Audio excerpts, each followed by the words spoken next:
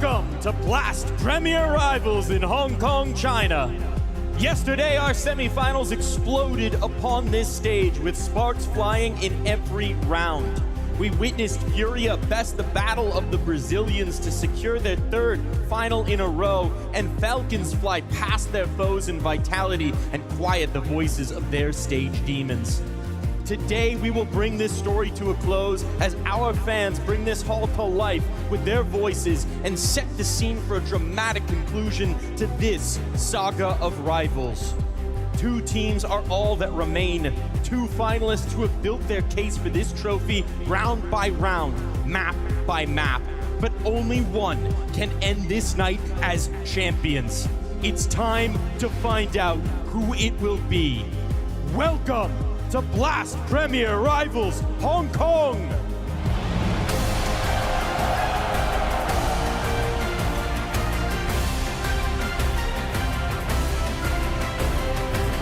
Please welcome to the stage your hosts, James Banks and Starlight. Hello, Hong Kong! And hello to all the Counter-Strike fans around the world. These last few days have honestly been amazing. This crowd has impressed me, and this is the last day I get to share the stage with you, Starlight. It's been a pleasure in your hometown, man. We've been rocking it all weekend long. Yes, it's an honor to share stage with you one last time for the grand final. One last time, and that's what this is about. But I want to address the crowd and the fans inside this arena right now, because you guys wanted and demanded the best Counter-Strike teams, elite Counter-Strike teams, to deliver for you, and they did. But you have been amazing. Your energy has been incredible.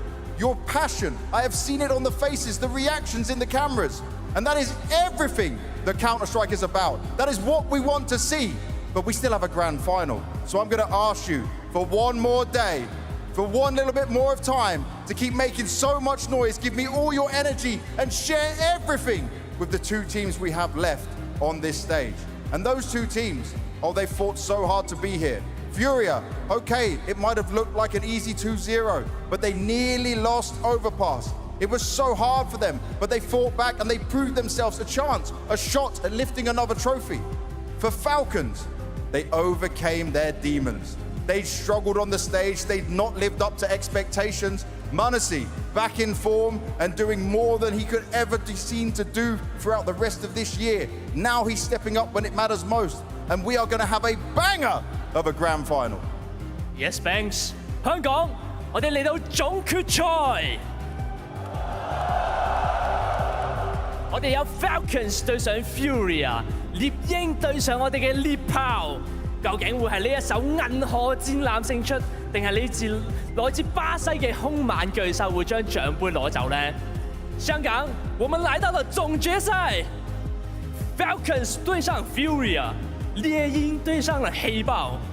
究竟是這支被譽為銀河戰艦的強隊能夠勝出，還是那頭來自巴西的兇猛巨獸能把冠軍寶座一舉奪走呢 ？Who will lift this trophy tonight?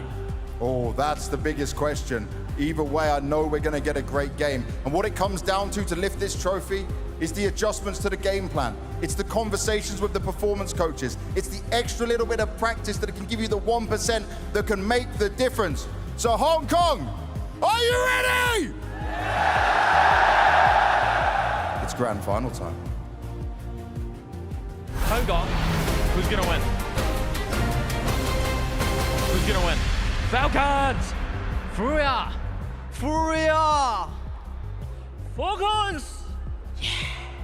Let's go, Nico! Let's go, m0NESY! Let's go, Falcon! Nico! Let's go, FURIA! Fallen, get the measure! Let's go, Boha! Let's go, FURIA! Let's go, Falcons! m0NESY! m0NESY! m0NESY! m0NESY! An arena truly fit for the stars, and we've only got the brightest on stage tonight. Joining myself, Freya Spears, to find out which Titan will be going home with the gold. I've got Pimp, Dupree, and Maui. Maui, there is nothing quite like waking up knowing it's Championship Sunday today. Knowing that it's the last day of Tier 1 Counter-Strike before the major, everybody trying to build confidence going into the premier event of the season. I'm glad that it finishes on the world number 2, world number 3, because we're gonna finally see, and we probably already know this to an extent, that this major upcoming is wide open, just like this series. We're in for a great treat right here. We have arguably the 2 most improved teams since the summer break, going up head-to-head in a best of 5, where it's all about resilience, it's about showing the map pool. So we're very excited for this one. I think there's a lot of great storylines right here, and it's just going to be interesting to see what team actually can manage to pull through and show the best brand of Counter-Strike today. Quality teams, quality individuals. You look at the likes of Molodor, you know, breakout of the year. You have Modesty back in his best shape. You have Nico maybe struggling a little bit, trying to find his form again. There's so many storylines coming into this one, not only from a team standpoint, but also from the individuals. And a quality crowd as well. If you thought yesterday was getting loud, today is going to take it to a whole nother level. I'm sure, Dupree, you see this. Maybe you're a little bit envious of the guys getting to perform in front of these. Of course, I mean, like, this is what you want to experience as a player. You want to go on this big stage. You want to be feeling the crowd. That's insane. Like, I also got to experience a little bit of all the crowd love yesterday when I got to play at some 1v1. You know, there's such a show up today, and the arena is packed. All the players can feel it. We've heard the players say in the interviews that they want to be, you know, taken in this energy that the crowd can definitely bring in. And it is just something as a player when you step onto the stage, when you can hear that roar, they come to you and just want to bring that energy. It's amazing. And I'm sure there's one particular team they're very eager to see arrive in this arena, Jacob. They want to make a statement. It's very important for Falcons to come into this grand final with the belief that they can finally win a trophy. Ever since they signed Nico, ever since they signed Modesty, ever since they signed csgo, and Sonic for that matter, they need that trophy with this new roster. This is a great opportunity, winning it in front of a wild crowd, but also gaining and farming some confidence heading into the major. Super important matchup for Falcons.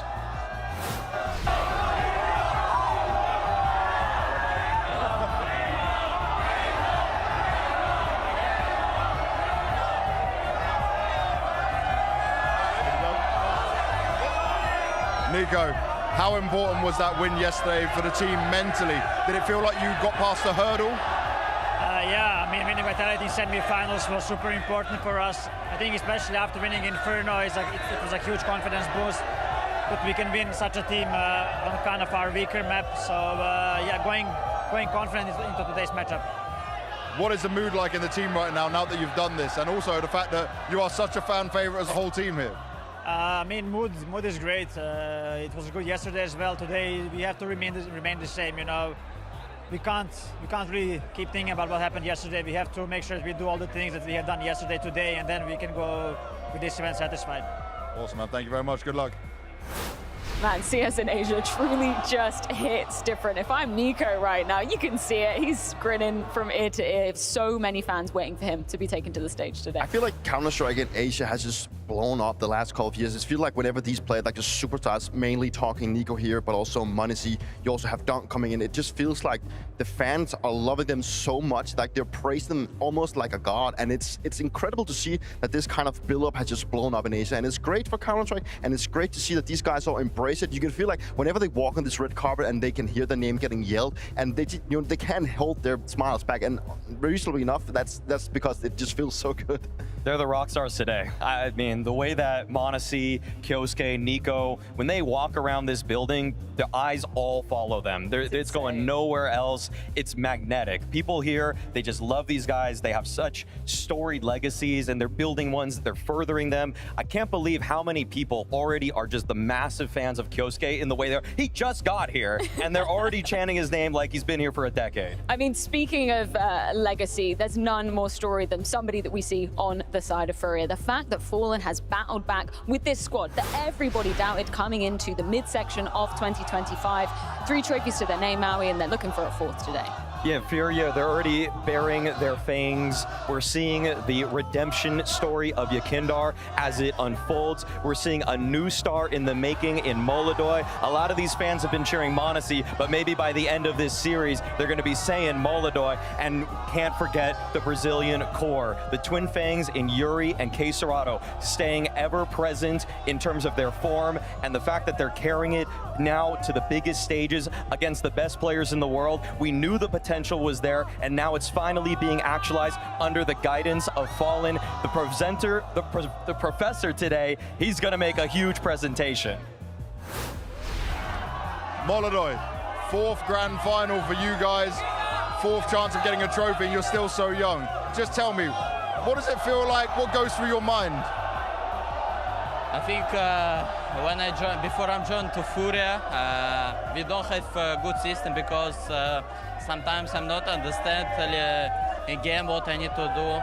But now my English every time improve, and I think we're not friends, we are family, and we just play Counter-Strike and enjoy because it's dream, you know.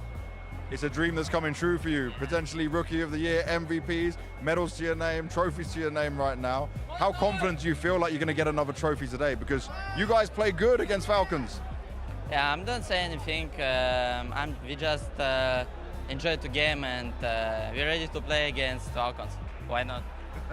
You always look confident. Good luck, man. Thank you very much. Thank you.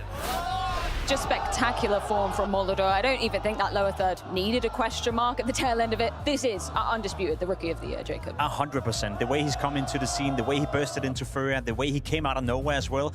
As said many, many times before, it's not a talent that was scouted early on and then someone took a chance of him. It felt like for the vast majority of people, even FURIA themselves, they didn't know who he were just a couple of months before they signed him, but he impressed in practice against him. He impressed in officials against him. They took a gamble, they took a chance, and as you said, FURIA, it's not even a question mark anymore. Molodor is one of the most interesting prospects coming into the scene ever since we saw Dunk and Saiwu burst into it as well. It's like you can take every single player inside of this FURIA squad and you can single them out, and then you can have some kind of story. Either it's going for Falling with Wiz's present in the past, but also with the Yekindar thing, the Molodor. Like, it's like there's a storyline for everyone, and that's what makes it so exciting. Also because they actually dare to take that step into becoming an international roster that a lot of them doubted, maybe themselves at a point where like, is this even going to be working? But as of right now, it's paying off. They've improved so much since the player break. They've shown again and again, and coming into this final, they're also going to be the favorite, and they're probably also, as it looks right now, their favorite going into the major. And what's the story in terms of the head-to-heads between both Falcons and FURIA? Because we saw it happening, just over a week ago,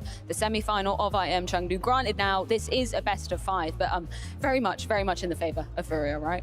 FURIA have been just owning this matchup. I mean, the fact that they've won 6 maps to Falcons only 1. However, let's just be honest, FURIA had a little bit of a head start. They were working with Molodor all the way back at Astana back in May, whereas this is a new look Falcons for this season. The integration for Kyosuke means that they are going to have to need a little bit of time, but in terms of how lopsided it is, that's definitely something going into this matchup that's going to be in FURIA's back pocket. They've owned the matchup. They've already lifted 3 trophies. They know and they've proven that they can win on these kinds of stages, whereas Falcons, on the other hand, maybe group stages, they look like they're on fire, but sometimes when it comes to the grand finals, the semifinals, that's where they do some of their worst work. I think it's important to add context to the losses for Falcons against FURIA, because what has worked out so well for FURIA is they've shut down the biggest star within Falcons, m0NESY. Molodor has been by far the better performing player of the 2 in that matchup, and we talked about it yesterday. When m0NESY is playing at his absolute best, Falcons is a different team, but against FURIA, he's been struggling. Against Molodor specifically, as of late, we saw it in Chengdu, he's been struggling. So the context is not necessarily only FURIA beating Falcons, it's them beating them in a fashion where they almost take the star and the sole catalyst within Falcons and shut him down from the get-go. That cannot happen tonight if Falcons want to stand a chance. I know we were able to pull the stats for the head-to-head matchup for these 2 players, and yeah, Molodor is just winning it. He's 31 kills to m0NESY's 22. That ratio generally stays the same when the AWP is in both of their hands. Something about Molodor, the aggression that he brings out, the consistency with the aim. I would say that Molodor might even be more aggressive than m0NESY in some aspects, and he doesn't necessarily have to hit the ridiculous flicks. His crosshair's a little bit more steady for my money, and he's equally as fast as the Flash. Let's talk about some of the MVPs and the race for that as well, because we have 2 very clear frontrunners on either side of the equation, right?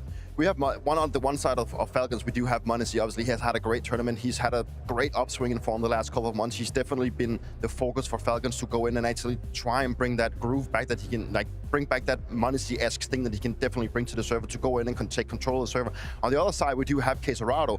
csgo being the 2nd highest rated player of this tournament as of right now, a Brazilian anchor, kind of second entry fragger that is kind of in a position to go up against someone the likes of m0NESY, who has more of a star role. But csgo just occasionally just steps up, gets these multi-gates, gets these swings where he just turns around on his own head. He does again and again, and it's so incredible to see a guy that has, at some stage still in his prime, playing like this and constantly bringing so much in vital thing for FURIA. I love the fact that csgo is making a statement, because a lot of the conversations have been surrounded Molodoi, around Yakinda coming into the lineup, Fallen being the in-game leader. People almost forgot that csgo is a world-class rifler, and he's been for a long, long time.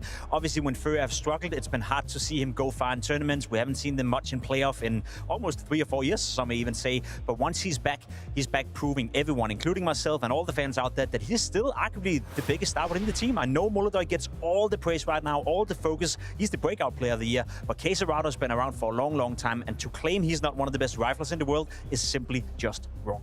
What's the story when we look at some more of these FURIA players? Because Fallen, I mean, we've got to talk about Fallen and just the way he's been leading the squad and also kind of leading by example at times in the server as well. It's not often that a player can make a transition this drastic in their own style, to give up the AWP, to reinvent themselves in terms of understanding the meta. Because thinking back just 5 or so years when Fallen was at another Blast event talking about how the meta had escaped him, how he wasn't even sure how to call against modern day CS. Now it's inarguable that they are one of the best T sides in the world, and Fallen's at the helm of that. He is taking inspiration from Yekindar. They're collaborating through some of the rounds. In fact, Fallen has admitted on my own podcast that actually that he lets Yekindar call for entire maps sometimes if it feels like Yekindar's in the groove. But to be an attribute or to be an accessory to the victories for FURIA has taken such a drastic shift that becoming an anchor, becoming a support rifler, so often before when Fallen was leading LGSK, he was the focal point of their defense. He was the focal point of their offense. But because he was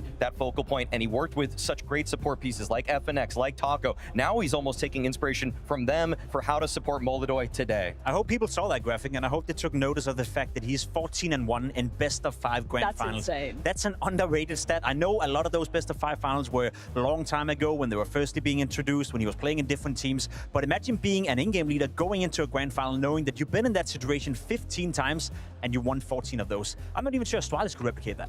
Maybe not. Maybe we could. I mean, looking at Fallen, you know, he's doing what maybe I also try to do with players of this age, that they trying to reinvent themselves. And I think Fallen has, first of all, reinvented himself, but he also kept the love of the game to stay motivated and try something different. And for a while, we did look at Fallen saying, when are you going to be retiring? When are you going to be looking somewhere else to maybe go coaching? But he said himself that he's going to ride the wave a little bit more, and respectfully so. He's doing the right thing as of right now, and he's helped FURIA to gain more momentum. From a veteran to a new young star on the sides of Falcons, that is, because Kyosuke, we were just talking about it in the green room. This is the first time we're going to see him playing a best of 5 grand final on a big stage. That is no small feat, Dupree. It is definitely no small feat, and obviously when you go into a stage like this, when you've never really taken a stage with that many people watching you play, it is something different.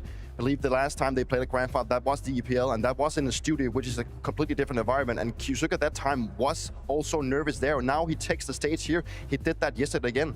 But now it's the grand final. It's a whole different thing. Like, you know, you're one step away of taking this trophy. You're going to be going in and giving your best. And I think he's going to be extremely important for Falcons today, because if he disappears, he's in such a vital role now with this role swap he has with Nico, that he needs to go in and support Monesi. That the 2 young guys, they need to go in and create the space for the rest of the team. And if they cannot do so, they are in for a pretty rough matchup, I believe. And let's be real, like when Kyosuke first came on the scene for Falcons, it wasn't the best debut. Let's just put it like that, Jake. I mean, he did well for himself in Cologne, I remember, and then he cooled off a little bit, and you thought to yourself, okay, let's find out how good is he and how much time is he going to need before he's fully showing his potential. I think Sonic have said it in a couple of interviews as well. They were trying to figure out how much space, how much attention are we going to give Kyosuke, and how much can we allow ourselves to maybe slide Nico to the side, and they found a balance within that. He's getting better, and he's getting a bit more consistent. As you can see, he's had good events, then dropped off, good events. First time around now, I feel like he's found consistency. He's found his new role, and as said, it's a litmus test tonight, Maui. Kyosuke not playing well means Falcons can't win because Nico is struggling a bit. I feel like we're slightly underrating it. He went from excellent events to good events. I don't think there was a real serious fall off. Even EPL at a 1.07. If you just take what Kyosuke's done so far with these 6 months and you expanded it to the entire year, that's a top 10 player in the world. He might be a top 10 player today, and I feel like it might only, it's just that he's getting eclipsed by a Molodoi who is running away with Rookie of the Year. Well, let's check in with the young star, courtesy of James Banks. Kyosuke, the second grand final of your career, the first one packed in an arena, does that change anything for you? No, actually, I like this arena. I think it's the best arena I ever like been. I like it more than Chengdu. I don't know why. I'm really excited to play. Really excited to play. Think it's better than Chengdu. You obviously got a win yesterday on the stage as well. Tell me though, do you still have the same confidence, same feeling in your individual skills when you're playing on the stage, or do you notice some differences? No, actually, I don't feel some difference between arena and studio. I just enjoy the game more when I have people just around me and people are cheering, people making noise. I really like it. And for you guys right now, this was a great win to get you into a grand final, but FURIA has been such a difficult team for you guys. What have you looked at as a team as why it was so hard against FURIA? Because you've beaten Vitality, but this is the next step. I know.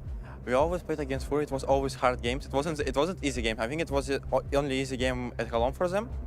We just lost, they were destroying us in Cologne. And after that, I think we played on Fissur against them. It was a hard game. And we played where? Chengdu. It was also a hard game on Mirage. I just feel like we need to do like Danny said, we need to do like 3-5% more and we will win the game, because like in Chengdu I think it was 11-13 on Mirage, and on Inferno it wasn't like we didn't play it well like on Inferno. It's just not because of them, just because of our like I don't know how it's playing, but we didn't play well on Inferno, and on Mirage we needed more 5%. I love how he just smiles when Banks brings up the prospect of facing FURIA. What do you think Falcons need to bring it up to what has been one of the most consistent teams coming into the tail end of this year? I feel like they need a little bit more depth. I think that's the one thing, because talking to Pimp yesterday, arguing with Pimp yesterday, it felt like, you know, you got your stars colliding. You got on one side, your Bruce Lee versus your prime Jackie Chan, and I feel like we know that the stars for Falcons shine bright. However, I just find FURIA to be a more well-rounded team. I think top to bottom, you've got more of a supporting cast, and in a BO5 Grand Finals, it comes down to your map pool, having the protocols, and having every single player on page with whatever the plan is, and to me, there's no better captain in this matchup than Fallen. Well, considering, as you mentioned, Maui, it is a best of 5, I'm very intrigued to see if there's any surprises in the veto. Yeah, I feel like we are one of the best teams to play a best of 5. We have two very strong maps, which is Overpass and Train, and I feel like 3 strong maps, for example Inferno, Nuke, and maybe Mirage on a good day and whatever. We are very confident in our map pool, but also that we can kind of show up on any map at any point. We just need to be there also.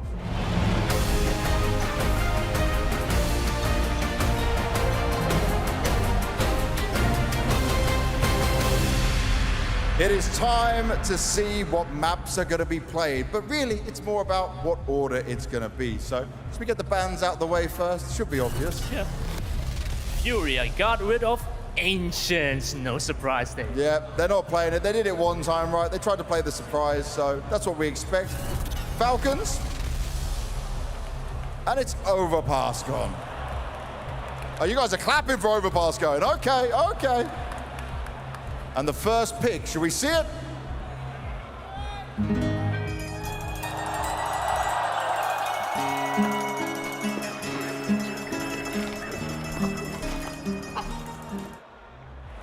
It's Inferno, coming out from FURIA. You guys love Inferno, right? Oh, yes, they do. All right, what's the pick of Falcons?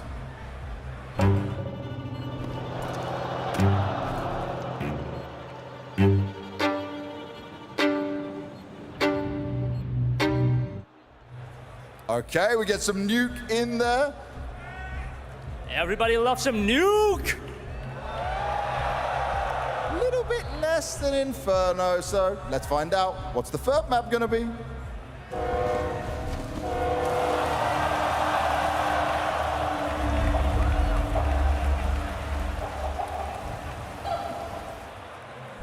Okay, so far, they're really enjoying FURIA's picks. Yeah. It's Train that they got picked. What about the next map picked by Falcons?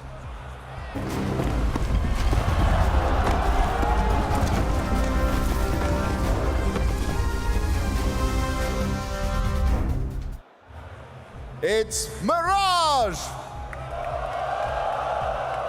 And lastly, the decider. Dust 2. Yes, Dust 2 for Hong Kong。香港有 Dust 2啦，如果打滿要啊！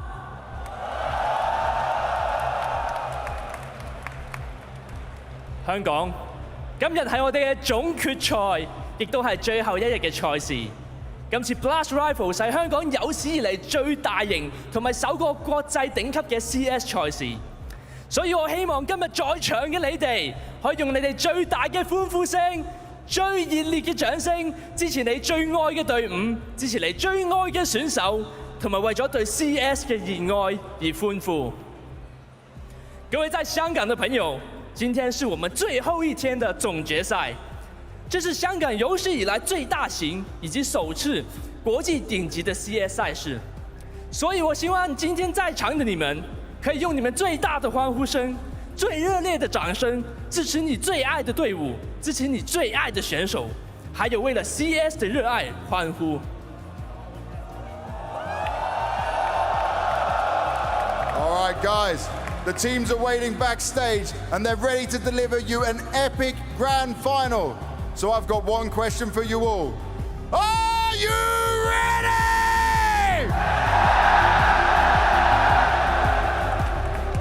Which teams, though, are they going to cheer for more? FURIA, gaining a bit of fans. Falcons seem a bit more popular. You want to start this off? Hong Kong, who's here for FURIA? Okay, not bad. And what about Falcons? I think we know which way it goes. Let's find out what happens in the game. In the beginning, I had no intention whatsoever that what I was practicing and what I'm still practicing now would lead to this. Here it is, the natural instinct, and here is control. You are to combine the two in harmony. And when you're talking about combat,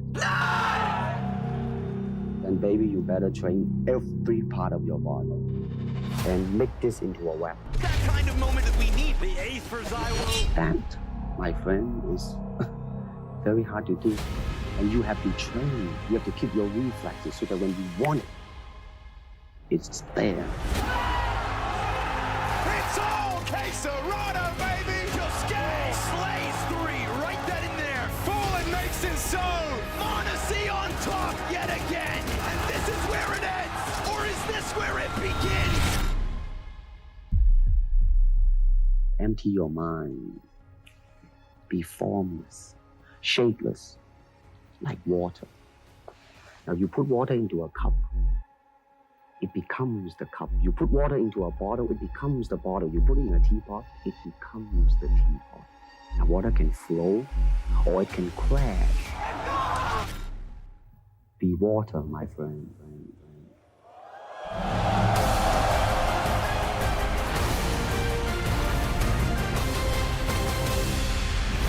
Falcons, a super team with just one dream, the trophy. But now they must make the dream reality.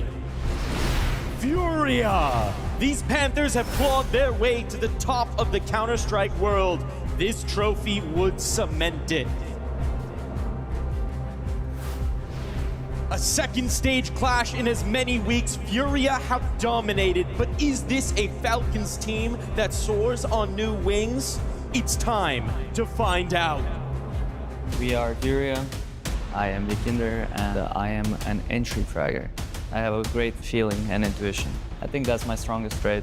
The mind behind everything is Fallen, the godfather of Brazilian CS. If you kill Fallen, it doesn't mean you're gonna win the round. Of course, our young star, Opper, Molodai. Confident all the time. He can peak at any moment and you better be ready. Our second entry, Casarato.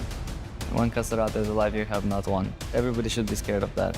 Then we have Yuri, who is the anchor of the team. You never know what you're getting, and because of that, you can never abuse him. The best part about this team is that we're striving for improvement every day.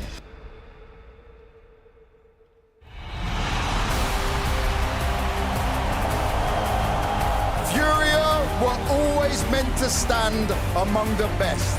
People just never expected them to rise this fast.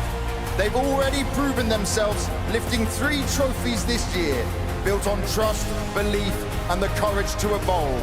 They took a rookie, gave him the tools, the guidance, and turned him into a weapon. Their mindset, their unity, it is what carried them all the way to another grand final. And at the center of it all, csgo. Calm, cold-blooded, unstoppable, the second best player of the event and the one with the most impact, which he makes look effortless. When the pressure hits, when the arena shakes, csgo becomes a machine. And Falcons, they have not been able to challenge them since the rebuild. They know the chemistry, they know the danger, they know what Falcons can do, but they are not scared.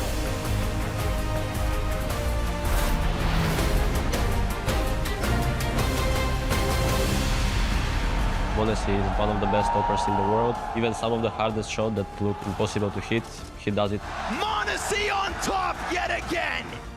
Nico is right there. He's really smart player. He has so much experience playing CS. Yosuke is entry fragger. He's going for every duel. They cannot do much about it because he's just better than them. Tesas is anchor on the city side. He's usually the first guy going in. He's never scared of anything. I am the IGL. Often I'm trying to be unpredictable and to change the way I call, changing the pace of the game. Falcons find new heights in the vertical city! I'm excited to be here. We lost some finals, but we're really hungry to prove people wrong. The Falcons were built for one purpose, to lift trophies. A super team assembled from the best of the best. But that moment of glory has always slipped away. They've come close, they've had their chances, but this time is different. They changed the mindset, they brought the energy, they buried the egos. And when they stepped into this arena, they did the unthinkable. They finally took down Vitality when it mattered. Leading the charge is Monacy, the Yellow Flash, the best player of the event. He has carried, he has clutched, he has dominated. Right now, he looks like the MVP and nothing is slowing him down. But across the stage stands the team they still can't beat. The team that has stopped them 3 times in a row. Tonight, we find out if their transformation is real or if history repeats itself. One side can finally get redemption. One side can keep the crown. This is your Blast Rivals Hong Kong Grand Finals!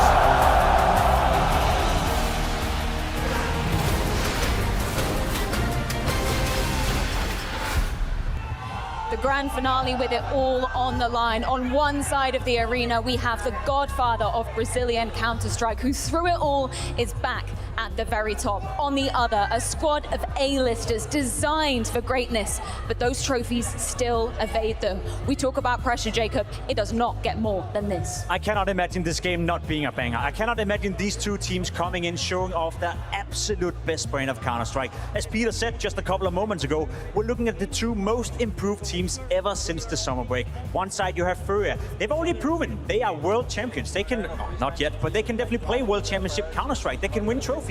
They've hoisted them before. The only question mark I have, Peter, is can Falcons do the same? There's another line for both teams. Falcons obviously looking to now clinch that trophy that they've been looking for so long. A team that has been looking for it since the rebuild of Falcons, and now they're actually here. They actually have another shot of doing it.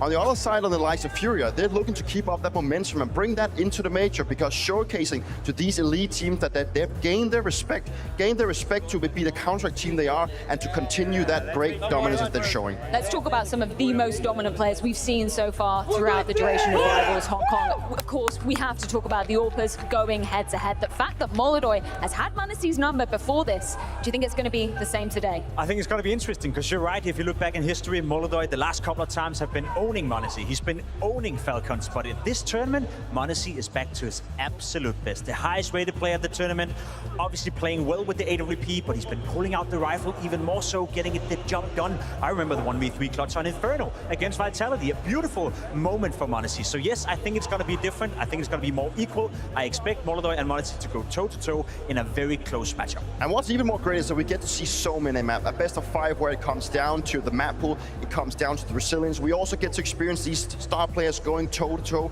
again and again. And there is no doubt that Monesi and Molodoj is going to be instrumental for both teams' success. Sure, we do see the Monesi. He is probably the one with the most experience coming into this matchup when we're talking about the head-to-head. But Molodoj, the Rookie of the Year, is looking to showcase what you can do on the biggest stages. Let's talk a little bit about the maps and the order they're going to be playing out. We do begin with Inferno. That's Furia's choice coming into this best of 5. Maybe I'm a little bit influenced, Pim, by the lack of form I saw from Falcons back at EPL Hell. Hugo even made a whole presentation about why they should be playing Overpass instead of Inferno. Do you think Furia have gone for a little bit of a punish here, or have Falcons improved on this map? I said it yesterday. I think Vitality fell for the trap. I think Falcons on Inferno have been struggling a lot, but I also do think they've given it enough focus to play better. They won against Vitality on Inferno yesterday, and I know it was a close game, and they definitely could have lost. Vitality were up 12-10, but make no mistake, Falcons is not a bad Inferno team, but doing it against Furia, that's going to be a different task. However, I think that's the way in for Falcons. If they steal away Inferno, just like they did against Vitality, that's a massive step in the right direction. There's one point I want to bring up, though, because all we do is talk about Yakinda, Fallen, Quesarado, Molodoj. Guess who's the highest rated player for Furia specifically on Inferno? The one name I haven't mentioned, Yuri. He does some of his best job on that CT side, so all the focus shouldn't be on Molodoj. All the focus is not on Quesarado. Yuri has been a star in himself. When he's playing Inferno for Furia, he's a win condition. I think that's the story for Furia as of right now. You do have so many good players in that team. Yuri being that hidden star within, the guy that can actually find his form, bring in these very crucial moments for Furia. He's a guy that has been maybe overlooked a little bit when we've been talking about the greatness of the rest of the players, but he's surely also one of the reasons to why Furia has been looking so dominant over the course of the last 2 months. It wouldn't be, right if we're talking about Inferno without talking about the aggressors, and from both sides of the equation, that this is going to be so exciting to see them clashing, Kyosuke and Yakinda. What do we know between how these guys, like to be opening things up? It's all about Yakinda when it comes to the Furia side. When it comes to opening up, Yakinda is going to be the spearhead for Furia, and he's always been that. And we can definitely tell that whenever Yakinda is on a tear, when he's playing his best, he will create that space that is necessary for Fallen to piece the puzzle together. He's a very instrumental player. He calls a lot around, he calls around the team a lot. He makes up the decision making both on the CT side, but also on the T side. So he's very instrumental, and I do believe that one of the reasons to why Falcons is going to be looking good in this one is that they want to be trying to shut down the likes of Yakinda. If they can shut down Yakinda, they can create a lot of openings, and they can really figure out where Furia is heading. The thing is with Yakinda, you ride or die by his aggression. Sometimes he's prone to over-peaking a little bit, overdoing it, and I think there's a world where Kyosuke can put up the match to Yakinda and make that very interesting as well. Well, ladies and gentlemen, you have waited long enough. The premiere between Falcons and Furia begins now. Hong Kong, a crowd so beautiful it could bring a tear to our eyes. After this week of games, it's clear that Counter-Strike belongs in Asia. We've had some amazing matchups, and now a brand new one. It's not a rivalry that's just started recently, but it's one that will be existing in a best-of-5 grand final for the first time. Yes, sir. One that kind of vies for position in the battlefield that is Counter-Strike as this year comes to a conclusion. One that we could become accustomed to, but haven't seen in a context quite like this. What sits in front of you on one side are unlikely heroes. On the other, champions in the making. This is Blast Rivals. This is Hong Kong!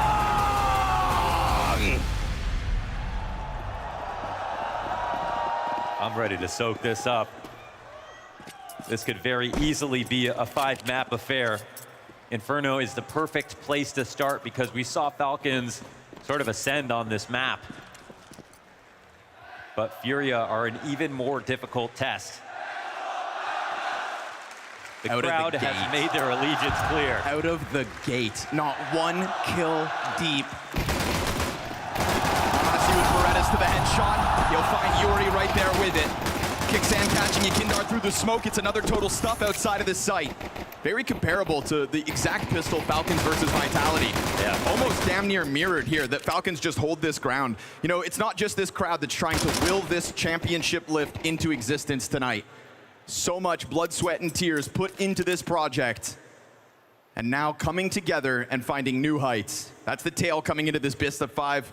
And then easy pickups over towards B to kick it all off. There's the response. It's a little bit late, But we'll be keeping eyes on Molodoi all night long. Supposed to be the superstar. Has been, consistently. Never skipped a beat from the moment he stepped onto the big stage. You got little to lose. Go for it. Run boost over, but he clips the wall. Kind of gets caught out there for Nico's choosing. And with this, it's going to be Falcons picking up pistol. Something that was so elusive in the past, but something they very clearly fixated in and fixed. I think they made it up to 11-2 after yesterday, something like that on the pistol round. So absolutely recovered an important part of their game. You know, there's a lot to talk about, and we'll get into it slowly. I think one thing that stood out to me the most yesterday was Zonic getting so involved in the timeouts, and there's only so much we know about what he said, but in terms of his energy, you know, him using his hands, getting emphatic, you really saw that he was getting involved, and he did it early. I think that's going to be such an important thing when they pick up a guy like Zonic for a team like Falcons, with a player like Kyosuke coming in, and the amount that needs to be arranged, well, he's got to be the arranger. Obviously, so much pressure on him as time goes on. That pressure just continued to grow and continue to grow, and everybody's demanding results of this team. You got to wake up every single day if you're the Falcons and fight for these moments. And then once you get here, no longer can you let them slip through your hands. Yeah, with a lineup like this, the expectations are incredibly high and also justified. And they know it, so the pressure meets. And that's why projects like this typically don't work. Super teams historically have always underperformed because, well, by definition, they were expected to win everything, and no team can guarantee that. Look at Vitality in the second half of this year. It's hard to win.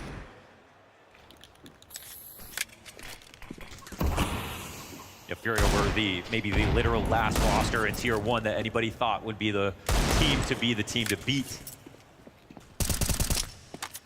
This goes to show you how many contenders there are. You know, FURIA's path is really just one of stepping stones.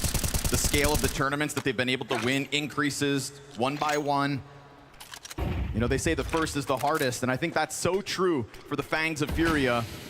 Yeah, and for the Yakinders as well, I think you always wonder, you know, if until he wins that, you know, is there going to be some nerves? You know, when we saw the Austin Major, we saw nerves, but he overcame it entirely. It's been an amazing career arc for him. Now he's looking to crest at the end of the season. So close to a 4th win. Unreal to even say that in such a short period of time. So 35 seconds, we get that smoke down towards top middle. Still a bunch of utility here held on to FURIA. Falcons really haven't been down on anything. Kixan, good early positioning. Oh, okay. Nets of a triple and just inches off the ace. Molodoi Desert Eagle will send a message back the other direction. But you know, the beauty of Nuke with Falcons yesterday was Kixan stepped up in, you know, let's say Nico's absence. Not meant to be a star any day of the week, but will deliver when you need. And so Nico here to just finish that off with one. Excellently done by Kixan up close and showing maybe he's got some punch primed tonight. Yeah, even small trades like that, not getting them with Tech 9s and stuff like that, it's just huge for Falcons. They were willing to let him die in this spot because they said, hey, if you get 2 or 3 kills, that's all good. You know, we don't have to sack around and risk a player at top banana getting a deagle shot at the same time as you dying. Get as many as you can, and he got almost all of them. And the ZD2. Caught on the half wall with no support, really. That flash not gonna keep Kyosuke out of the fights. Nice nade chip damage, really making this so difficult for FURIA to get any kind of footing. Tech 9's hitting the ground, Desert Eagle still in play. Smoke fades, and there's another one back from FURIA.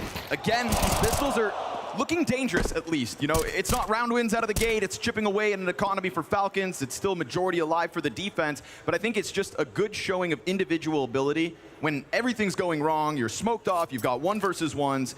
It's not like that, you know, totally falling flat. Nobody has a kill getting 4 rounds into this game.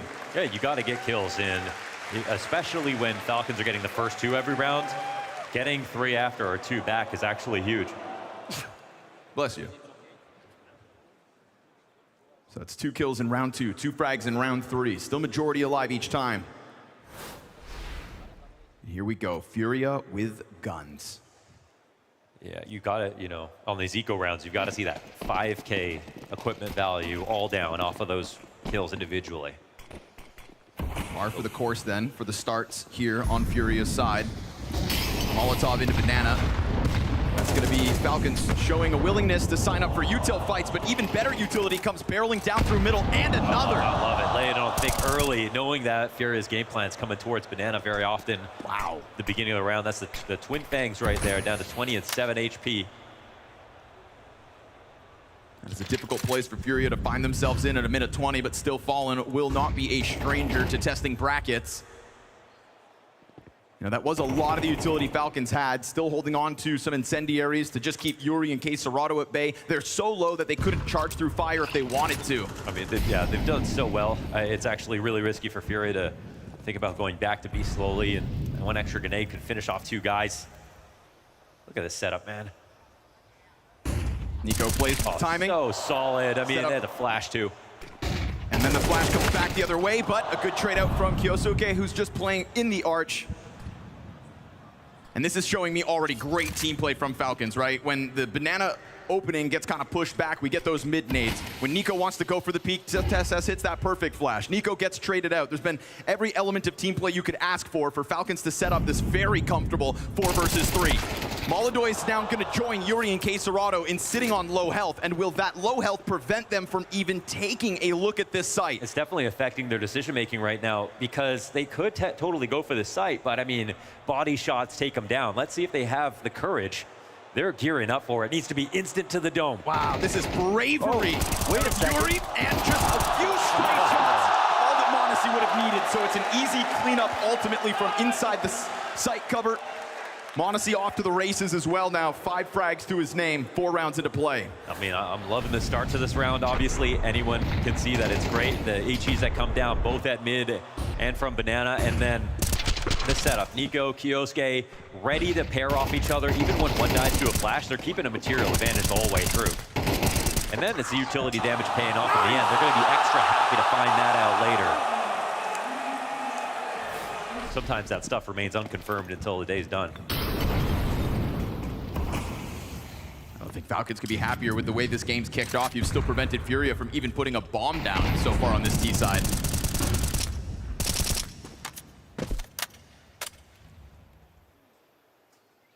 There's been a lot of talk about who's the best here in Hong Kong so far, and Monacy holds that title. He's also starting strong, and that's going to be an important element of this game. We look over to the other side of things. K-Serrato still sitting on the goose egg. And yet again, it is a limited Tech 9 pack.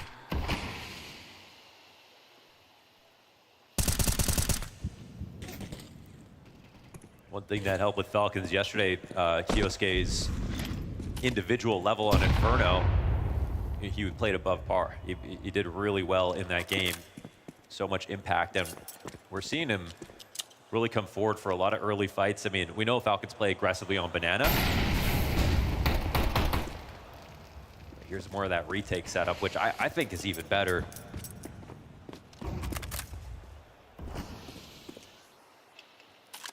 It's brave to leave it down to 35 seconds. Yeah, I mean, now Monacy's, I love the ideas. They're flowing still for the CT side. Rotation's coming over from Nico, and the push is in. While that walkout comes through, it's an easy first pickup. Flashbang finds the players in sight, but again, Kicksan's able to just pop up in preparation for those flashbangs. So you whittle down Fallen and Co. by 2. Still 3 players in this post plant. Because of the smokes that go down, it's a gun given over. Fallen knows he should put that in Yuri's hands. Can Yuri be lethal on Inferno again? A statistical anomaly in that he is their top performer on this map, but everybody just gets shut down. TSS, nice lineup into the back of that site. But there are silver linings here. For the first time, Furia find a bomb plant. They're able to get through what was, again, a solid bit of team play and a solid setup. It's a round win for Falcons, but it's a lifeline for Furia to get that bit more money, to show they do have fight. Yeah, it's unfortunate that we have to consider that progress, but it really is. It does shine a light on actually how quickly these gods have gone in favor of Falcons. And even though a couple of kills have come down, for the most part, Falcons have never been in danger so far.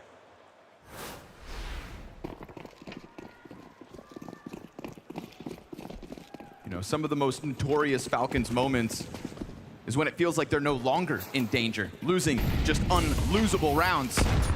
Keep yourself away from those kinds of moments. Don't get down. Oh, these nades, they're getting way too much out of this.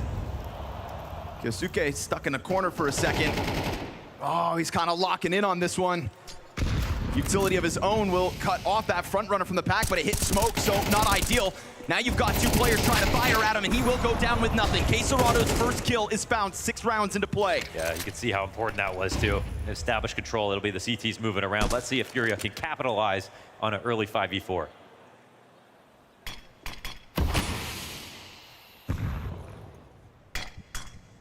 Just said Falcons haven't found themselves in danger. Well, now they are. 3v5. As Nico's ambitious move into the apartments doesn't go well, but yet again, draw the attention down to the health bars. They get too stringy, man. Look at these HP bars. Someone's going to pay the ultimate price. FURIA cannot afford to be comfortable. Ooh. One single thing goes wrong here. One player goes unchecked, and a spray down could cost them multiple bodies. You'd actually love to see a gamble here from Falcons. Kixan's only taken an early lead off, but this is going to be a strong play towards A. m0NESY has another Molotov as well. What if he drops that? You know, we just mentioned all that low HP here for FURIA, so fire in front of this pack on short side would be lethal.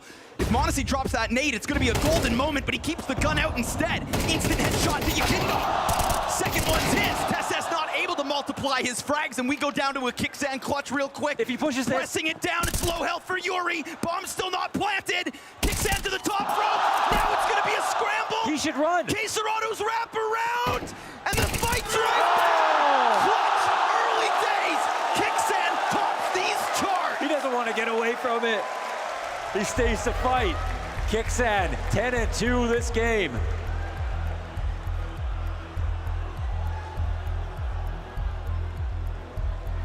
Taking a page out of m0NESY's book, going to the top of default. That's a massive win for Falcons. A 5v4 start for FURIA. A 5v3 start for FURIA. Yakinder gets that Nico push up in long haul. But it's again the early utility damage that ends up winning the round. Oh, and m0NESY. Oh, yeah, him, right. How could we forget?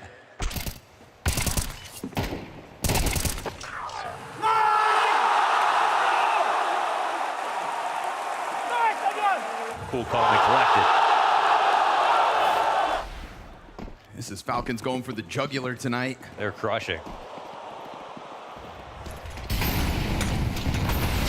Let's see most of that util damage coming from B from Kyosuke here. Just repetitive. Oh. Those HEs are unreal. That's going to be the story of the match, and this keeps going this way.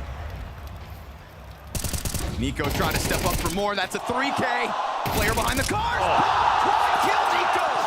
And so we can look across this board of Falcons. Sensational.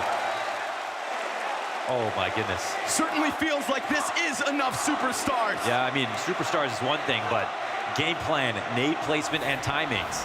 That's what's actually winning this game. Look, first kill comes out, doesn't matter. 2 back off these HEs. Dunked on. Just barely skipping over the top of that half wall. Just proving they're more than just mechanics. And again, team play, man. Kyosuke gets 2 frag kill assists. Kixan gets 2 flash assists. Nico scoops up all the kills. But this is a concentrated effort from the entirety of Falcons. 7 rounds into a CT side that looks like it can do no wrong. Recovering from 3 versus 5s is wild.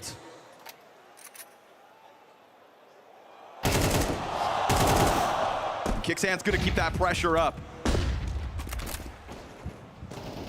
Molotov follows back with a kill of his own, but then again, the stars combined.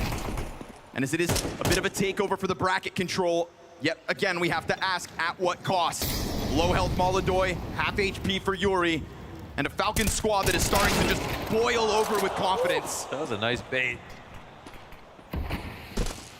To trick Nico to take that one overstep, is it enough to get FURIA in with a 2 versus 4? Yeah, we are getting these contributions in the middle of situations out of Molotov, but overall, there's still a man down and almost no health to spare.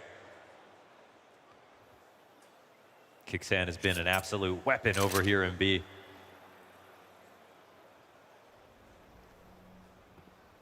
playing paranoid CS right now, making sure to be careful. Ready for it. Quick end to Molodoy means Kixan's got another close to his name. Excellently done, man. What a standout half from Kixan already. Maintaining the top performance of this squad. Look at those stats. Grand finals, by the way. In-game leader, by the way. Yeah, in-game leader, by the way. But a very confident one, right? And we've always talked about Kixan in that regard. Always confident.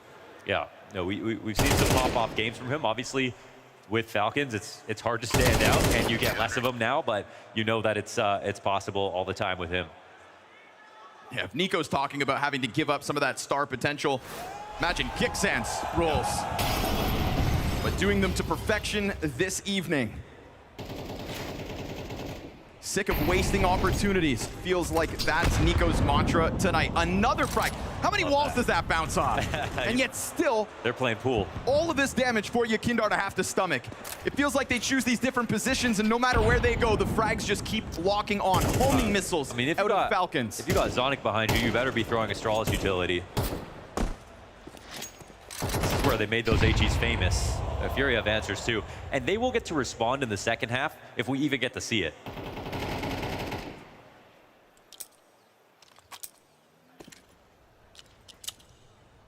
This half is already so disheartening of a start for FURIA. They haven't even gotten around. One bomb plant, Launders. Yeah, as you pointed out, the closest that they got to winning. A single bomb plant. Yeah. I guess that 1v2 is the closest officially, but... Fallen yet again, kind of giving a sniff at this brackets control. Not the first time that he's had a willingness to step forward through mid. Nico sensing danger at B. But this is still FURIA playing both sides of the coin. Remember, bomb is over on Banana, so that's the critical commitment that's about to come through. And while they lose Keisuke, there's still two players here to combine on a crossfire. Smoke's gonna cut off Nico. Can Kixan really thrive in such a high-pressure environment again? A headshot with his name on it. Molodoy gets that kill to Nico, and man advantage for FURIA. But once more, it is a huge health advantage. Big moment here for Yakindar, who just slots in between the two remaining players that Falcons had. Their second bomb plant, their first round win, 9 rounds into play. That round's called really well, and just to show you how good actually FURIA are, they play a detailed, it's not just a rush, that they just go all in and get lucky entries. No, they play it slow, like they know they can put together rounds on a good game plan in their normal matches. They play that one with confidence. They use the clock accordingly. K-Serato's woken up really quickly now. There's nothing gimmicky about this, it's just very strong entries, good map control, not overplaying things. And that's risky too, because they were a little understaffed on Banana, I thought, for what was gonna be the B commitment. Oh, what a find. Speaking of commitments, m0NESY in the flames, happy to sign up for that one. Fallen's brain busted open. Insta-posts on the angle, doesn't even see Jack. Yeah. But still kills Gabriel.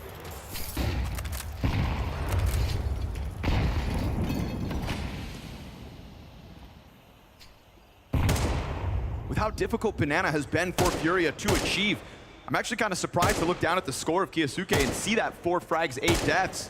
But systematically, the whole thing's working, so... Well, it's also his utility damage that's been the best part about it.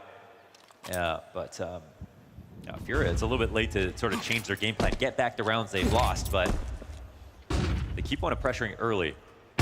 Oh, that's damage. Gets hit hard, frag grenade thrown for him. Luckily for him, it's a thick pillar. The utility just keeps coming.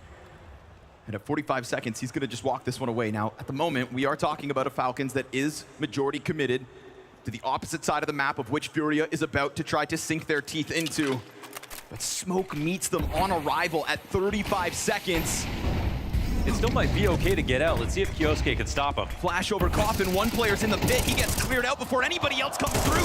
Kixan's willingness to fight is unmatched at times. Wow. And that just gets absolutely stuffed on arrival. Yeah, you know you have to go through the smoke because of the timing of that piece of util. But Kixan just coming out of that CT smoke as an answer. 2 kills for Molodoy, for what? He's gonna get flanked from the bottom of Banana. He better not die after time. This is already such a rough go of it. Earning his escape at the moment. Worried about somebody else being at bottom mid. They'll try to run him down. That is 9 rounds for Falcon. Yeah, they're smoking this half. That's so good. I mean, this is going to be a reference game for their utility, honestly. Like, you don't see many Inferno matches where the CTs are this dominant, this creative, this on point with their timings and their game plan. You can tell they didn't get a lot of sleep last night. Yeah, I mean, Inferno is a hinge point in the series, even though it's where it starts off. They could know this is coming. They could know they won last time versus Vitality, but they'd have to take it to a new level to win again versus FURIA, and they are.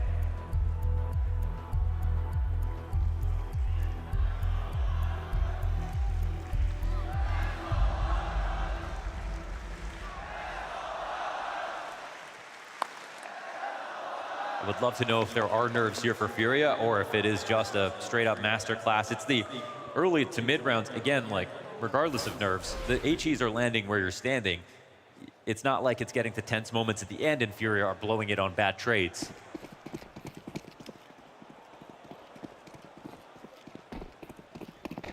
And you can see the even-handed amount of damage at A and B.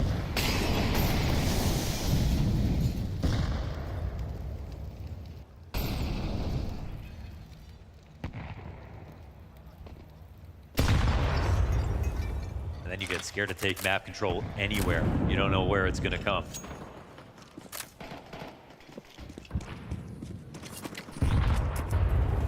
Yeah, taste of your own medicine, but a bit too late.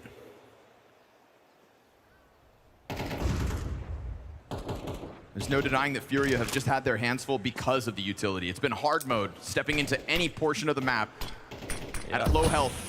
And now m0NESY stepping forward through the smoke, doesn't give a damn whatever the hell Fallen's trying to set up.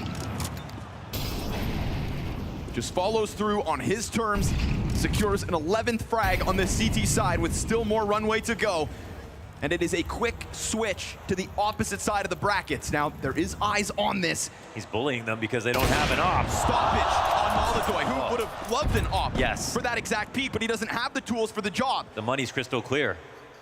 The rich get richer here. This is a moment where FURIA just, they can't even scare Falcons. Galil, a Tech 9, and AK for csgo, but all three of these players with 4 kills to their names. Nothing that would have inspired you to believe they could follow through here and now, but when the going gets tough, they're gonna get going, but they've also left that bomb. And by leaving the bomb, they can't follow through. This is a mistake here from FURIA. There's no chance they win this. It's all for naught. He's gonna step back and just die out. Now we're starting to watch nerves and mistakes. And this is what momentum is. This is how you make it and how you push it forward. If you're m0NESY, you find an aggressive timing to push through a smoke. You never give respect in a spot like this. And again, he's playing against a team he knows doesn't have an op. This is exactly what you want to see. It's not something you're going to do at the beginning of a game, but it's the perfect play for one now when you're up this many rounds. And still content to put on a show the entire time, trying to chase Kixan at the top of that scoreboard. Final round of the half, double digits Falcons. A statement of an opening in Sunday's best of 5. NiKo trying to find refuge between the utility is taken down to 5 health. Certainly going to be difficult for him to get anything going this round. Would have been the smallest moral victory to get the first kill off a utility here from the T side. But this has got to be their worst Inferno start. And again, m0NESY at this point in the game is going to be content to go for duels, but knows he also doesn't want to offer FURIA a second.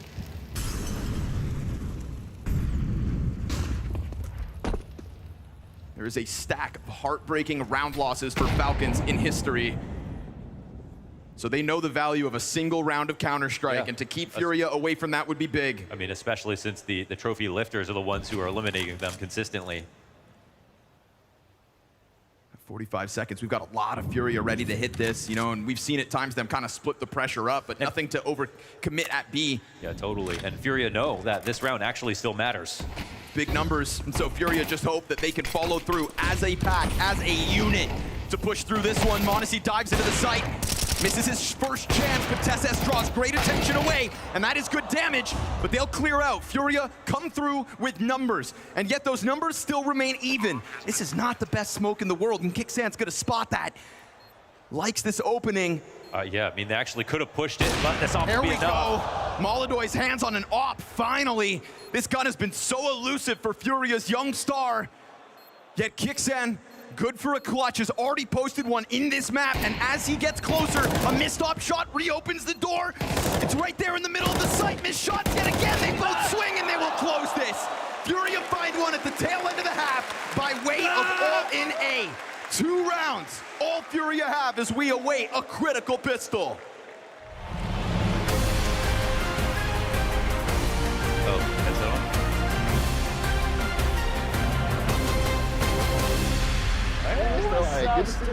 You good? Yeah, I'm so good. Blast wanted us to take some good pictures of Hong Kong. So this is my city. I'm gonna show you around. Join me. I would love to.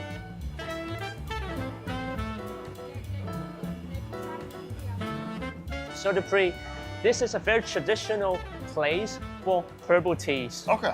I would recommend this one. The bitter 24. But this is so bitter. It kind of says in the name as well. So you just try a little bit. So, oh, it's not bad. not bad. It feels very healthy. I like it. Yeah, you like it? Yeah. And maybe I'm gonna become a tea guy now, just like the British ones. See what I got you? The Hong Kong style iced milk tea. It tastes natural and it tastes like refreshing. I think it's Yeah, really that's one of my favorite. Yeah, let's cheers. Hong Kong. That's something that I really wanted you to try. It's the egg tarts. This is a traditional dessert, butter crust, and then we have a filling of eggs, milk, sugar, and it's very creamy. I'm just gonna go right into it. Yeah, have a big bite. Oh yeah. Yeah. It's kind of scrambled egg. Yeah. Inside of a cake. In the busy city of Hong Kong, in the streets, that I found something that you love. Okay, nice. This is one of the graffiti art that we have in Hong Kong. It's a mixture of the old buildings in Hong Kong. Because this is a famous IG spot. We have to get a photo. There are so many different kind of graffitis, so many unique styles as you can see. This one and that one with a bird. This is pretty nice. Maybe one day we should actually get a Hong Kong map in Counter-Strike so we can get this mural in. So Dupree, this is 文武廟. Okay, it stands for literature and literacy. And then Mo, it stands for martial. This is what I get to think of, you know, when you're in Hong Kong or you're in China. Yeah. Like, So this is very traditional. it is.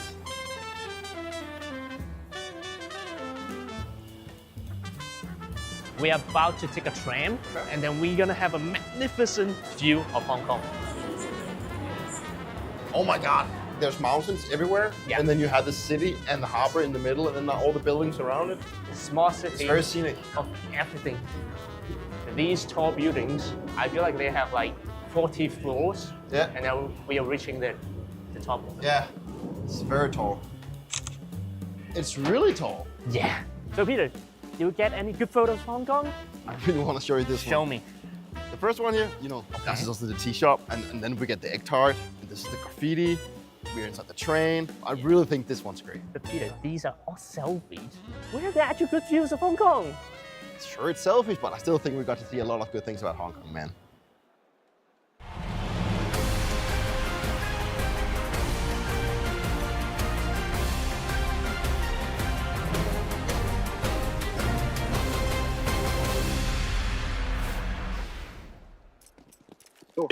Ramos, pull that. Left side. Don't peek, Maxim. Nice! Go better spiller. Okay, nice, pistol Davey. Nice. Guys, they wanted to anti-strat me, but I f***ed them, suka. Nice. I think it said Kyusuke, or That's a pistol round that set a tone for the basic majority of that entire half. 2 rounds for the road, all FURIA end up getting. I mean, we thought fireworks in this grand finals. We didn't know all the explosions would be over on the FURIA camp, though. that Desperate was to get anything going, and this pistol, I'll call it mandatory. that might have been the best CT half in terms of HEs that I've seen this year. That was really fantastic. Lovely game plan. It didn't have to do just with the mechanics, and now we'll see if Falcons can continue their pistol round run and win another here versus FURIA. It's going to be flashes into brackets. And Falcons soon enough into A. That's their plan anyways. Fallen worried that they might wrap around that arch, but it's not the case. Yuri, Beretta's in hand, under pressure, and Fallen comes back from the library kill. Here we go. Multi-kills emerging. but still damage done on both m0NESY and Kixan. And with the bomb getting dropped, it's gonna force m0NESY out. And then as m0NESY doubles back, he gets killed from the short push. Kixan surrounded. Not another clutch. You're kidding. 2 headshots back. Yeah! Who is this? One more superstar and he's sitting in the middle already. Kixan the assassin there with the USP. Another clutch when they didn't even need it. On top of the top frag. 3 bullets left in the Glock when he nails that one. Didn't even need to change guns because it took 1 more shot. Yeah, right. Real.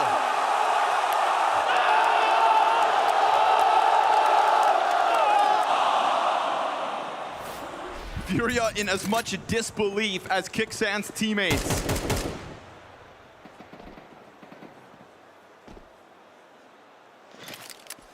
Kixan just needed to get into the grand final. To Kixan, 19 frags. Outshining m0NESY, NiKo, and Kyosuke. Wow. And needless to mention, every player on FURIA too. Yeah. This is a much needed force buy win if you are FURIA. You're working with 2 frag grenades. You're gonna have to somehow pull out of your backpack damage like the Falcons established. And I think they're anticipating this B hit, but the way that the arch lean is currently going down, there is nothing in apps, there's nothing on short. Those 2 A players want to be B players as soon as they have to. And that smoke in front of them, you know, sometimes we say that dropping a smoke will deter the team from coming into the stack that you want to establish, but I think Falcons are just gonna try to bust their way through it, and it's gonna cost them bodies. Fallen with a team kill, certainly not ideal.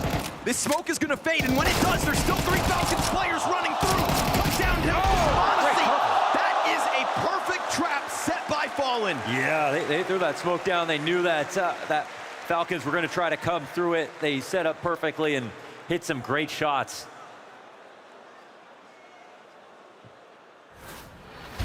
So they actually do break this time, and that's something we saw earlier FURIA are struggling with.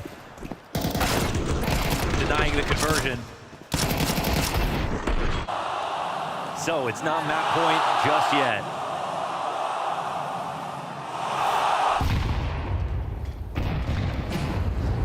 Step 1 for FURIA is win this next round. Step 2 is make this game kind of close. That maybe thinking about trying to win or get to overtime, it's not worth even considering, but these are dignity rounds at this point. This is a map they were supposed to do way better on. They need to make Falcons forget about that masterclass of a first half, scare them a little bit, earn themselves some confidence going into a break. Fallen's a huge advocate of that mentality, that philosophy of CS. Draw back the blowout is the plan. TeSS first victim of this one.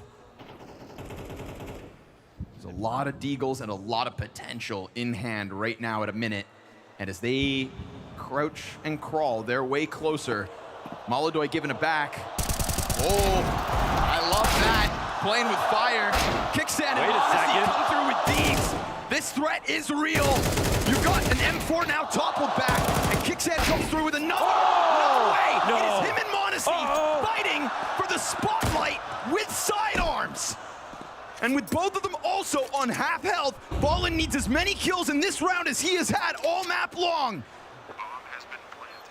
Deagles only. Kevlar to protect them. Fallen is gonna have to dig real deep, and they don't know which way he's coming in from. SMG strikes first. And as m0NESY crawls back into that pit, it's the perfect utility to cut off his line of sight. No, excuse me, incendiary to burn him out, but he goes wide for it. Kixan offers 2, m0NESY goes 1 better. 12 rounds secured off of Deagles. Tragedy strikes here on FURIA. What a win for Falcons, but man, they didn't even need this. Every small mistake punished instantly.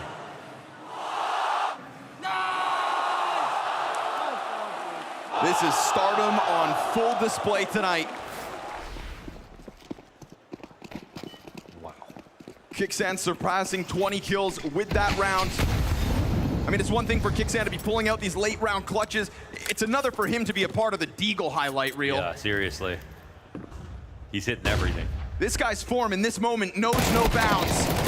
But Yuri will test into the apartments. At least there's some money to work with. That is the best gun that FURIA are equipped with in this chance. And as Molodoi applies pressure through the apartments, it will be TeSS to answer back. Yeah, that would have been a 5v3 that FURIA were looking for. Obviously, they can't sit back with the guns they have. As small as they may feel in this moment, with that scoreline stacked against them, they have to continue to play active Counter-Strike. That's right. That's the hardest thing to do when everything's going wrong.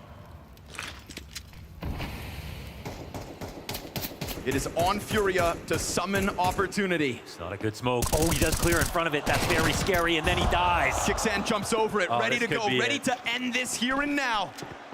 All of the Falcons ready to barrel down into a vacant B-bomb site. There is not a kit for this retake. There's barely any util already. Single flash for csgo.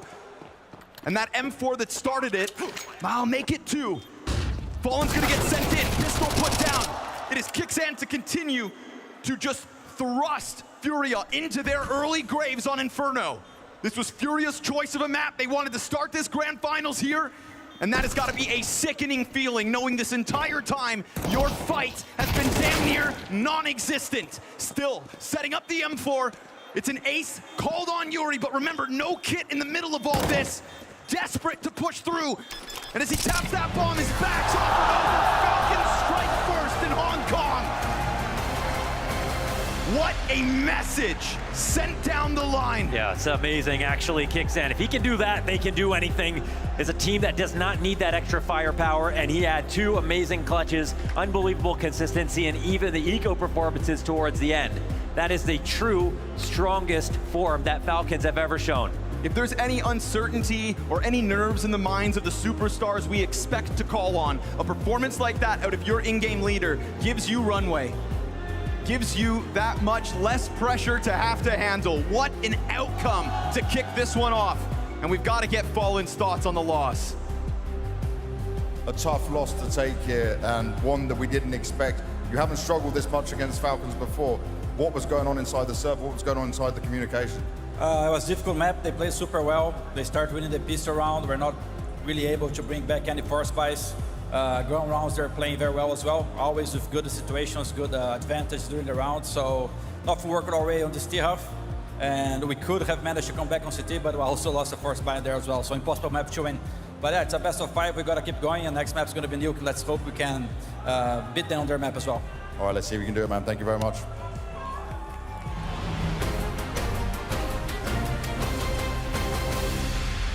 FURIA put into the blender. That was an absolute massacre by the Falcons. We anticipated that they'd be arriving fired up, Maui, but I did not expect this amount of domination from the word go. The stage woes of Falcons seem to have been greatly exaggerated. That was a blistering performance. The best I've seen the Falcons play, period, especially on this kind of stage.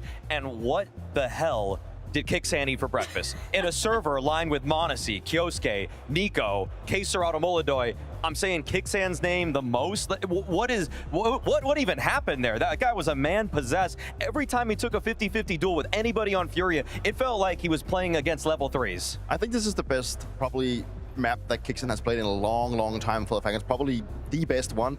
And what a great time to come up showing like that. You know, they probably even swapped the nameplates of Kyusuke and him. You know, the way that he actually got into the service was incredible. And that's a really good sign for a team, you know, to have your in-game leader start off this strong will obviously give him a lot of confidence, regardless of his performance going forward. He's going to be feeling good. He's going to be feeling like he can make the right calls, the decisions for the rest of the guys. And right now, Falcons is just looking unstoppable. Like, their decision-making and also the way they played the sides with a lot of flashbangs. They played the crossfires to perfection, but also just played all the clutch situations to perfection. That's the thing, right? We always label Falcons as a team that relies on the individual individuals, but when you then rely on a guy like Kixen, who's single-handedly winning your map, that just gives a little bit more leeway to guys like Kyusuke, to m0NESY, etc., because they're going to have a map in this series, in this best-of-5 final, where it will be the Nico show, or where it will be the m0NESY show. So for Kixen to play this well is absolutely fantastic, and I sincerely hope, for the sake of Falcons, that he can continue, not at this level, because that would be unfair, maybe just play at 50% of this, and that's still more than enough. And you were totally right, Dupree. This is, by far, the best map for Kixen in a Falcons jersey. What does that do to you when your in-game leader is pulling off numbers like this and you come away with such a commanding map victory to start off a grand final? It creates a lot of calmness in the team that your in-game leader is, first of all, pulling off the individual aspect, that he's getting the shots done. He's actually doing a lot of things. Like, one thing is he starts off the game by getting a quad kill in the second round. That sets like the pace for him throughout the game. He brings a lot of confidence to the team, and even if we move into the next maps now and he's going to have like a bad performance or a way worse performance, he's still going to be feeling good. He's going to bring in the calls, the right decision making. He feels like he's inside the team, and that's what's important for you as an in-game leader. You need to have that kind of trust built up, and this one just sets the scene perfectly for Falcons.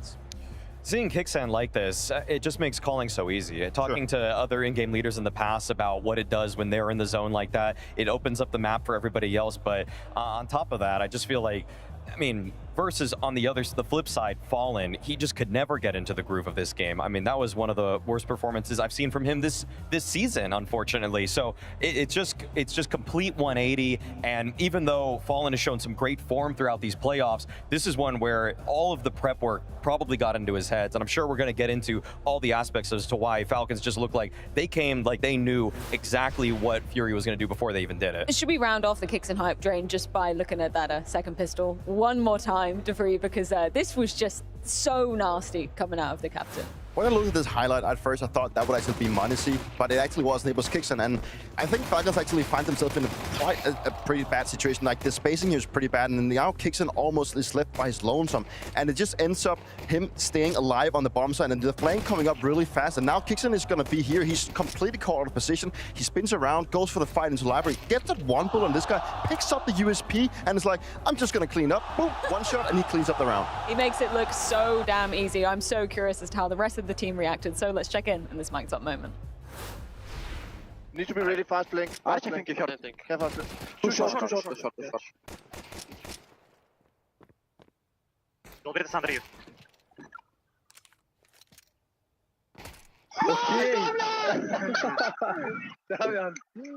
Let's go! Fucking sick round, man. Fucking right, come on. Okay, guys. Insane, brother.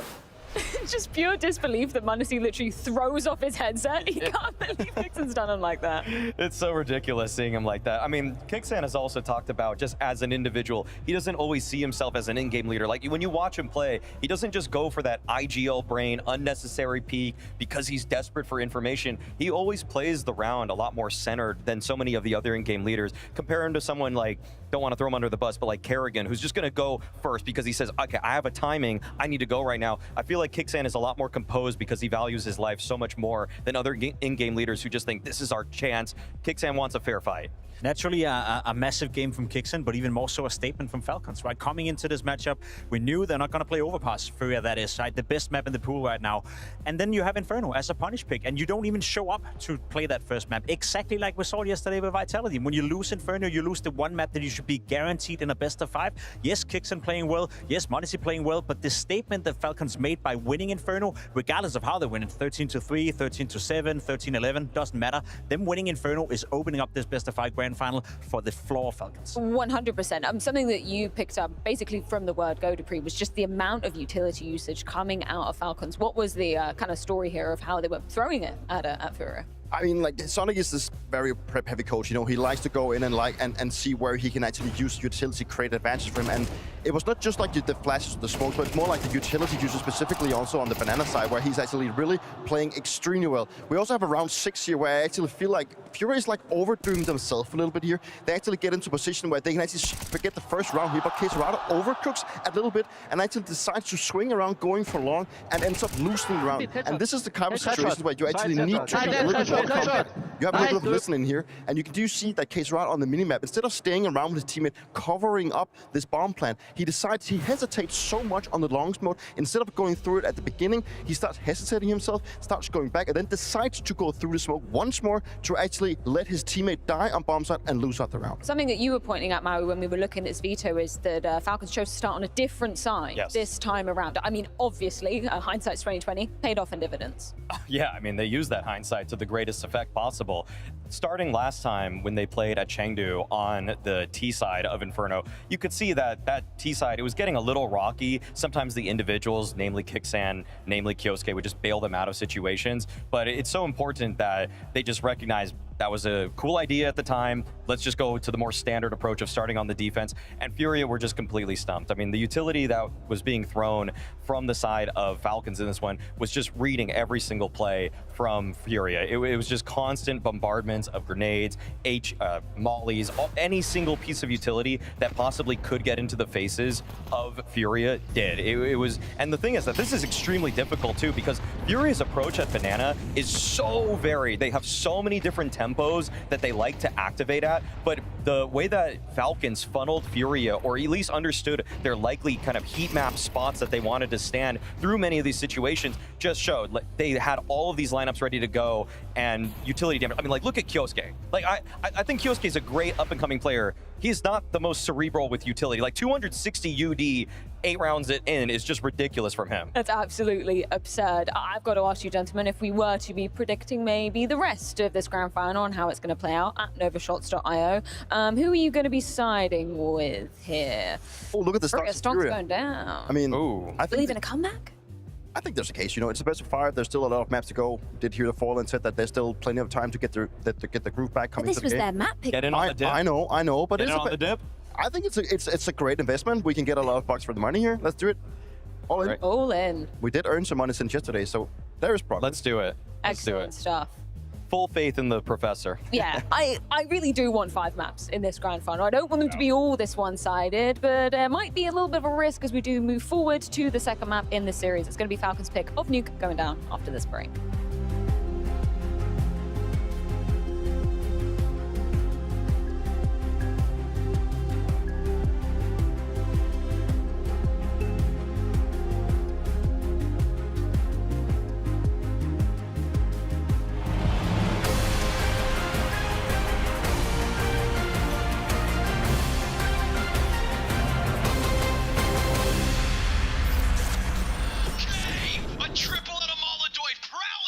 He's not warming up.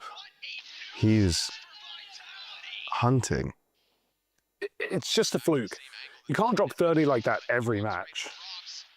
What possessed God in heaven to make a player like Molodoy? God did not make Molodoy. I made him. You trained him, right? I teach this kid everything. Discipline, positioning, grenade lineups. He's ignoring it all. You wanted to see me? Come sit, Daniel. I've seen your flashbangs. Did Fallen teach you nothing? Utilities for people that miss. That's not game sense, bro. That's madness. Madness? No, confidence. He's not blinking. I don't think he's blinked since he walked in. Look, Daniel, the teams out there, they know you're dangerous. They're planning around you. They don't want to end up in another highlight reel from you.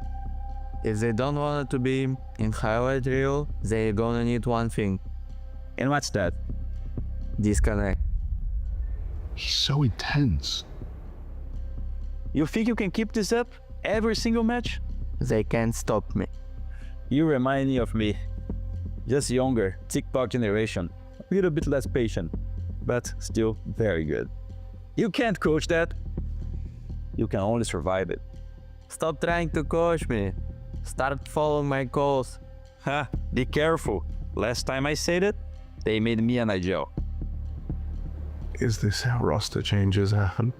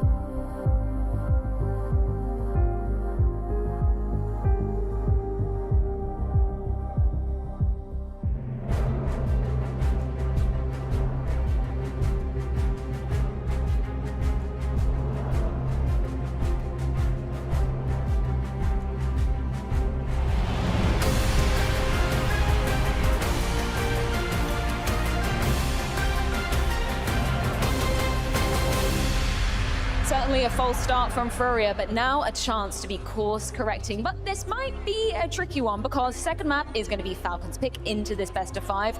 That is going to be Nuke. What do we know, Maui, about the data for these two teams on this map? Well, Falcons this season, ever since they've added Kioske, are undefeated on Nuke, except for when they face FURIA. It's the one loss that they have. It was at the Fisher Playground, but that game was so back and forth, so many clutches, and FURIA are gonna need them today because we can see that the players from Falcons are ready. The prep has been so strong already, as we've seen from the utility damage from them, but I know that FURIA are gonna prep pretty heavy too. We saw the way that Yakindar yesterday was just weaving through the smokes, able to find all of these gaps in the offense of Pain. I think he's gonna do some of the same today. There's no doubt that Falcons is looking red hot right now, but it's not going to be the first time we've ever experienced that teams take each other's map when it comes to best of 5.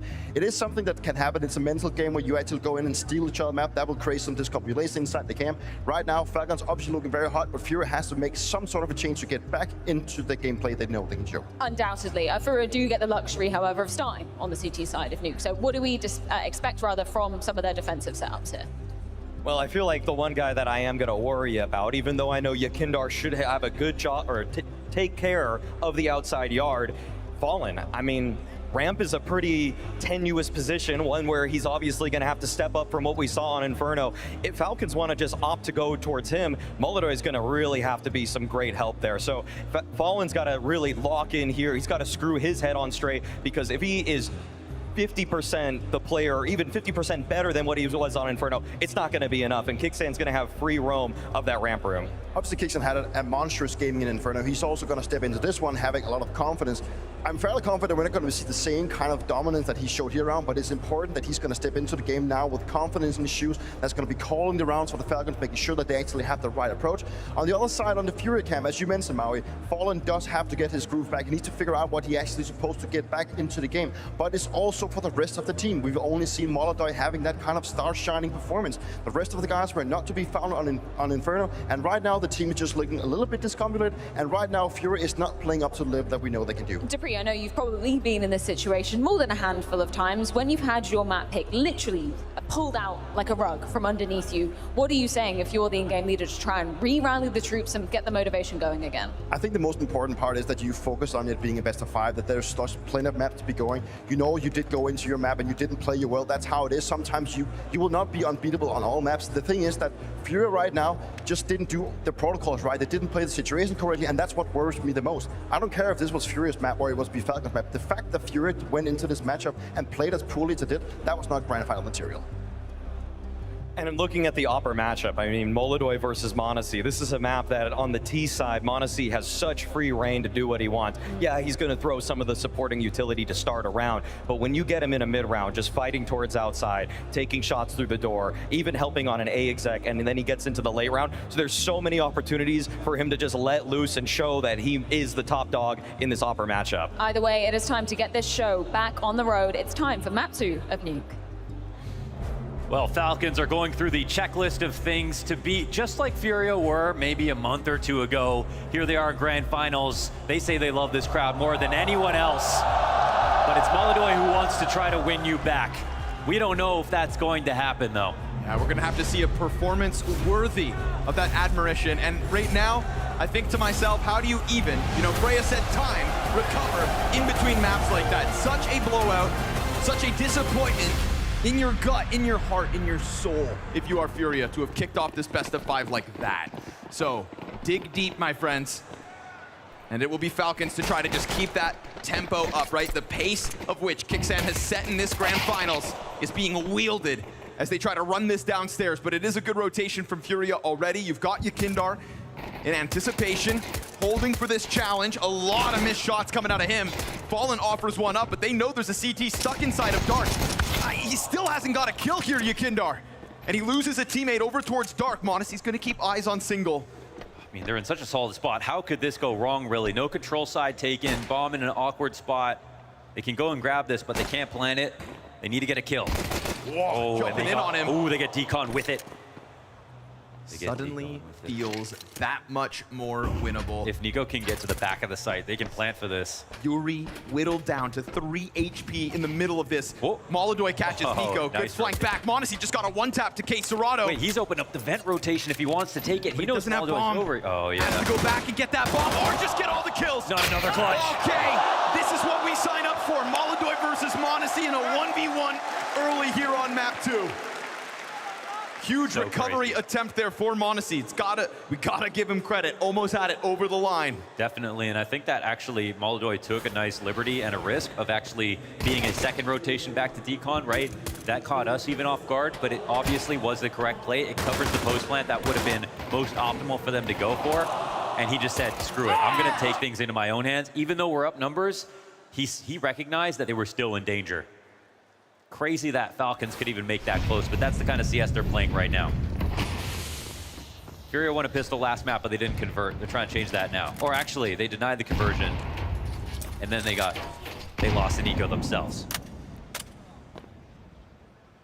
Careful when that AK is out there.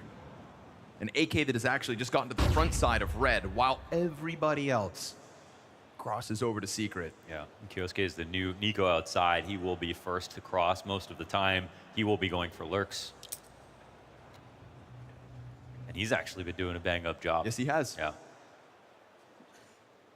But he's not gifted anything to shoot at early, and I like that he just joins up with his teammates, right? It goes from leading with the pistols to now knowing that he needs this one bullet headshot opening, and then everything else can just flood into this B site, maybe get a bomb plant, maybe wildly run away with a round win. But for now, they will separate slightly, sending Nico on his own over towards the double side. Second player straight above Yuri, so there's layers of defense here. But still that AK's yet to get called on. Fallen's gonna get shot in the back soon. TeSeS comes in through those doors, and it's a 3 versus 3, despite Furia's best efforts to put 2 defenders in the right spot. No. Another player dropped because now the AK is gonna come alive. So much firepower. Now Yakinder has to come down the vents. Yakindar steps out. Are you kidding? They're getting destroyed. This AK started in the hands of Kyosuke, and now it is Kixan who ultimately gets 2 kills with it. Yeah. From the top of the charts, back on Inferno, and right back at it with a force buy round win. Falcons are not giving Furia a chance to catch their breath. This is another level even beyond what we saw versus their vitality. It's actually incredible.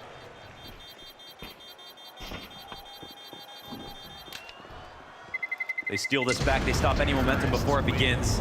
Got 2 more T deaths, but I don't think they care right now.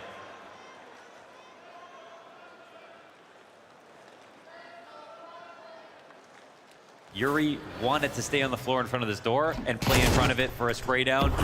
He could have died to the AK with the deagle shot instead. He had the opportunity to jump up clock if he wanted to, but his teammate, I think, was Fallen rotating in above. He didn't want to overfill that position, but it doesn't pay off.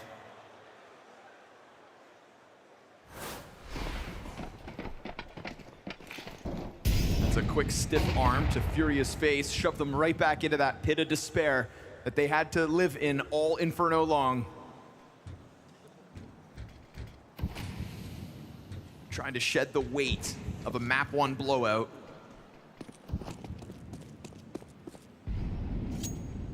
Unbelievable what they can do with just 1 gun.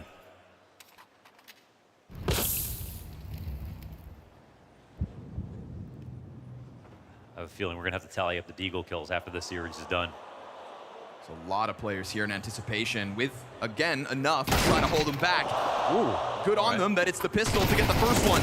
Then they start to plunge forward. It's tough to keep fighting this corner. Such a battle on small margins, and beautiful spray control there for Monacy. However, loses all of his team in the process, and will have 2 100 health opponents, and that would have been a golden chance to strike down the A site, run in that bomb. Instead now, he's got to somehow lose them in the shadows of time. Can we just let FURIA win a round just so this might be competitive? How can we be scared of Monacy on 32 HP? That's how dangerous Falcons have been. There's a part of him believes a mistake is going to happen, and he's going to make this a 1v1 with a bomb plant, and FURIA are 100% worried about it as well. What are the odds that Monacy steps into main and clears this and blows Yuri's head off? Right there in the back of the site, huge health advantage. And as you'd expect, in anticipation, gets this one back. So that is really what FURIA needed. You know, much like back on Inferno, when they win with a force buy, you think to yourself, okay, you're in now. You've given yourself a chance to bloom into this grand finals. Man, I think that was like one MP9 bullet and one 5.7 shot at the same time to get that kill. I mean, they were all on that same angle, right? Even the Falcons players coming in, everybody was fighting for that one angle. They had a good setup for it. We give them that for sure. They set the trap. Falcons have been spamming secret crosses in all of their games on Nuke.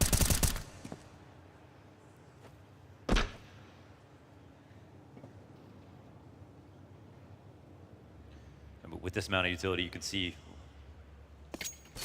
they're not going to have a lot of options.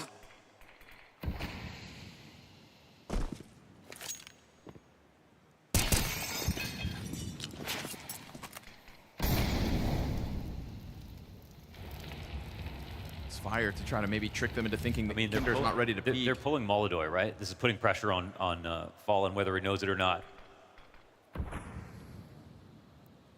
He's going to keep it crouched in behind this box, but there's a whole lot of a challenge coming his way.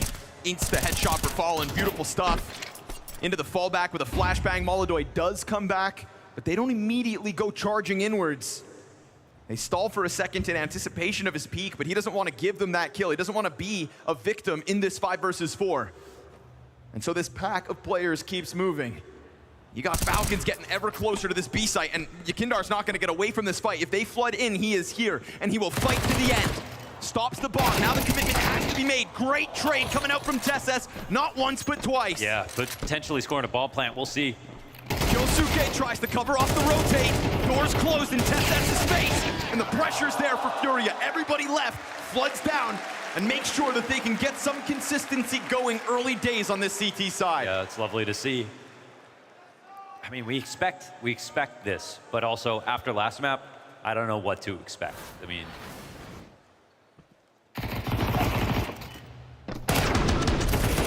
FURIA tentatively back on their feet.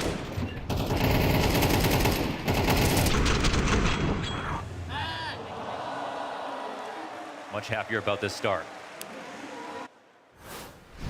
Nothing bad to say about this round, even though they did this kill from csgo, but there's nothing coming into this really for Falcons at all. And what's really important again is because now they have Kyosuke going for that secret timing almost every single round on T-side when they'll have guns, but they still have Nico on the team, who normally would just do yard by himself. But now they've kind of got two lurks going on.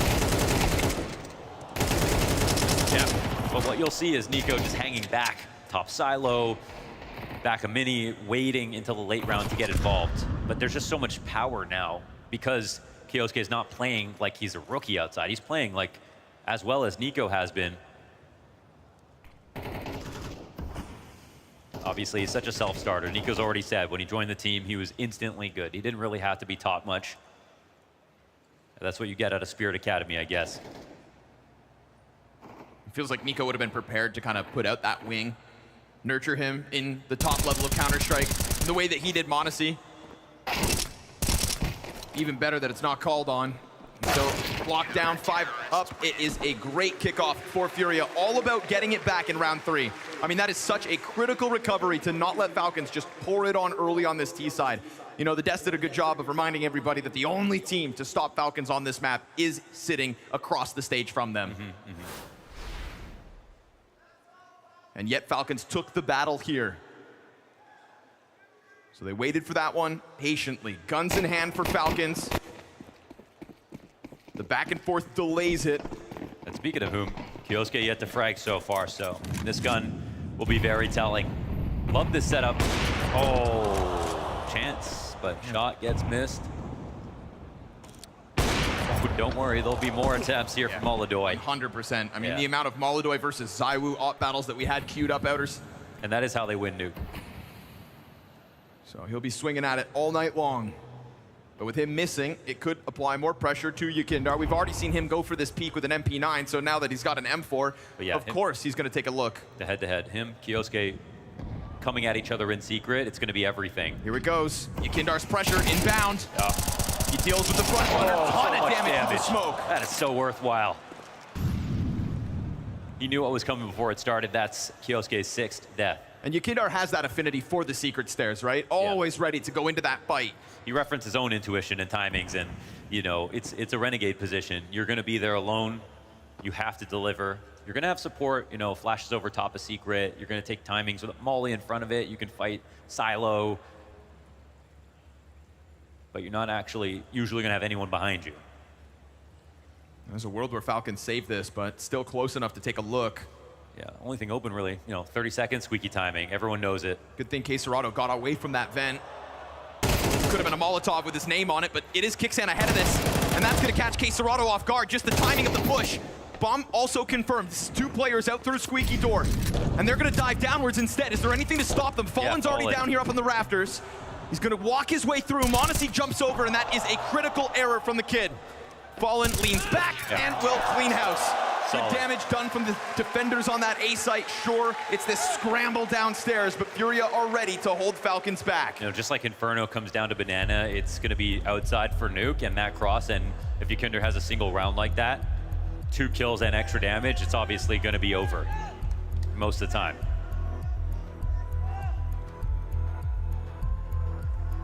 Now we'll find out Falcons push to another level here, how this game plan can evolve, excuse me. Zonic getting involved.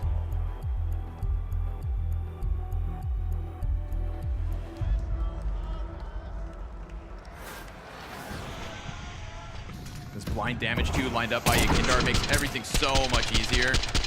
You know, you're talking about Nico and Monacy on the other side of that. 2 players who would love to start shooting back, but obviously headshot angle, you really want that vision. And Yukindar made the absolute most of that small pocket of timing he had. So good on him. And good on Furia to keep Falcons off those bomb plants, right? This T-side economy is just not rolling yet. And we see that in this one. Tech-9s and Deagles in abundance. It's going to be another group up. Yep. Into trophy they'll hold. Perfect. Nice. Softens them up. And Fallen's got a helping hand in Caserado. So now we're starting to stare convincing rounds in the face. That is a full house between these 2. Yeah, now they have the opportunity to change the narrative, turn it on its head entirely if this ends up being a perfect performance here on Nuke. Inferno will be far behind them in the rearview mirror. Also for Falcons, as we just saw from V-Trams, his worst map in CS2.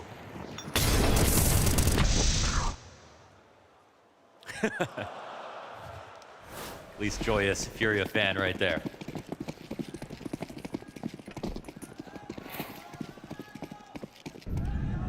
I wonder how bad of a start this is for Kyosuke on this map and in general.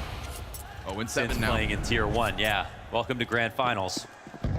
I mean, we've seen him drop the ball in some Grand Finals. No, he was also only okay on Infernos. His util damage was great. His round swing was -5%. He was actually struggling, but at the same time, they ended up crushing, so it didn't matter. Now it will. You know, he's gonna have to shake off some of that weight from Grand Finals of past. Where impact has looked just as limited as it is right now, but still, we'll call it early days. Man, they're getting away with a lot of space with no noise so far. Utility's gonna let Yukindar know, and he's got a teammate to help out. He goes unnoticed, or does he? Tessess falls down right into him, and the trade's good as the control smoke cuts off support. Fallen, looking into the site, loses his head. There he is. Kyosuke's first kill of this map comes by way of shutting down Furia's in-game leader. Next up is Yuri, and just as quickly, it is heads popped on this lower bomb site. Falcons do an immaculate job of getting right to the perimeter of that bomb site.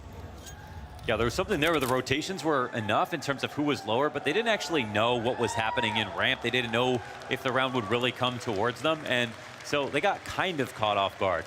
I mean, Yukindar does, you know, 1 kill, which could be enough in another situation. Whoa, nice shot, Monacy, crushing all the exits here.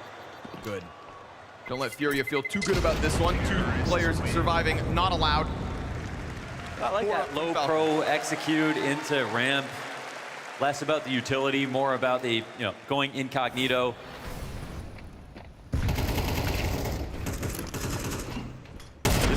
players down here. You count the control player who gets smoked off and fallen pretty quick. And coming over top of Yakinder like that pathing is particularly difficult. If they went control side, Yakinder, I feel like can definitely catch them off guard. But I think that was just a symptom of a little bit too much map too quietly on Furia's watch. Well, they'll try to put it in check. Ooh, seeing that climb up, Yakindar starts relaying the info. There is a threat outer yet again here for Falcons. We saw Molodoi versus Zywoo. He was getting in Zywoo's face every round. He was happy to take the peaks on Zywoo's terms, still won many of those duels. He's not going to be scared here today. This is the race for best operator, starts with them.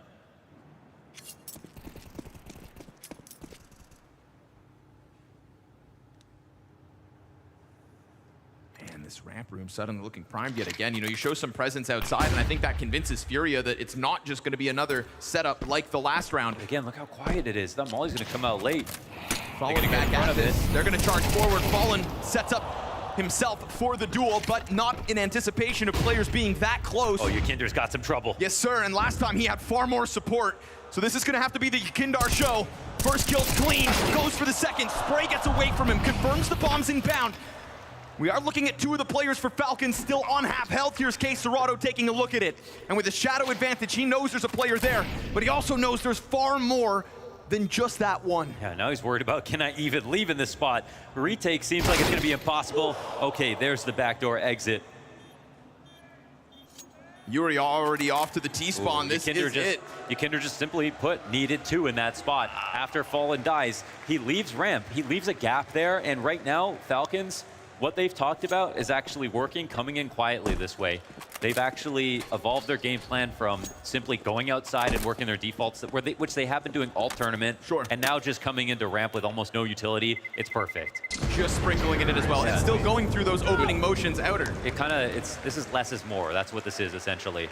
I'll say this is also a round where Yakindar wasn't playing on secret, which usually would have maybe confirmed. I liked his spot, man. I think the fact that he was backside already when they were coming down ramp, that did catch them off guard, but because he didn't get two and then stay alive a little longer, that just changes the round. No, I think more so with him not on secret, that's why maybe Fallen's timing on ramp gets exposed, right? Yeah, I mean, I think that just needed to be either smoked or manned. Okay. And they didn't have either. Fallen left a big gap, and that was something.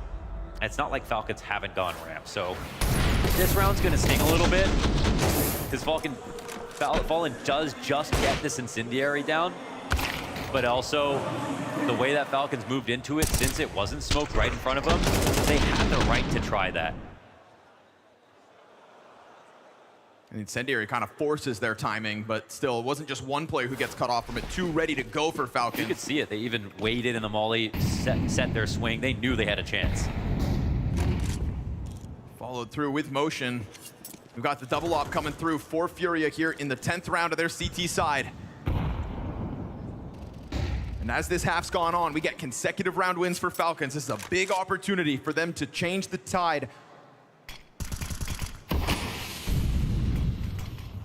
Again, it is slightly different. We have not really seen a challenge over towards Grosh.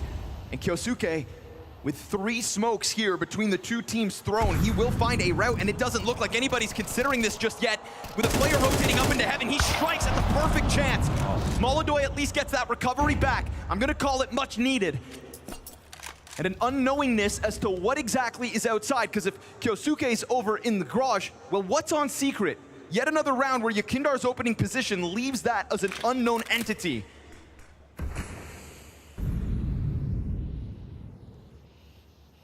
Got to appreciate that Molodoi is trying to multiply his presence here, get to new positions and fill, but at the same time, we might find out it was a little too late.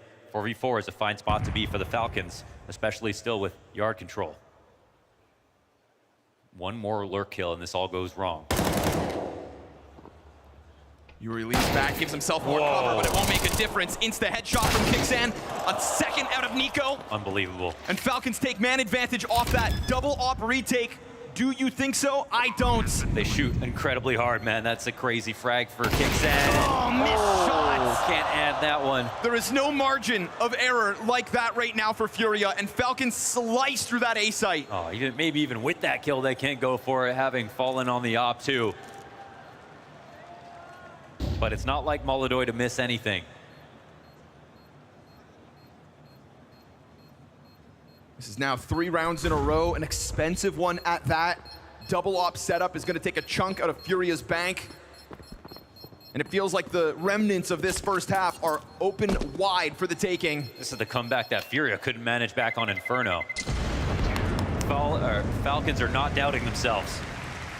You know, in a lot of ways, this is what we saw versus Vitality as well, right? Huge Inferno comeback to kick off that series yesterday. Yeah, that's right. Falcons are showing us a resilience, an ability to adapt and to break through, and breaking through they did with this one. 2 instant headshots on Yuri and on csgo. That one's so hard to judge because from our perspective, it looks like no one's watching a big garage lurk when it was totally possible the whole time. And Molodoy comes in a second too late to get that kill before Yakinder dies. He was coming to watch it, sure, but also it was a gap for a long time before that. Same mistake as Fallen the 1 round prior over on ramp, and it's Falcons operating in that 2-second window now, not once but twice. Yes, and so it's at some point, is the first one lucky, but overall, is it just really good strategy here from the Falcons? Well, I think they're proving it's the latter. Starting to feel by design.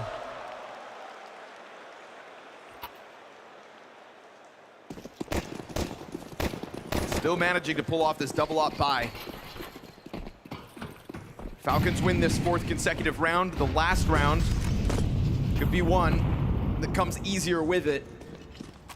And once more, nobody over towards Secret Stairs. Yakinder wants to play Unbreakable. Fallen, he's taking the longer road, so it will come. And it will come in the form of an op. But Falcons doing that thing where they show a bit of presence and suddenly there's not everybody stacked up behind it.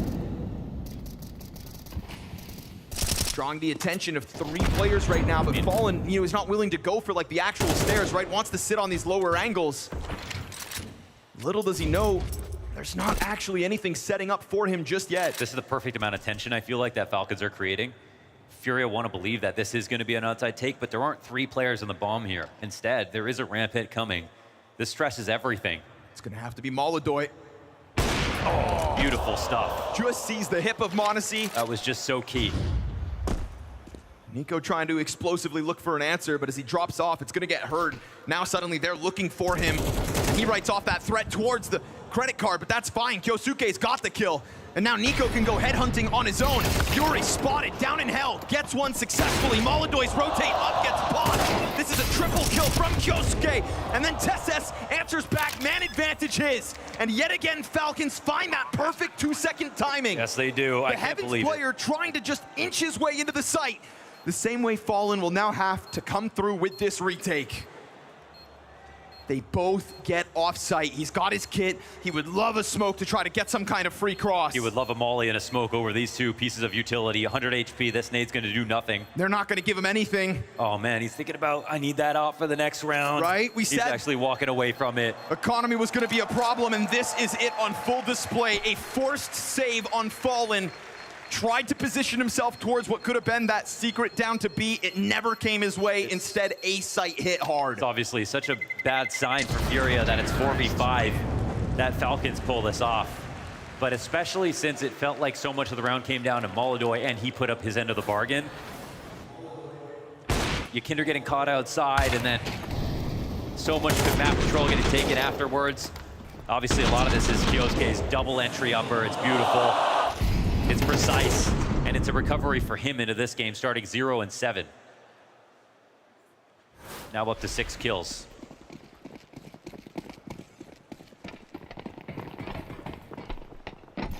Molodoy's been looking for uppers. He took out m0NESY last round. But just those 1Ks are just not enough right now. Falcons are outclassing him on multis.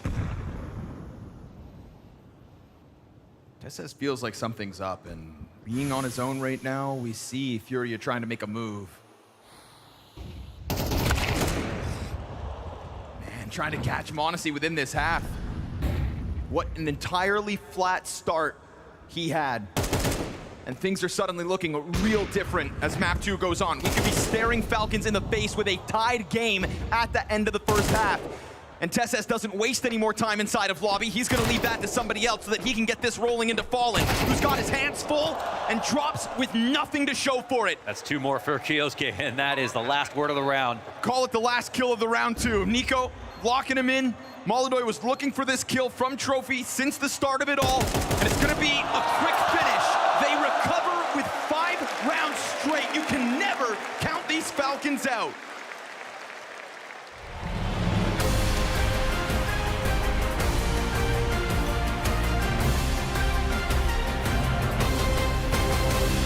Welcome, folks, to the ROG Laboratory. I am joined today by the mastermind himself, Launders, and we're going to be picking his brain while we compare the ROG Strix versus the ROG Swift. Which one's better?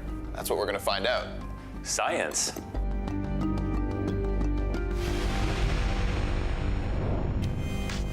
All right, Launders, what are your thoughts? It's buttery smooth so far. I have an Asus monitor at home, so I like this monitor because it feels like what I'm using, except clearly it's a bit better. We got these nice edges instead of it being just perfectly rectangularly all the way around. All right, Mohan, when it comes to color calibrations, where do you think we should take this test? The darkest map. Let's go to Nighttime Ancient. Whoa. With the shadows on this map, it's really important at distance, especially when targets get smaller. These things really factor into your reaction time, actually. People don't think about that, but if the colors aren't good, if it's super washed out, then essentially you're not gonna be able to react in time. This panel does a good job of separating that. So yeah, contrast is always important in a game like Counter-Strike. Talk to me about this 600 hertz that you're currently experiencing. They say that your eyes can't move that fast. Well, I'll tell you right now, mine are. I can really appreciate this 600 hertz monitor, especially for Counter-Strike on the Source engine, where frame rate is king. You can see how much better it is. Now you're sitting here, and in front of you is the beast itself. Yeah. The ROG Swift. Tell me your first impressions looking at this bad boy. OLED is the big difference. It looks like the glossiness looks so much nicer. I mean, the water effects. It's just nicer on the eyes, man. I mean, personally, as somebody who just fell in love with 1440p gaming, I think that's what goes beyond even Counter-Strike, right? We're Counter-Strike lovers at heart, but if you are a gamer at heart, if you're playing anything single player, I think like even just browsing the internet, watching videos and stuff, that's where 2K resolution makes its money. Back in the day, you couldn't have OLED with this high of a refresh rate. No. Now that we've unlocked this, like, I'm not really sure how much better it can get. From top to bottom, I think that it's easy to say that the Swift is just kind of in a league of its own. All right, Launders, you've had your chance on the Strix and the Swift. I have to ask, which of the two? I am gonna go all chips in on OLED. I think it's the single best upgrade that you can put on a monitor. As soon as I made that upgrade, I knew that was the one. I think I'm gonna stick with my choice of the Swift, and I'm not looking back. It's a respectable choice. I mean, like you said, first impressions, it knocks your socks off, but I'm sticking with the Strix. It's that 600 hertz. Every competitive edge I can get, I'm gonna take. I'm willing to accept your choice. Well, we'll see you next time here at the ROG Labs.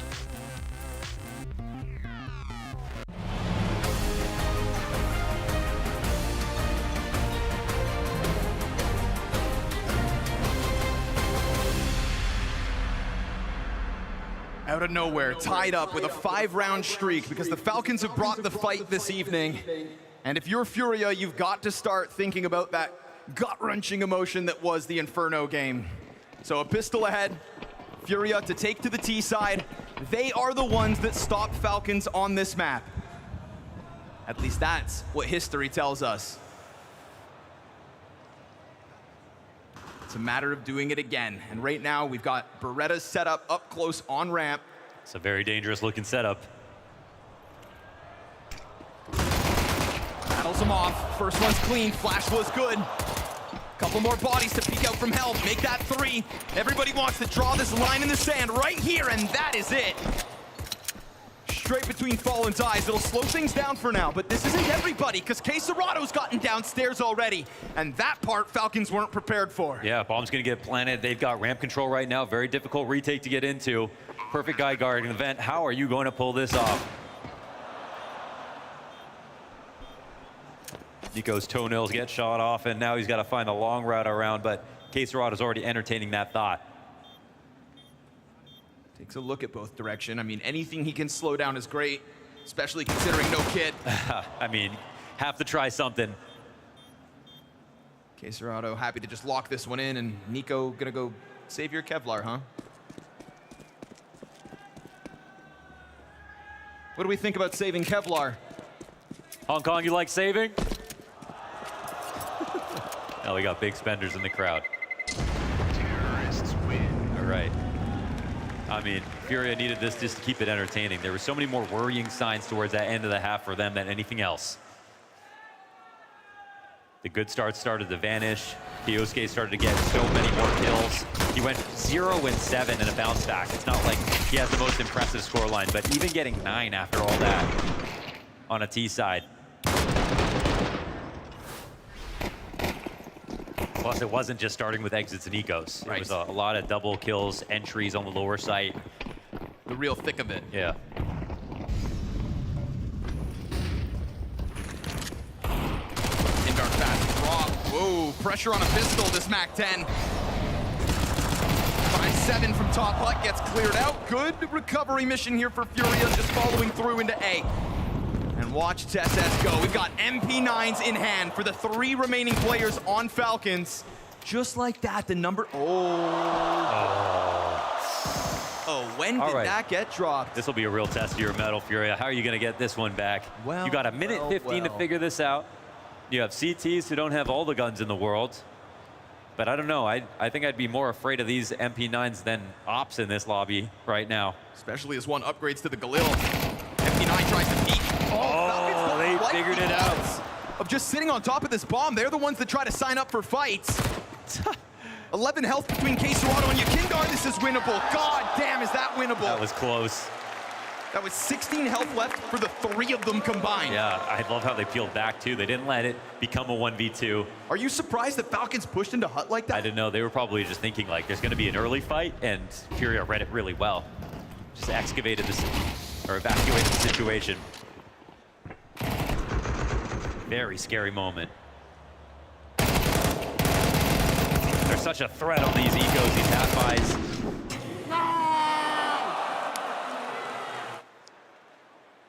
Sketchy one for FURIA, but they're going to go charging back into the A side again. It is real fast in what they had hoped would be an easy round. No. But these pistols are capable. Fast challenge out from heaven. Desert Eagle betrays him in the end, but he still found his impact. Look at the health left here for Yuri. Oh, what through smoke? Says Nico are happy right now. How dare you? No! That Eagle doesn't deny him today. You thought it was going to be easy, FURIA. What a mistake.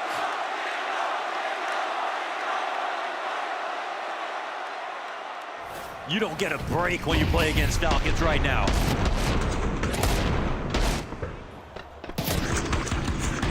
Tessus hits the ground, dies in the middle of all that too. Hey, all in the name of the force buy win. There they are. And when you consider that last round where FURIA left a bomb in lobby, that was incredibly sketchy. This is called leveling up live. What we're seeing throughout this event from Falcons. 5 rounds to finish their T side. A pistol that looked convincing out of FURIA, but then 2 sketchy ones after that.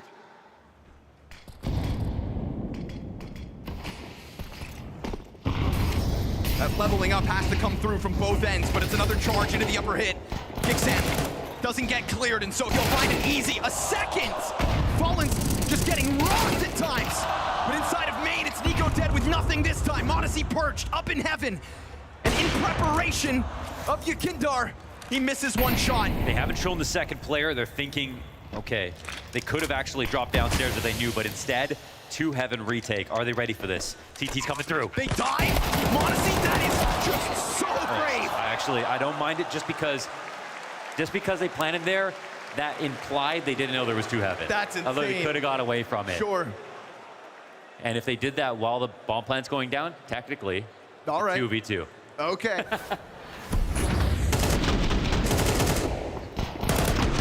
Needless to say, they believed it. And belief can go a long way. Good on you, Kindar, to be right there to stop it. That's true, eh? If he's still over by Fent, over by Sneaky, right? They even came in 1 second earlier. Yeah, true. And Monacy had spotted a player over towards there when he took that one shot and missed.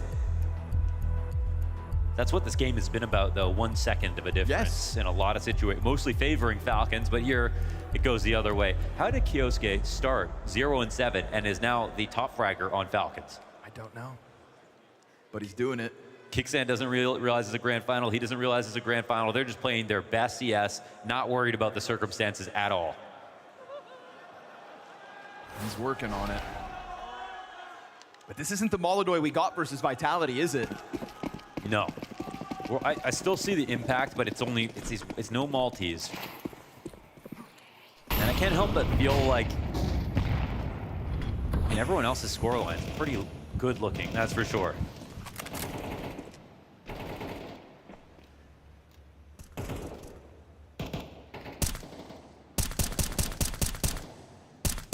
Very low utility here for Falcons.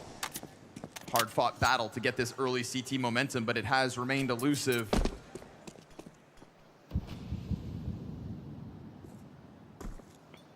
This is them letting FURIA get 2 strong starts on this map. Fallen, what's the call? Whether they can claw back into it again is yet to be seen. What you're seeing as little as you hear right now. Finally, some utility starts to pop out from the hands of FURIA. Really nothing behind that whatsoever.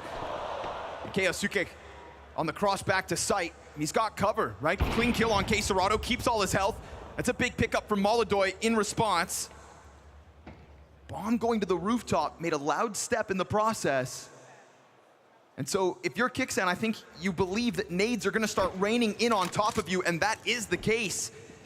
But for now, he tries to reposition, just playing this open floor, takes the fight on his terms, pushes it onto the hold into the back of sight instead. Where's the reinforcements? Nico's here, but they dive downstairs. Somehow Molodoi could catch one. Angle's being held, and the damage comes through the vent. That is huge for Nico.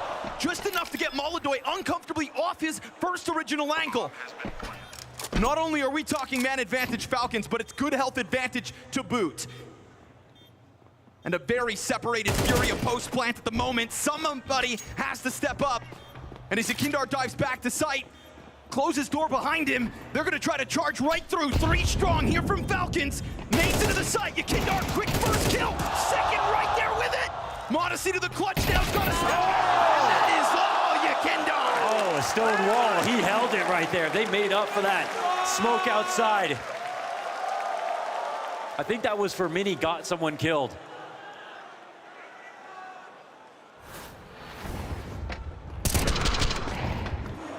After Molodoi died, he thought, okay, man, this just tips the scales back in the other direction, but they had Yakinder ready to make up for it.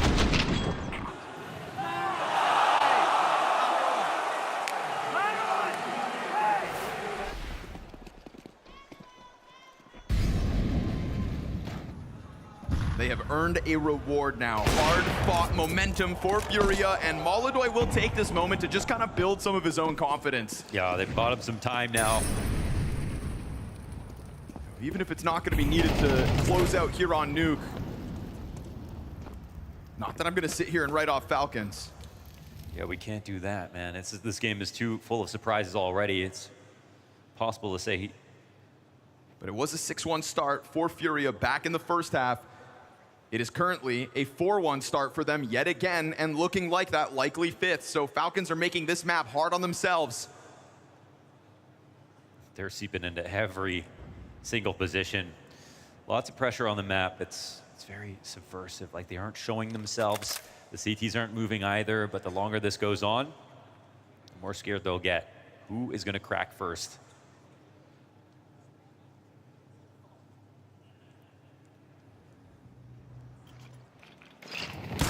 Molly on the pistol. Oh, you gotta be careful. Kyosuke starts to walk, but they wait.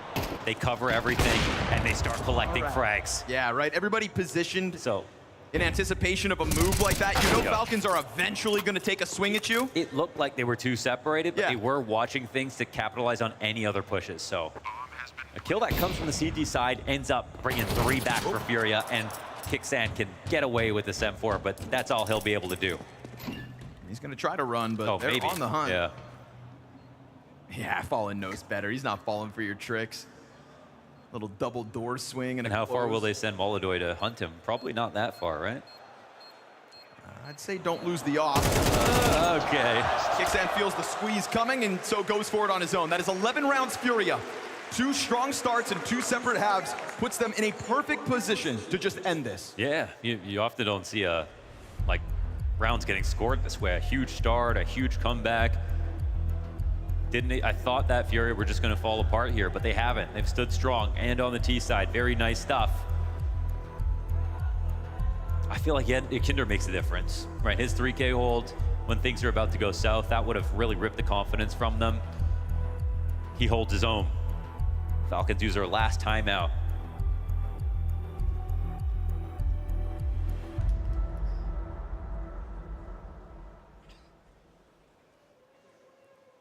It'd be interesting to know about the success after those timeouts. It feels like they've been special this event. Sonic's contributions, it feels like they're adding. I mean, improvement name of the game for Falcons, whether that's Inferno specifically over these recent months, whether it's the pistol round win success they've got going right now, or the conversions off of the timeouts. You add those 3 ingredients together, and I think that's why Falcons are sitting pretty in another grand finals.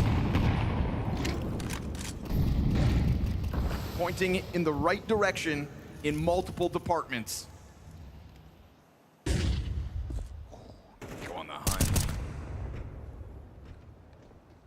That flash. Second one. Oh, Yakinder. Opening. Outside control, all in the same breath. It's starting to take over this game as well. Just got past that spam through the smoke. Yeah, and we talked about Kyosuke, we talked about Nico outside. Yakinder has been doing a fabulous job since joining Furia at this same thing. It's going to be utility pressure for this. Kyosuke stuck on the wall. Monesi wants to help out, and if he can serve up a distraction, that'd be great, but the body's advantage is here for Furia, although their hesitation, does it free up anybody else? No, their hesitation sets up Yakindar instead. Kyosuke! From the corner! Just when Furia thought they had that for the taking, we go back 2v2. Oh, that's unbelievable impact. And Kixan could catch this. And look at the way Furia will just limp back in. Kixan's ready! Drops Yakindar. Falcons finding fight again, but just like they did back in that first half. Molodoy fast move to sight. He knows that he has a plant. He knows he's got space. This molly will push him out. Ever so slightly. Oh, he missed! Just enough for TessS to see skin and to shut it down. Now that kind of miss from Molodoy, I can see the pressure. That triple kill ramp. Oh, unreal, man. Melted him down so quickly. That's a game changer.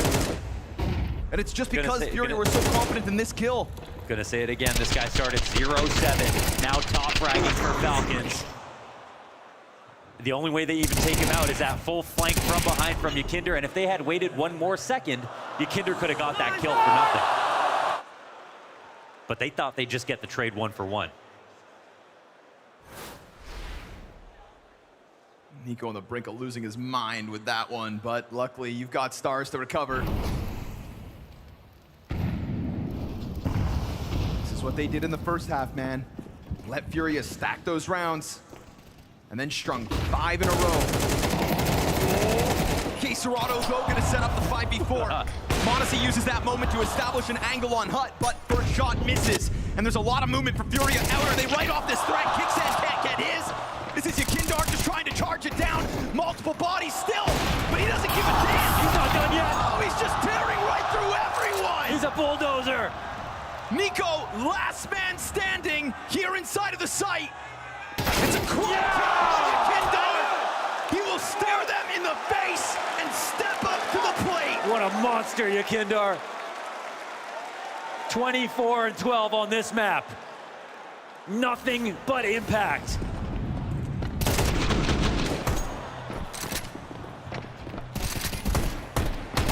This guy was just on train tracks running through this lower site. Just dismantling the Falcons. And so now this Falcons CT side is 2 individual one-off round wins. Although one of them did come by way of pistols, so this limitation in round 21 may not be enough for FURIA to end it just yet. There is so much star potential in this server that you've got to keep your eyes glued round by round. But there is no kit. Remember that now, just in case those retakes are demanded of the Falcons. And their utility nearly non-existent. Smoke is going to deny Nico everything. And Yakindar's going to try to be the solution again, but he just tiptoes right into a prepared Kixan. Oh, another chance from Molodoy missed. And that op is not being all it needs to. When does this squeaky peak come out with the Molotov landing on him? He's going to peel away. And still this Opper hunts for a victim. He's going to be too scoped in, too tunnel visioned in the face of Nico, who's getting further damage. That's Fallen now low, and it's going to activate the secret push. 5v3 advantage looks very comfortable here for Falcons. Oh, he's not going to get spotted. Kyosuke is looking for where Fallen left to, but Fallen has to keep walking. Good pressure still.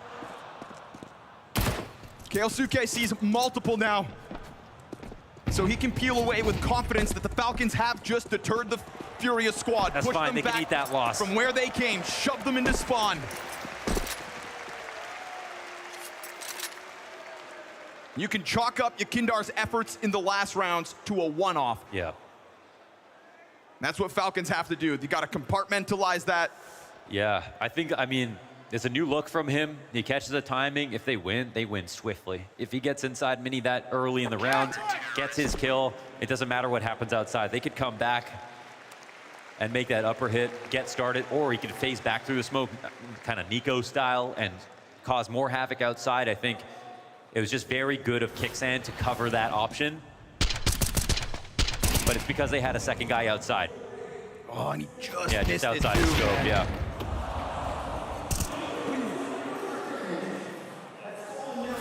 But Molodoy's timing slightly off. Just slightly in the wrong place. Definitely off his game a little bit right now. It's not what we're used to seeing. All while everybody else in the FURIA camp is putting forth their numbers.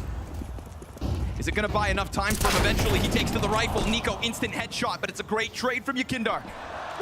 Kixan, he's getting hot. Burnt real low.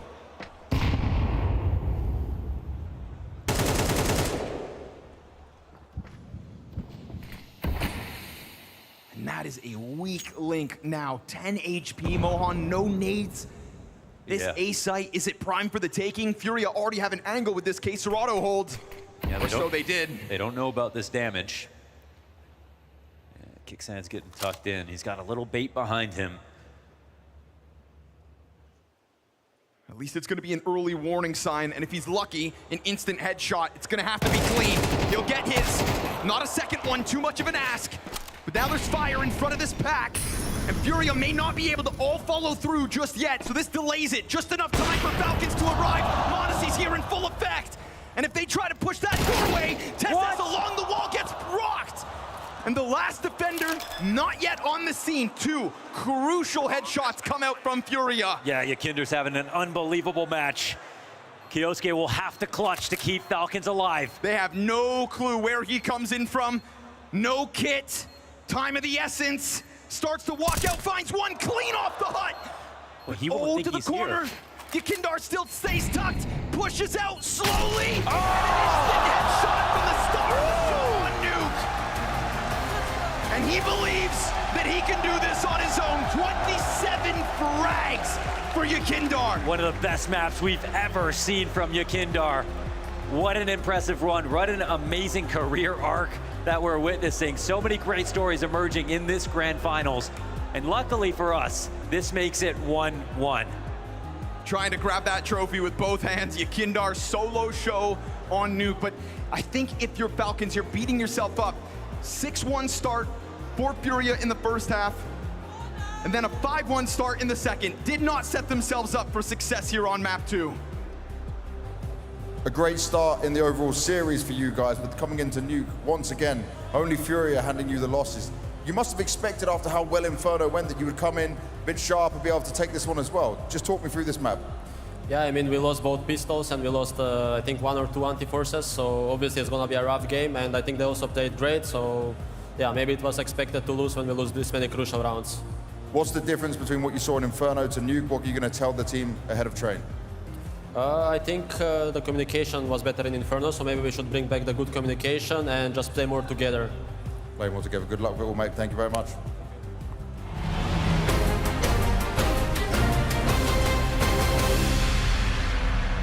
No blowout today. It's a bounce back from FURIA, and at the most opportune moment. Crisis averted, Maui. We've got ourselves a grand final now. Thank goodness.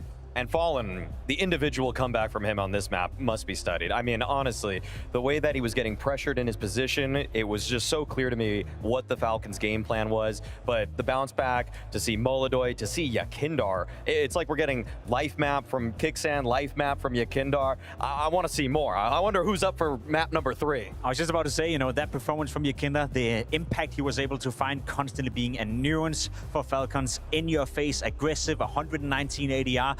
As you said, you know, Kixan won a map single-handedly for Falcons, and now Yakindar more or less single-handedly won a map for FURIA, so it's really game on in that head-to-head. Let's talk about this in the context that, you know, this was indeed Falcons' map pick as well. First half, FURIA get off to a flying start. We talk about the bounce back. Connor alluded to the recovery from Falcons as well. T-side from Falcons, what patterns did you pick up on, Maui? Well, it did feel like they were trying to move away from their normal default, which is emphasizing Kyosuke on the outside, Nico to follow him, a lot more ramp action. This is more or less a half buy, but you could see that FURIA, they recognize that this is a possibility for the Falcons. They stop it right in its tracks, but that doesn't really deter Falcons. In the very next round, they go to ramp once again. Another round after that, they go to ramp again. They really had a one-track mind for how they wanted to close this one out, and they caught Fallen on a great timing, mauling out the angles. Yakindar maybe could have brought this one back with 2, but either way, it was just pretty obvious in this one that Falcons were just saying, we know Fallen's weak right now. We saw what he did on map number 1. We're going to create a game plan about him. Maybe they created it earlier in the day. Doesn't matter. That was their emphasis, but it wasn't really enough. Yeah, no, it ultimately wasn't enough. What was the story of, you know, the 2 sides of Kyosuke that we saw in this one as well? I mean, we saw it from Ausnag in round 7. He went out of the round being 0-7. Nowhere to be found. You think to yourself, okay, Inferno, you didn't really show us that much. Necessarily wasn't needed because of Kixan. Come into Nuke, you're struggling a little bit right here, and you're supposed to be the guy that is next to Monacy, stepping up and putting out the numbers. And then he came alive. I feel like he was a big part of the reason as to why Falcons came back. I know the T-side calling from Kixan, the way they approached it was good, but in terms of getting the kills done, as you can see in this highlight package, he finished the game very, very strong. Had a poor start, nowhere to be found on Inferno, and then he came alive on Nuke. So again, Falcons losing Nuke, their own map pick, that's not a good thing, but if there were to be dragged one positive away from that, it's Kyusuke now seems to be alive. Yeah, 100%. Then we move into the second half, and before we dive into any rounds, there seemed to be a little bit of a fixation from FURIA to be attacking the A side. What do you think the reason, the logic behind that was? That one was a bit confusing for me because I feel like I've seen some good plays from FURIA in terms of using the totality of the map. This one, though, yeah, a lot of the emphasis was towards lobby. It felt like they wanted to punish so often the aggression from the side of Falcons. They would take some space towards outside. Occasionally, Yakindar would feign towards that kind of area. But then I like how they just postured so frequently where we'd be outdoor, they'd be in hut, and they would just wait. And they always felt like someone from Falcons is going to make a misstep. That exactly is what happened in this round as the door player was peaked, and then this was just miraculous. I mean, this was a great round for these 2 players. Fallen, Yakindar doubling up, and all 3 of the Falcons players just scrambling. This is kind of, Pimp, this to me feels kind of like Falcons of the past, where they would just sort of go with this one-note approach instead of ironing out, you know, going control, going decon, but I think the time was against them there. Yeah, I agree. I think it was a bit stressed out for Falcons, and I think that's what FURIA were able to do with playing so, there's a passive-aggressive in lobby by constantly punishing punishing the aggression. It felt like the Falcons players themselves thought, okay, I have to do something extraordinary in order to get us an advantage in the round. And as you saw right here in that retake, no utility, you can't really flash yourself out, from the single door entry, and it just felt like no one really said, hey guys, we can't really be doing this because we don't have the utility to pull off the play that we're trying to do. In my mind, I'm pretty sure if we were able to listen into the communications, it was a stressed out Falcons. 100%. It's something that Nico actually alluded to in one of his pre-match interviews. Actually, I believe it was post-match after beating Vitality, saying in the late round situations, sometimes things get a little bit chaotic. Didn't happen yesterday. I feel like that was a symptom of maybe what happened in that moment. But we've got to put the shoe on the other foot because Yakinda, we've already spoken about it. What an incredible run of form from him here. And round 20, I feel like this just epitomizes what Yakinda is all about. This one, you could play music over this in so many different ways. I like the way he was just speed running the entire map was just so absurd. I mean, there was a little bit of outside pressure, but he is just straight up running at the Falcons towards the end of this, just running across their screens, just coming on back. I mean, it's unbelievable. I don't think you should play like this, but I don't know. I like Yakindar in so many different aspects. This one, the spacing was not even really that good for 2 of those kills, and if he were to die, things could have gotten a little bit crazy there for FURIA, but hey, hit your shots. I don't want to take anything away from Yakinda because he did a fantastic job in this round, but I want to see the clip once more and then close your eyes, imagine, well, don't close your eyes because then you can't see watch it, the clip. Imagine the Falcons players, right? The team that we highlight to have the most individual skill. Modesty, that's a hit 9 out of 10 times. Let's be completely honest. Kixon, you're going to win that duel 9 out of 10 times. At least you're supposed to. The guy in the vents right here, Tessus, I don't want to fault him. Modesty, another shot right here. You're missing that. You're winning that 9 out of 10 times. Again, we're looking at Yakinda punishing Falcons not hitting their shots. And I don't want to take anything away from Yakinda, but it was not looking pretty for Falcons in this round whatsoever. Yeah, let's just look at the stats as they come up for you. Oh my What? T-side. Excuse me? 4.36 rating. I don't think I've ever seen that. That's crazy. The thing is, I don't even think this is like a rating 3.0 flaw. That was an unbelievable half. That was a reference map for Yakindar in a massive stage for him. I'm just so happy to see it happen. Almost 200 ADR. I don't think I've ever seen anything like it. And as I said, you can't take anything away from Yakinda. He played world-class T-side Counter-Strike, and that's him hitting his groove, right? And I feel like we've seen that with Yakinda as of late. Again, a lot of the talk is on Molodoi, a lot of the talk is on Keserado this tournament as well. In the playoff, he's been stepping up. I saw it in Chengdu as well. Yep. Group stage performances, he's been all right. Even in the playoff, even in the finals, it feels like he's leveling up and showing some of that experience he's known for. I love that we get to see the perspective kills from Yakinda, because so many of these moments were from the other POV because they should have been the ones getting the kill as well. It's so ridiculous. Was there anything else you could pick out from the side of Falcons? As you know, Connor aptly put it, they started with a round deficit first half, same story on the second half, so just not enough runway to be coming back. Any other issues that were kind of really glaringly obvious for them? I just feel like every time they were in a man deficit situation or a round slowed down, they were the ones that were just kind of walking into the crosshairs of FURIA. Sometimes the lobby emphasis that FURIA had in the rounds was simply to punish the Falcons' reaggress. And some of the teams that are, I mean, I'd say a lot of teams probably have better protocols for how to get back in the round, whereas Falcons, a lot of the individuals just were trying to walk, peek into certain areas and hope for the best. And I feel like versus FURIA, that's just not good enough. They're ready for you to go for those kinds of peaks in the mid-round. That's exactly what I feel as well. This map was a symptom of what we've seen the 6 last times we've seen these two teams play. You know, it's FURIA dragging out the tempo of the game from time to time, punishing all the aggression coming in for Falcons. And then when it comes into the mid-round scenarios or the mid-game scenarios where Falcons have to change their approach into the game, FURIA thrives in that. I feel like Fallen is in control of all that habit and all that stress that is being created when the Falcons, and he's punishing it every single time. I don't hope this is the Falcons we see in the next 2 maps, because then I think FURIA will win. Well, either way, this grand final is set to continue. And guess which station we are arriving to next? That is right, that is going to be Train. FURIA's second pick into this series going down after this.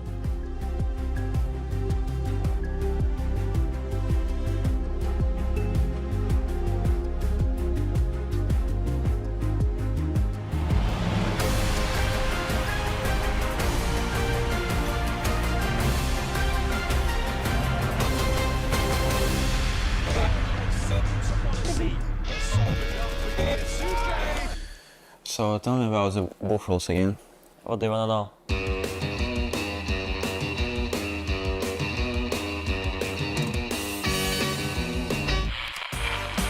So countering is illegal, right? It's legal, but 100% legal. We cannot just rock up to the booth and start chugging on the branded can. They want you to wrap the can up so nobody can see what the brand it is. And just in booths or stage 2? Okay, so it breaks down like this. It's legal to drink it, it's legal to bring it with you, but you can't show it when you're out on the break. But it doesn't matter, because for them, it's illegal to stop you. And that's the right that referees and player managements don't have. Okay, next time, I'm bringing some with me. But you know what's the funny thing competing around the world? What? It's just small differences. They got all the same shit over there that we got at home. Example? Okay, like look at the last 2 Blast majors. In NA you can join any fucking server and it will be filled with crazy people. And also the craziest comps I've ever seen. And in Paris, do you know how they call it fucking Deagle? They don't call it Deagle? They got different callouts, man. They don't know what the fuck a Deagle is. Then what does they call it? They call it Leon Coup. Leon Coup? What does they call a force buy? A force buy is still a force buy, but they call it Le Force. Le Force. What does they call full save? I don't know, man. I didn't do any crowns.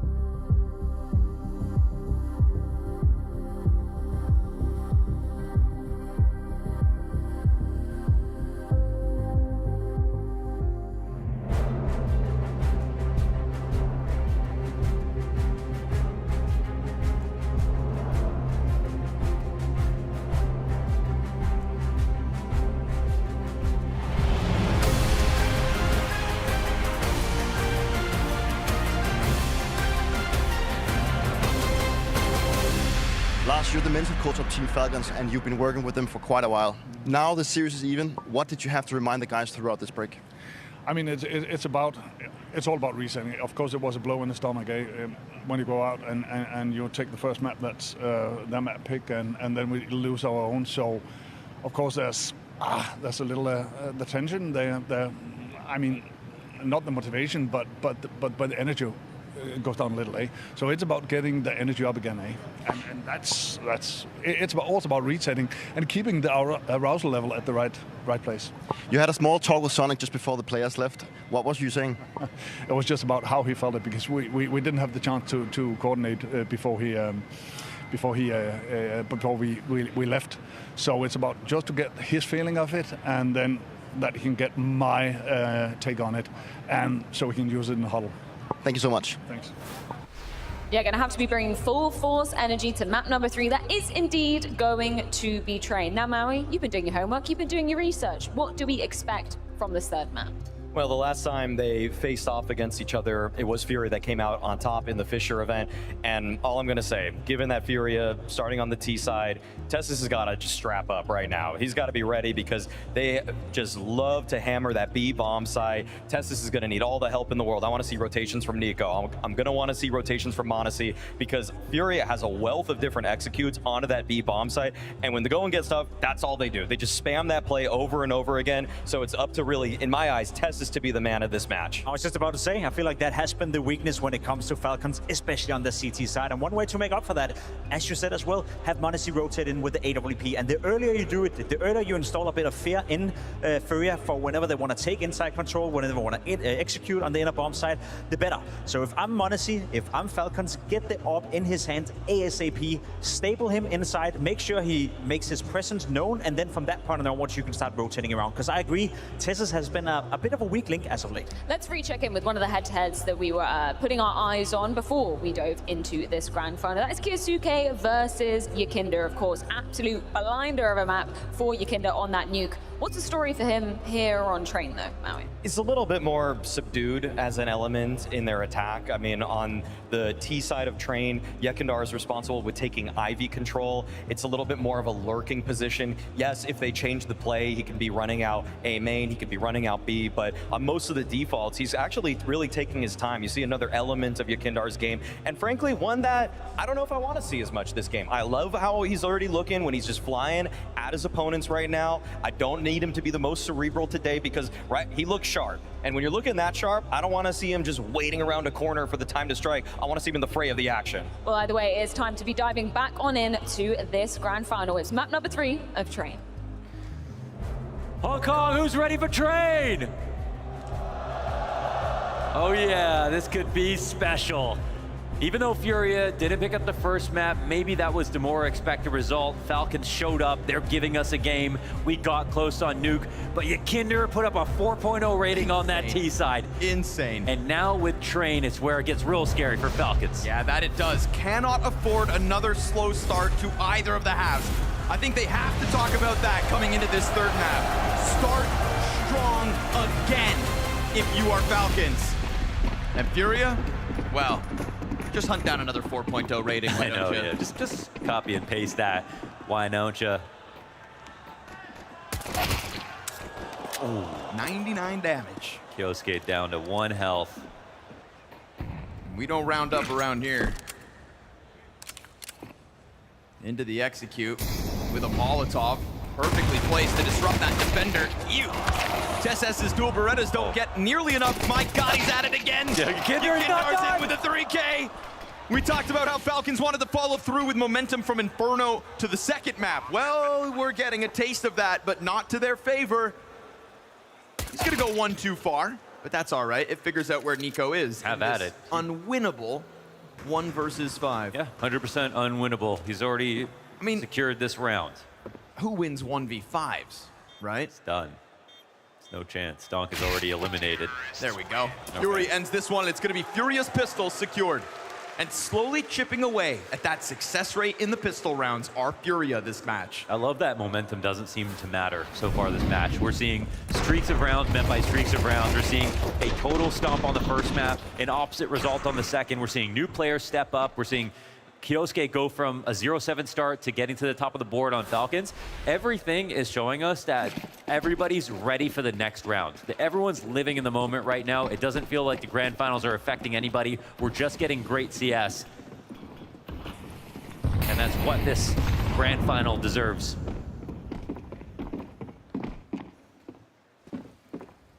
There's a certain lethality to Falcons when they're playing with pistols, but this round, nah, they know how important the investment will be in the next one, so no bells or whistles really, just that Nico Deagle. They are, however, on the right bomb site. Just USPs on 4 of these Falcons players. So K-Serato's recovery was 1 kill from an ace. But again, versus nothing. That Desert Eagle doesn't get a chance to even shoot, I don't think. I didn't hear it anyways. All I heard was Furia starting off this T-side strong. Yeah, and you know Falcons going to be a little bit uncomfortable here. They're starting CT. They want to start strong, but they've already dropped the pistol. They've got to really put up I feel like it's the B defense that matters the most. Over on this side of the map, you know, you've got to decide if you're going to play it aggressively or if you're going to have one person on the back of the site and a rotator coming in. But if you do that, and right now Furia's confidence is so high, they might send Yakinder out on a lurk through upper, throw things into disarray. There's so much pressure on TSS. Oh, this is so fast. Oh my goodness. He just continues to play with however the hell he wants. Off the flash, it's going to announce it. From the corner, emerges a CT, drops the ball on the kill. And Fallen doesn't get an immediate trade, trying to put the fire at the feet. Meanwhile, towards B-side, Yuri gets his walkout, and Fallen will find one. How have they done this? And that's not even versus the Kicksan, who took a ton of damage. They've taken Inner and Ivy by 1:20. Man, Furia are just going around the world at the moment, going around the world trying to find talent wherever they can. No, this is next level. This was a trip to Kazakhstan and back. This is ridiculous. I can't believe they went for a full Ivy hit, lost their first player, took Inner at the exact same time, and eventually won both. Whoa. I mean, I don't doubt Fallen's play. Whoa, chill. Okay, whoa. Kiosuke from above, and actually, is this round live? 20 seconds, and suddenly it gets a little scary. Molodoy coming in to help. There's no kit to work with, not enough HP to entertain it. He knows better, he has to walk away, but a swift reminder to everybody in the room what he's capable of with those headshots. However, I was saying, you know, I don't doubt Fallen's strat book goes deep, but I just didn't expect us to be on page 99 of 100 come round 3 of this game. No, that's actually such an unbelievable call to make for this early into the game. As you're opening? Yeah, as you're opening. Like, you never see anybody cheat IV timings in today's meta. Your like, opening gun round is like, this is, at a minute 27, this is what we got. A minute 27, you're dying in CT with IV getting taken at the exact same time. We saw FURIA, like, a couple months ago, call this one strat. That eco with the wall smokes outside, sneaking in through Z. They've been innovative on this map. Yes, sir. I have, the entire time I've been casting in my entire life, I've called Fallen the king of train. He's invented the meta so many times in his career. Back in CSGO, he's what everybody followed. But the crazy part is, he's not resting on his laurels. He's doing new stuff in CS2. And this new team he's got, they're buying in.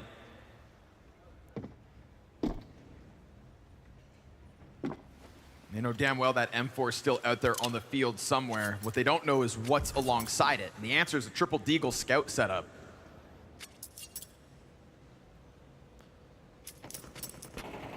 You're going to lean back here, Falcons. Falcons are just terrified, right? mean, We've just seen something no one's ever seen before. There's no way they have a read of the situation. Yeah. Like, you know, an entire game of Counter-Strike is just about synthesizing round by round what the trends and patterns are. And out of the gate, if that is what you see from FURIA, anything feels possible. Oof, one Deagle shot, one scout shot. An incision here from Falcons. csgo slips out through Pop Dog. Kicksan trying to walk that Deagle up, but the scout hits the ground. So does Fallen's body. And then csgo comes through.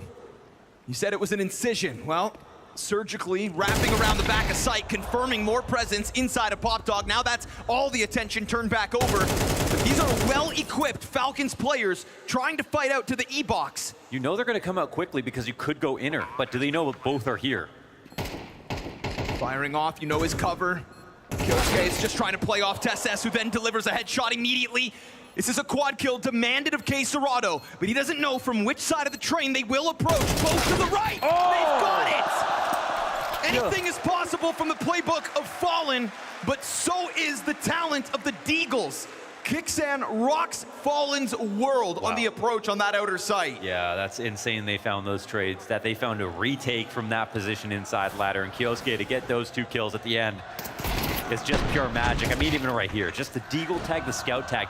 Yakinder is showing one eyeball from inside of T-Con, trying to play this as safely as possible after getting information. And they still, on this razor-thin angle, find 2 bullets in and kill him right away. You could not ask for a safer approach, but that's how dangerous this Falcons team is. It'll be every round, and don't you forget about it. Here's that Deagle stat. Falcons have 12 Deagle kills this series, all coming in forced by wins. And they're converting these. Oh. That's an insane stat when you dig deeper, too. Not just enforced by rounds, enforced by wins. Yeah. If the Deagles start collecting kills, the round comes with it. Every time. What a boon to the economy as well, right? 2 AK-47s there for Falcons and a 5 versus 4 immediately. This is like a moment you kind of like crack your neck, right? You get that last round on the eco, but now you get the first kill. You get Yakinder as the first kill on the rifle. You know if FURIA will lose this round that you get a save out of them. You're already dreaming of the comeback if you're Falcons. And you don't even have to call it a comeback. That'd feel even better for them, right? Yeah. This is early days CT side. Chalk it up to the pistol loss. m0NESY will not miss this moment. They do start to try to charge by him, and he's not going to allow it. That outer yard is under his watch. Oh, they're At not watching this. One half of it is. Fallen's play, however, as he creeps ever closer. That's 2 players confirmed. He jumps the gun, goes for it. CT flash blinds m0NESY. They're shaking a little bit. They're wondering what just happened, but how can they make a connection between this bomb and Fallen? It's going to be impossible. It seems like if Molodoy is going all the way around, right? The only potential is for him to run out T-Con and join you on the outer yard. At 15 seconds, that's the only chance they would have ever had to get a bomb on a site. So unfortunately, they're Fallen. Great timing, good walkout. Yeah. Kills them, and you see the effect. Falcons looking frazzled momentarily. But this is mostly about the recovery here. Kioski gets the opening kill. They capitalize big time off it. A second round for Falcons, and at least for Furia, they have a chance to keep making this interesting because they wouldn't have bought it all, and now they have an op to save. How is Molodoy going to make up for what he maybe was missing in confidence back on Nuke? They still won the map, but off the back of, let's be honest, a 4.0 T-side rating from Yakinder. I want to say once in a lifetime. He's had some very standout maps playing in that style. That was the best of them. Should make you think that the odds of doing it back-to-back are so low. How are they going to use Molodoy?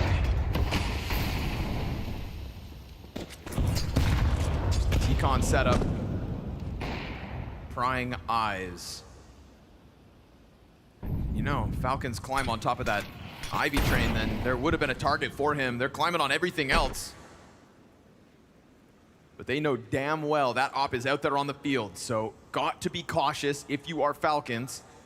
And now Nico's suddenly going to find himself very much locked into this corner. Unfortunately for Molodoy, it's not like his teammates have a ton of upgraded pistols or Kevlar really to work with. So I think there's a world where if he really gets nothing, you're also kind of on the back of your mind preparing for another save for this op. Great flash, perfect. there you go, threat's dead. Yeah, stay suspicious. You know somebody else is going to pick it up. In this case, it is Fallen. Jamming through, and Nico's got himself a third kill.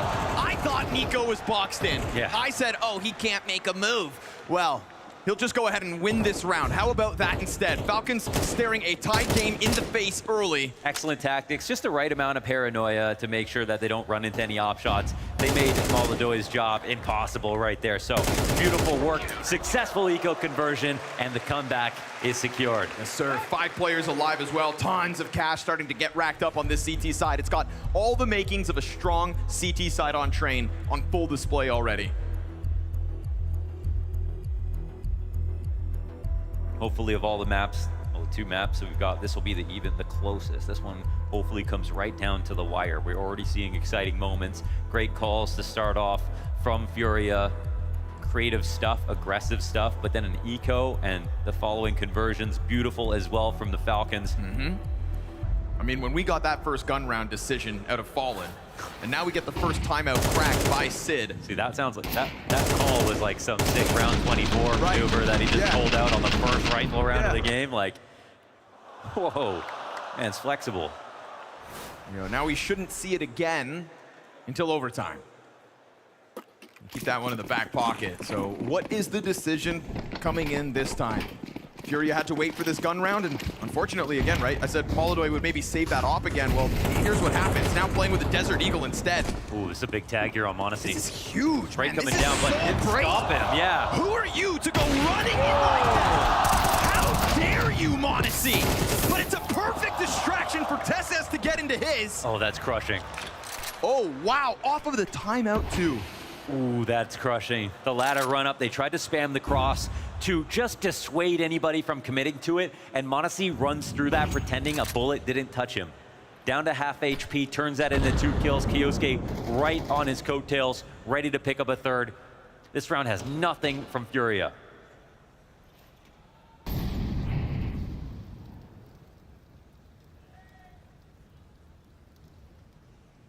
That is just a drop kick of a response off of a timeout called by Furia. They spent more time discussing what they were going to do this round than effectively playing this round. Yeah, which is always a dream for the other team. You know, you interrupt a pause just like that.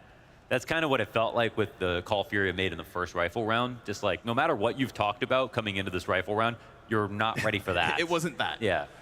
So, a rude awakening here for Furia. No, stylistically, you've got to appreciate what Falcons have done so far this event. I mean, they're looking leagues better. You know, many people would agree, you know, eventually they were going to be able to figure it out, right? The question was when.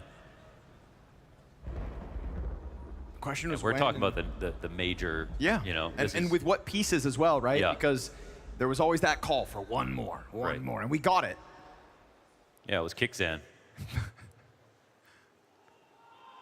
And honestly, even TSS yesterday versus Vitality was amazing. Sure. Like that was like, they've got levels. And, you know, without... And I've always appreciated like the Falcons, yes, criticized for spending all this money, but when they have, trying to buy the end score, trying to buy the hero, they've bought good cores and then it hasn't always worked, but they tried to come through and build a team either full of legends or with a strong core to start.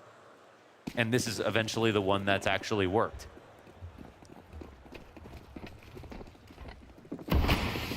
They wanted to make a splash, and they have. Here we go. Yuri's freed up this round. Flashes over top. Oh! Oof. Yosuke steps in from E-Box and shuts down the outer hit. We've got another rifle on the line. Monacy's off in position. TSS fine by it. Molodoy's got the answer. Double kills his. Switch to the Deagle. Molodoy, he's up there. Whoa, okay. Ambitious Monacy, but also serving up a distraction because we've got that flank hot on the heels of Molodoy, and it's over. Oh, can't get that kill. Well timed. It's such a deadly duality for Falcons in that 2 versus 1. Like, pick your poison if you're Molodoy. Definitely. Which of those 2 pieces do you really want to fight? Well, I think he just wanted to get that kill faster, and then maybe he could have tried to think about where the next kill was coming in from, but the rotations are so hot. Like, another moment, though, where it just feels like Falcons are slamming the door shut. Every time FURIA tries something different, like, kudos to them. Throw Yuri outer with one of the AKs, and the second comes charging down ramp. This is not the first time FURIA try to play both sides of the map. Yeah. It's not the first time FURIA have some, you know, tact to their approach. And yet Falcons are just right there ready to slam your head against the wall. but that wasn't the full investment. This is, and remember, this is T-side. They're looking for anything they can get. It felt like they were going to start off 5-0 or something like that. That's not the case, but that doesn't really matter numerically. They're just looking for a few. Lack of op has been a feature of FURIA's T-side so far. Last gun round, Molodoy on a D-goal. This time it's fallen limited to the Galil, like Yakindar. We got no fast Ivy this round, no fast plays out of either team, but a slow crawl here is actually looking like it might yield something. Ooh, we're getting real frisky already. It's gonna take some real acute awareness out of Molodoy to catch this. Good amounts of movement here from Falcons. Yeah, not happening. No, too slow to the crawl. Oh. Good on Fallen to recover with one, but what awaits him? Two more defenders in position. Yosuke misses some shots. Serato won't miss his, and that's the support system down. It's got to be everything from him, and instead Yuri pops his head from up above. Man advantage for FURIA off that one. They're looking for a flank, but it's not coming. Just two guys in from regular spots here, CT and Z. Bomb planted, Monacy on the prowl, looking to take them out from beneath. Frag goes deep, Serato blown to smithereens. They said, let's make it a 2v2. And they know for a fact that Yuri's already dropped down into the site. And they've never seen Yakindar so far this round, so they've got to keep checking their flank. Yuri, this is perfect timing. That's so smart. Perfect move to get off of that piece, and then he blindsides Monacy. The trade comes right back. We know what Kixan can clutch. And then Yakindar coming down the ramp, but he's sticking it off the fence. Oh! Disgusting 180! Not another clutch for Kixan. Unbelievable! His head on a swivel, and FURIA's on a pike.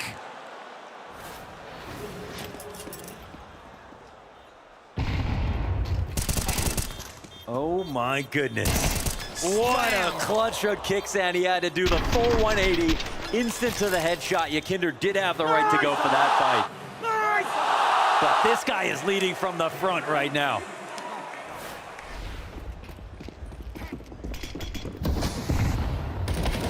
Six rounds the spree, 5v4, a common scene.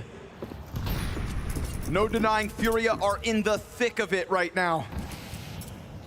And fighting valiantly, but coming up short. I'm not gonna lie though, that was still a good round to start off. I don't think they're unconfident. TSS, lots of pressure. I think this timing to try to pounce into B could have been good, but instead they wait a second, and dude, this kid on the flank again. Man, they Falcons found that just Ivy keep push. boxing them in. Yeah, and now they're walking into this knife out. Oh, doesn't get the kill though.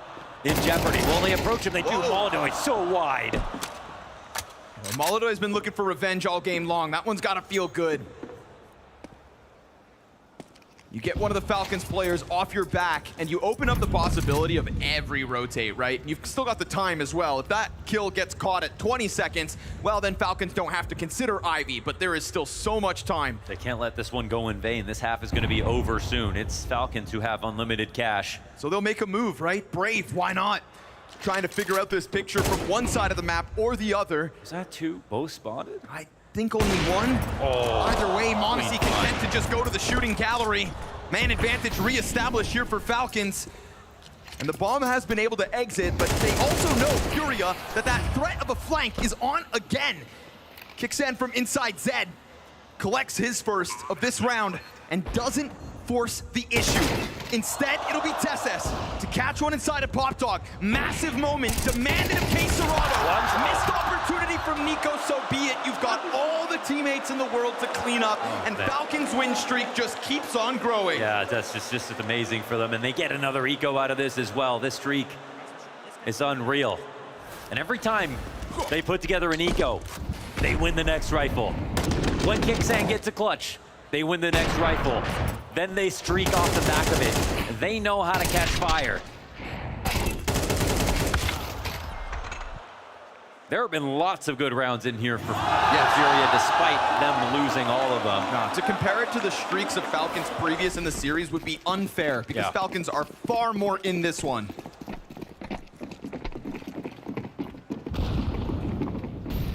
Yeah. Maybe not all of FURIA. Kinder, he started off Nuke like started off here on Train like he'd ended on Nuke. But since then, that's it. Only kills on the pistol round.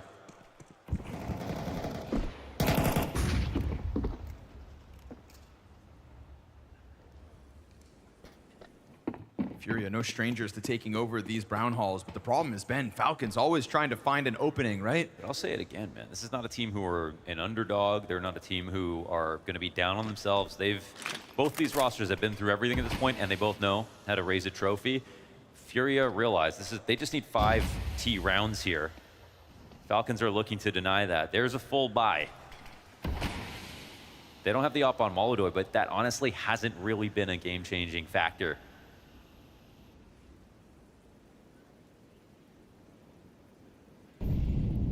Pressing off the bomb site at 45 seconds. This is one of the slower rounds coming out of FURIA, but it's also one of the rounds where they've kept all 5 players alive longer. No activity from Falcons. They just go static. They try to stack, and it doesn't work out of the gate. But Yosuke, 2 kills deep already, gets cleared out by this Yakindar flank. Just a full swarm from FURIA, and so when Falcons leave FURIA in full force, it seems like this attack still has legs to stand on. But m0NESY right here has got nothing to lose. Ton of money in the back pocket, good damage on Molodoy as he announces his presence. Swapping to the Galil would be awkward for some, but not for the best. Reload demanded. And as that fresh mag finds its way in, it is Yakindar who has been struggling since the pistol. The only round he's gotten a kill in since. Clearly m0NESY's got no idea where he's at, but he'll get hunted down. Found at least. And finally standing tall once more is Yakindar. The moment we put those stats in a magnifying glass, he steps back up. That's ridiculous. Oh, what an opener out of Keisarado, and Kyosuke's casting spells getting another 2K, and m0NESY, man. He made this so real. It's actually a great reaction to Kinder. 2 kills for Yakinder. And his first 2 since that pistol round. That impact converting to a round win. A clutch goes the way of FURIA. We'd call that a clutch denial, because that was actually almost the 1v3. I wouldn't be surprised to see Falcons get a little more rambunctious this round. Again, trying to test flanks, push off bomb sites. The more static setup doesn't pay off in the 1 round prior, and so we get this cross being put into position, right? m0NESY trying to get onto an angle in time. Kixan can feel the test coming, but Molodoy got here first. And timing is everything. I mean, if Molodoy's not going to hit his flicks, he's got to use his brain, and that's something that has yielded a good opening here for FURIA. Oh, making some test bullets coming in. How have those all missed? Also, how have they not shot back, man? Talk about holding their nerve, but... I mean, this is gonna think, Queserado's gonna start to think that they're not here because they haven't shot back. He's still got a kill. I feel so happy for him, to be honest. Meanwhile, Kixan pushes into T-Con, so we're watching that Pop Dog fight because we can't believe our eyes. And it's all a distraction for Kixan to get his double. Flank comes through from Yuri. Huge bait. Chasing down Nico. We haven't had to talk to about him too much, but he loves to sprinkle in a clutch. Eyes on Tesses. And they've announced their approach, right? That's both players, but fire in his feet, half his health shaved off. Way too awkward. Him trying to jump back up's not enough. 3 rounds to start this T side and 2 rounds to close it. We've got Furia with a pulse.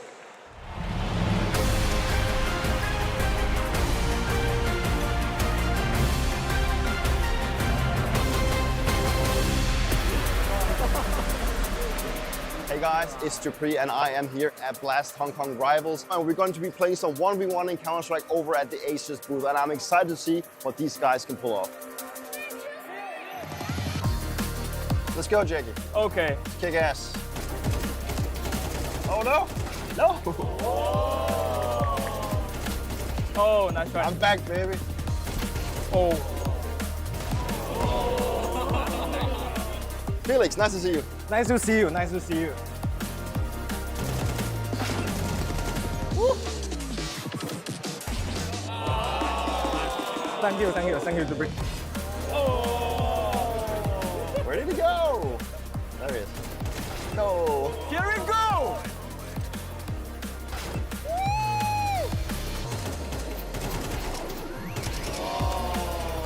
Good shot, man. Nice try. Good job. I'm so excited. Yeah, me too.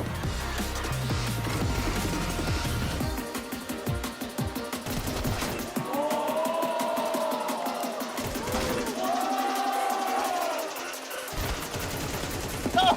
No! No! Oh. I'm locking in right now.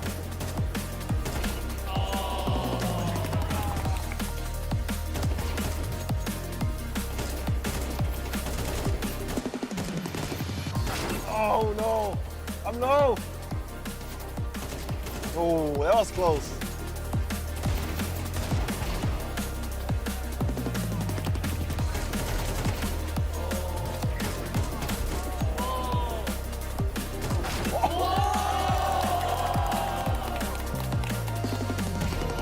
He was hitting some nice shots. I believe in you, Michael. Yes! It's so easy, guys. Oh. Come on, Michael.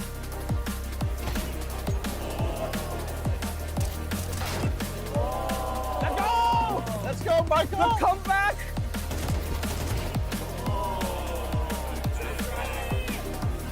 No.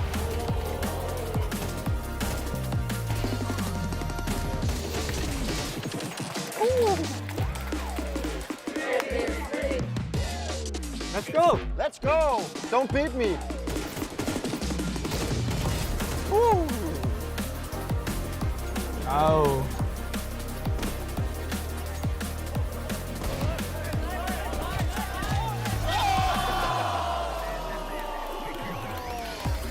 Thank you so much, everyone, for coming. It was a pleasure to play against you and really good effort. Thank you for showing up, and I hope you're going to be enjoying the rest of the event.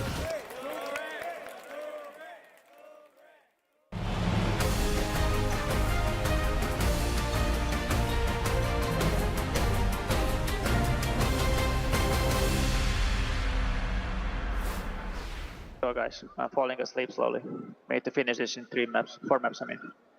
Okay. Wake the fuck up! Wake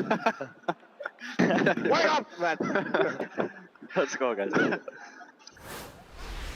There's no denying that every single round of this game so far in this grand finals has felt alive because you don't know who it's going to be and when it's going to come. And I think a lot of the time, Furia was thinking that exact thing. With the flanks we get out of Falcons in that first half, that was a Furia trying to play a T-side where they had to remain on their toes the entire damn time. No, absolutely. I mean, we saw some very creative calls. We saw a lot of fight out of Falcons, which I truly appreciate. And I'm so happy to see that Furia figured out those last 2 rounds because it felt like it would have been wrong almost if they didn't get at least 2.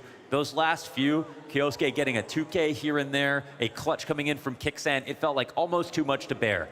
But FURIA, they stood strong, and they have a train now going for them. We'll see how this second half plays out.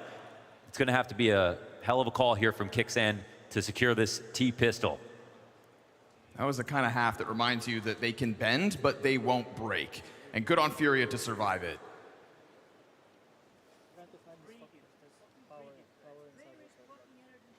We look up and down the FURIA list and we wonder, who's it gonna be? Which of the individuals step up next? Because when Yakindar out of nowhere drops a 4.0 something rating on Nuke, we didn't see that coming until it started.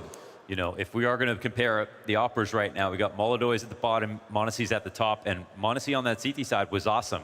He was transitioning perfectly from different positions, but almost all of them were passive. I mean, he took IV control in one situation, but for the most part, controlling from Icon, staying in very safe quarters, but also finding openings constantly. Molodoy, on the other hand, was only getting shots off the use of his cerebral sort of positioning, but the flicks weren't there.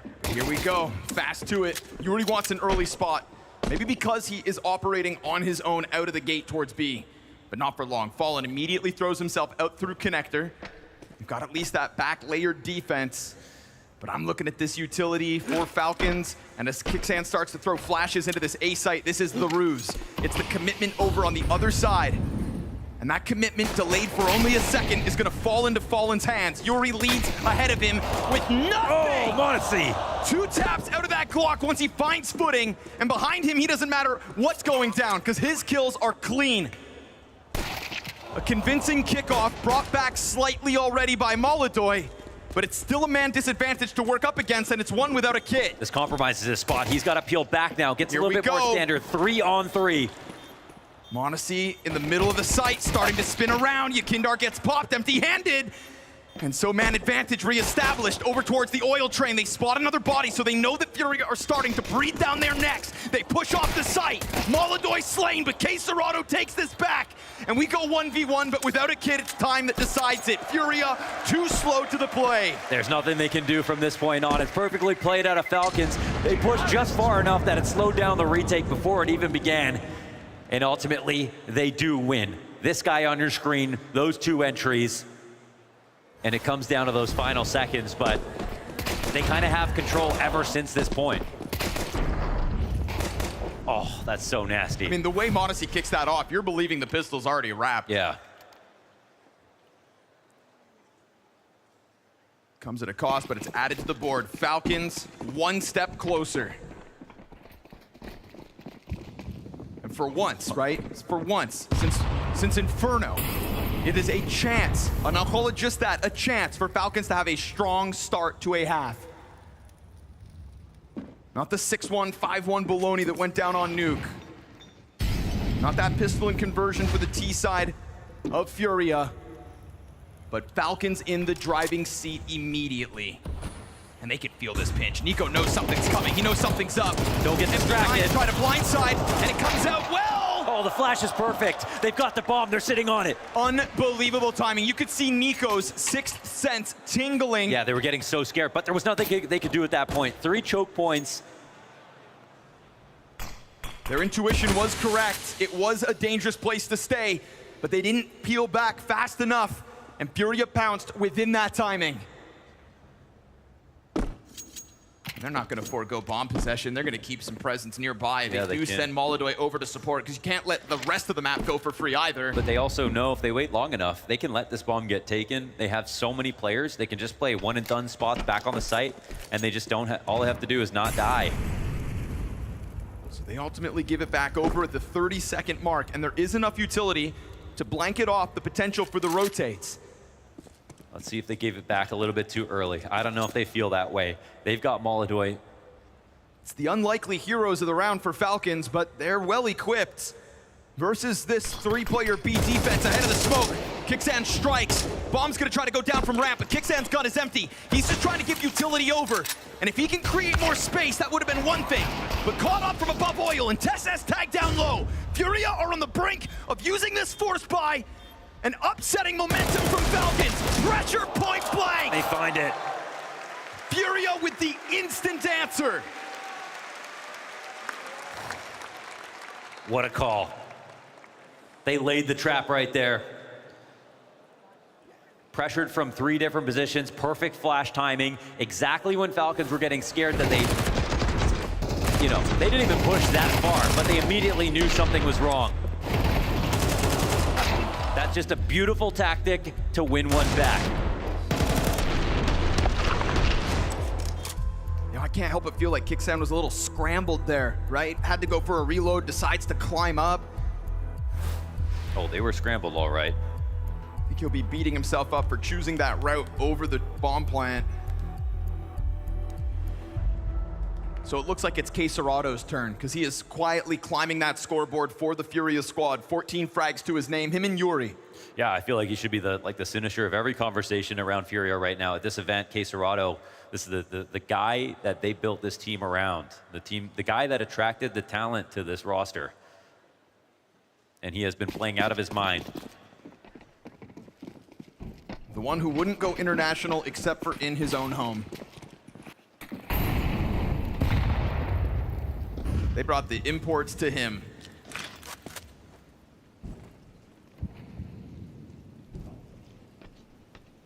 Do we still have FURIA fans in the house? All right. Oh, there's lots of them. Round by round, you gotta believe, but this is one of the easier ones. Hey, no making out in brown halls.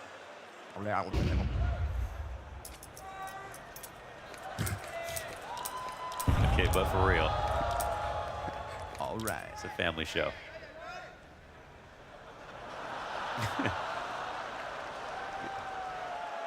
Your goat's watching TV. Oh, they're watching TikToks.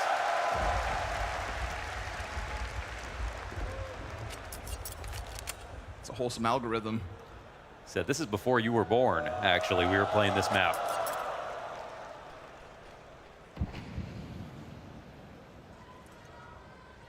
This is actually such a sick crowd.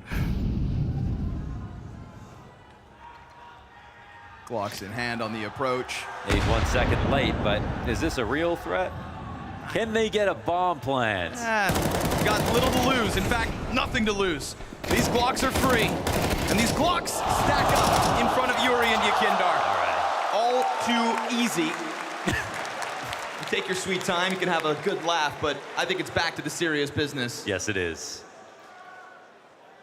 They took a fake tack there to discuss this round. Sid knows it.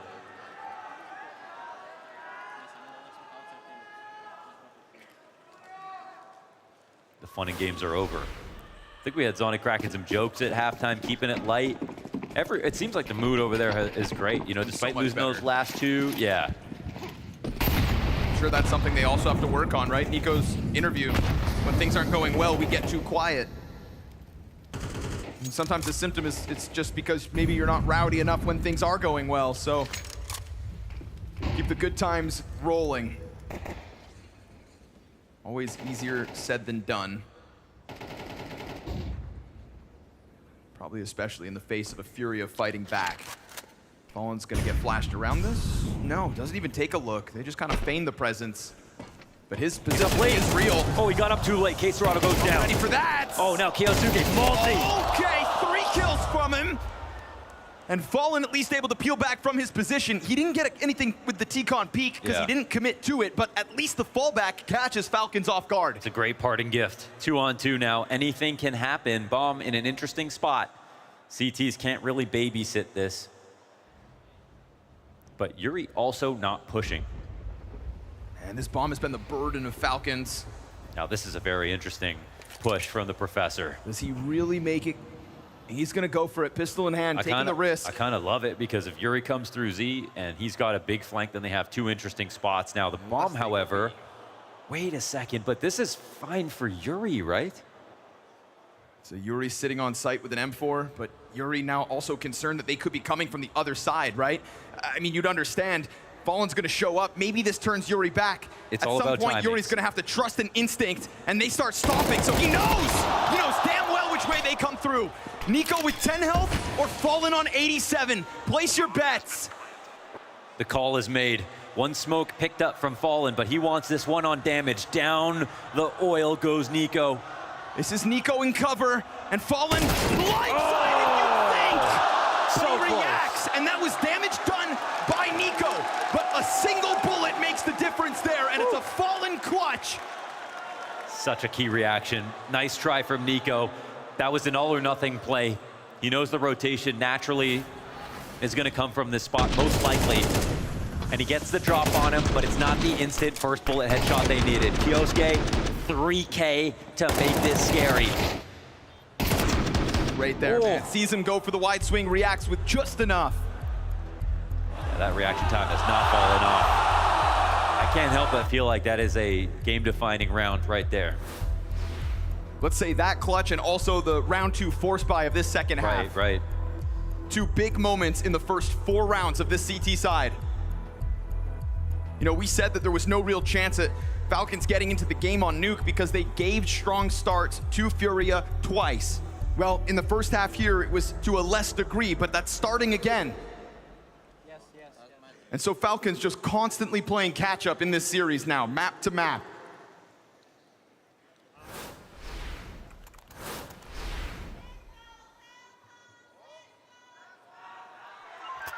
Keep up the energy, boys. Keep up the communication. Don't be too sad about this. Fuck this. Shit happens. Part of the game, boys. Trying to keep the mood high after losing that close round, and we see what it means. It feels like the important clutches have just gone Falcons' way so many times. They built so much momentum off of it.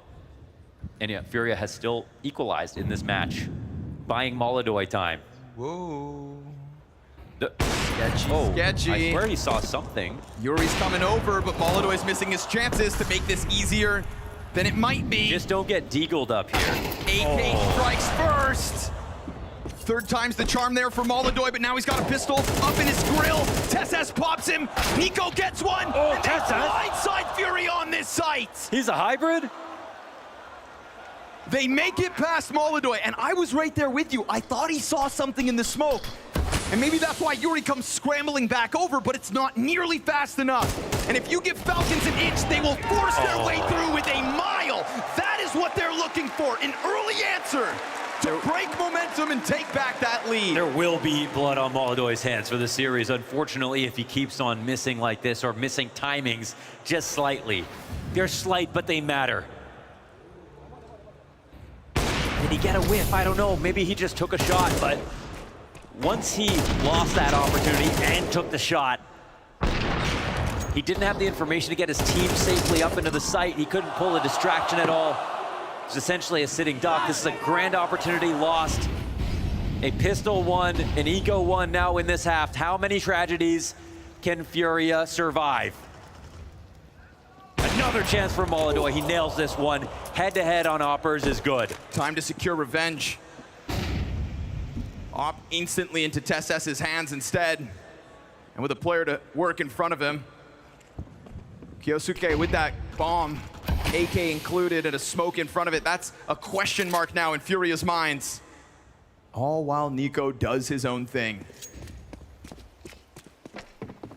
Falcons are trying to play with keeping options open, but there is this huge gap in the middle of it all, right? No eyes on Pop Dog this entire time. If they think FURIA are gonna feel antsy enough to go for a push somewhere, that is a gap that Nico is now going back to clear, trying to find that tethered timing to join his teammates in what is shaping up to be a commitment to this yard. And a very forward position for Fallen, an MP9 to try to move forward as well. They're gonna look to stuff this on the approach. Nico eats that flash, and it's Yakindar to press his SMG into the smoke as well. That is a good chance back for TeSeS. Nico still yet to strike, walking into Fallen. How'd he get that? But down to 17 health in the process, and that's all they need. Hey, that's a write-off. That is FURIA content to just step up to the fight. I mean, they can lose an eco, but they keep winning rounds like this, then... Am I crazy to feel like Falcons just lacked a little bite in that one? I think so. The setup was also just really strong, and I think, like, you start off with this head-to-head win from Molodoi. I mean, we can attach so much impact to round conversions for Molodoi if he's going to be able to put that up one way or the other. It's just a read on where m0NESY might pick this round. It pays off. That's one. This makes it 9-9. I have no idea who's going to win. I mean, you can't tell.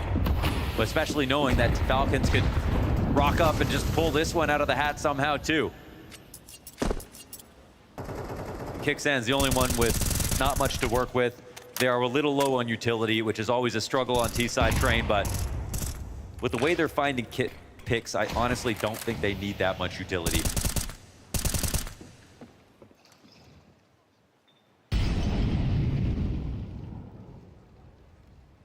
We got ops on the field, but not currently positioned in a head-to-head.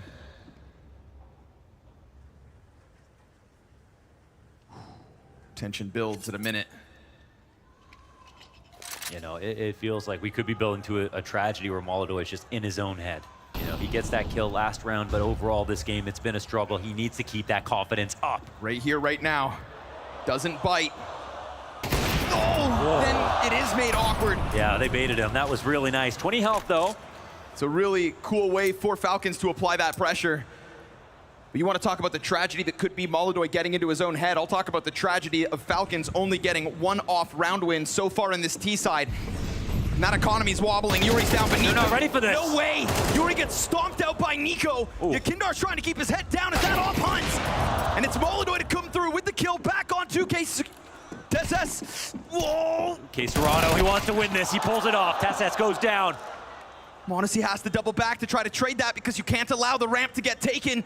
It's going to be on Kixan to actually hold off the bomb site. But with what? He was the biggest limitation in this round. And while there's no immediate flank, m0NESY could start to write off the threat, and that timing is a disaster for m0NESY. Yeah, now Kixan's Deagle tries to strike. 3 players for him to find with just this sidearm. Pops K-Serrano, misses his second, and that will be FURIA's lead. Leave it to K-Serrano to find a timing there. What a master of that. Absolutely beautiful stuff. There was a certain point at which m0NESY had to give up the flank to help out within the site because there are going to be at least two players scaling towards him. Yuri going down to a scary moment here for FURIA. There's a lot of frustration because this round could have been won absolutely by the Falcons. They nearly found a way to pick this up as well. But now the close situations are mainly leaning towards FURIA. Yeah. I mean, Kyosuke tried to get it going from upper and then instantly shut down like that. And not a single rifle round has actually been won by Falcons in this second half. FURIA are sitting on 2 timeouts left over. They're in cruise control a little. I mean, they might be scared every round, but they're still overall solving the problem. And it feels like that problem's only going to grow as the money starts to fail Falcons. It's just so incredibly high level on an individual basis. Like, the amount of players that can pop off in any given moment and not just threaten a cool 2K or get a couple of eggs. You're never seeing exit kills. You see no exit kills this game. Yeah, good point. It's literally just pure impact, non-stop, back and forth. Yeah, I'll take it all night long. They're going to try to just bust through. You've got little to lose if you're Falcons. It gets awkward for Fallen. K-Serrano and Yakindar trying to pull it all back themselves. That's a gun in the hands of Kixan, and he has been instrumental to the success of Falcons. Watch this mastermind work with a minute and a bomb on his back. He believes in his aim. We saw the patience on that Deagle shot before he lost the round last round. He's not scared to take it slow. He believes in himself right now. He had an unbelievable Inferno performance. FURIA know that they're constantly in jeopardy. I mean, both teams feel this way. Stress has to be at a maximum.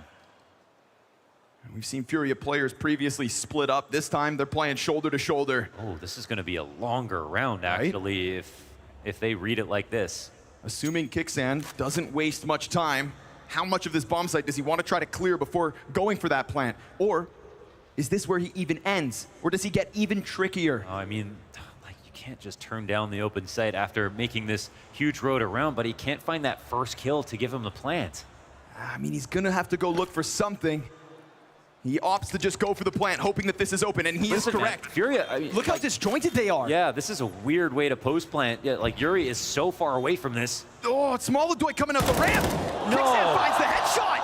I mean, FURIA spent so much time side by side. So much of that opening bout of this clutch was spent together, and then they split up at the worst possible moment. And now all of a sudden, Kixan, he got found.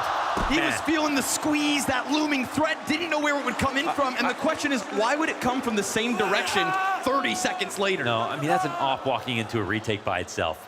They decided to go T-Con. Listen, you can play a 2v1 together, but you want to do it from a spot where maybe you split the difference, or you play towards a site. You play in Z or you play in Pop. and then you have fast rotations together. How can an off walk down the ramp? What is Yuri doing so far away from this, and why is he starting off this retake?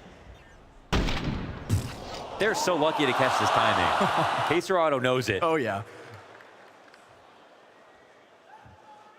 That was not a shining moment out of FURIA and could have been an absolute disaster. They narrowly avoid it. They don't let Falcons get 10.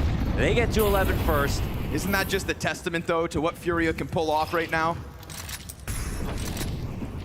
The most winning team in recent months just finds a way when it matters. There was a lot on that clutch. It's their 4th round win by way of defuse within this CT side. No shortage of Falcons openings. Maladoy nearly pays the iron price to get that op frag again. It's only 39 HP for him left. Shouldn't matter too much. It's like an awkward amount of utility left, though, at a minute for FURIA. Only 1 smoke left in the cache. And we've got no actual Ivy presence. A very forward look out of FURIA. They can be checking their flank, but, you know, Fallen's only kind of passively watching this. Right. And they've got no one back in CT, too. They could be prone to a split, but... Last time Kixan did this nade set, it was actually the commitment into B. There won't be anything pop right now. They're losing control of this. They're going to have to call you Kinder backwards. How deep are Falcons digging? What is their avenue of attack? Caserado catching the contact, but it's Maladoy with the kill and a chance for more. No, Nico emerges out from T-Con. Perfect pinch. They just emerged from the middle of the bomb site, spread out into A, and m0NESY all this time, oh, he gets it. Lives being dinked in the process. This is Falcons stepping up on individual levels across the board to keep this a 1-round game. God, I'm just not a fan of the setup out of FURIA. Like, there were too many gaps. There was nothing bad about that split from Falcons, but they didn't even use pop. It was just T-Con, that was Ivy with it, no information from FURIA whatsoever, and they've been playing active. So now communication's looking a little bit weird, man. That last round was not a well-played 2v1. This setup out the gate in a 5v5 is probably the weakest that we've seen so far. They have barely skated by in a lot of these rounds, which means they've been expensive as well. Let's just wait, they don't even have money to buy. Do they have anything? Or did they already make their purchases, or are they broke?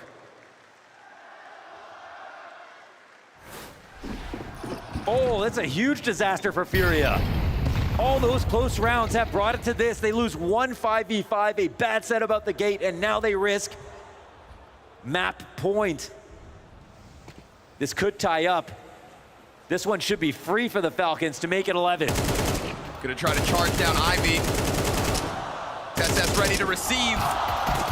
Swaps over to the Glock. Maladoy will stop him, but all the while it is Falcons running rampant down into a B site for free. All this hard work, and they will finally string 2 rounds together in this half. And that's why making rounds close, even if you lose, matters. They get to reap their rewards right away. And we will be going the distance. 24 rounds of play on train.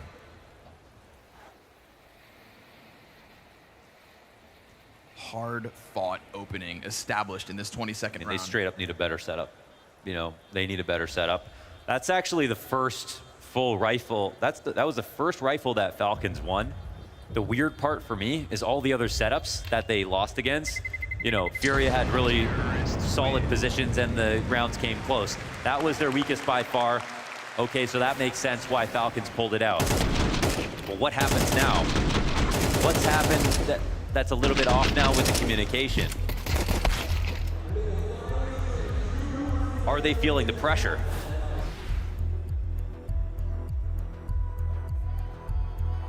It's FURIA who saved their pauses for a moment like this. Absolutely necessary. This is one that has to be tactically correct. Are they going to try to set up Maladoy to get that opening kill? Are they going to have more map control than what we just saw? You want to see them playing like they're winning, because for a while they were.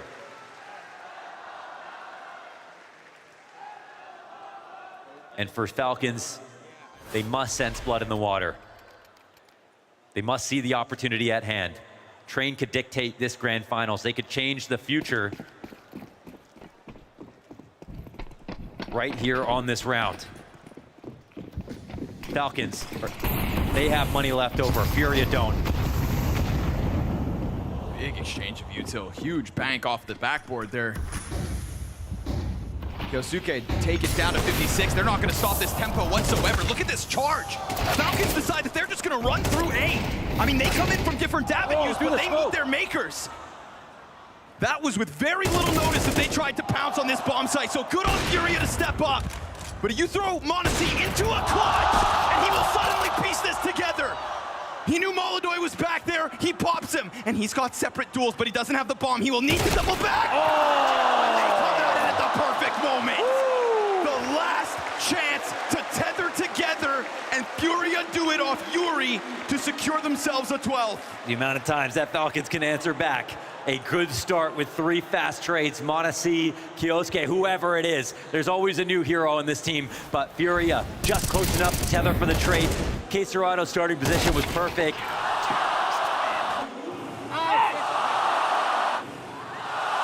How brave is that charge, by the way? Nuts. Talk about ambition. Falcons refuse to go down without a fight. Round 24. You mentioned the money.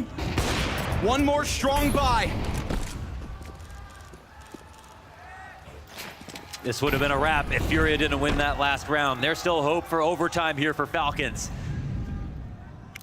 All while FURIA prepare their close.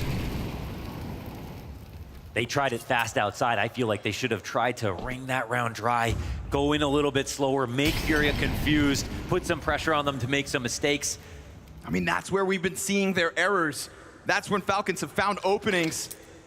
Instead, they come in brimming over with confidence, and it costs them short down to the 1 versus 1, but still, that was m0NESY in an attempt to clutch out. This time, it does come at a different tempo. There is 50 seconds left of regulation, and FURIA are, this time, playing in the dark. But they've got Molodoy face first in a T-Con, 45 seconds, and they know that something must be up. This split starts soon, or it's going to be. There's no nades for TeSeS to try to sell this fake. That's the last smoke that's going to land on the outer yard. And so these B defenders have guns in hand, and they hear it coming. Yakindar, that's a little bit labored, but Yuri will be given a chance to still stand. He fights. He chooses to fight on. A reposition further back, but this challenge out from Kixan. It's close on Z. And what's he going to do? Where's he going to move? Oh, he's too scared to phase it. And so he takes that 1 step back, retakes on. What a find. m0NESY hits down Fallen. We go back even to the 3v3, and they know Yuri's still back there. Oh. Bomb ticking. Kicks in. And that walk down into the B side pays off. Let's go overtime, baby. A much better look from Falcons. A prepared B site defense ready for the hit, but they just couldn't hang on. You let Falcons get their talons in that site. It was a decent defense, a greater attack, and the result we were all looking for. This one has to go to overtime.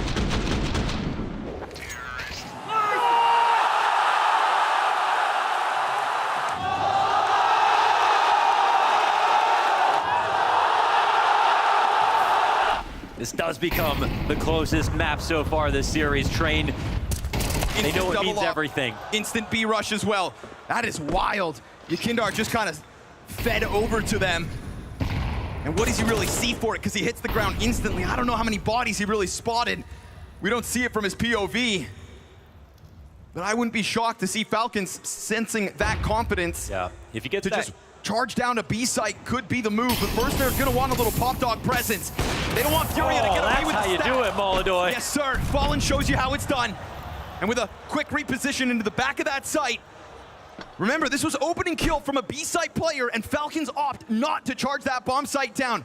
When 2 rounds ago, they were so confident to just take a charge at FURIA, now they hit that pause button, and it costs them. They took 1 extra ticket damage, Fallen gets away with that kill. And that opening tactic, it's not a rare one. Kinder, if he got up and got that kill, he would have got away so easily. There was no way for the T's to trade it. They come through this smoke. It's Yuri again. Oh, Molodoy's gonna draw attention. He repositions further back. They drop the player in the sight. Missed op shot. The door's open. The flashes are working. Kixan's hands no longer busy. m0NESY's monocle hunts as he looks up top. He loses his teammate. It is all him right here, right now in the first round of overtime. That op is served up a distraction, battle of the oppers. And distraction's the name of the game, all while csgo creeps in behind him, puts a close to this with majority of FURIA still alive. Wow, you got to shout out Fallen for that one. Getting the kill back, Yakinder, I'm sure his heart sank after he lost that kill. It should have been such a big find for Nico. And they mollied Fallen. I mean, they really put pressure on him. They did a ton of damage as well. But you see this flash dodge in from Nico. He had to give up a lot of health for a small chance, and he capitalized. Big round from the old man.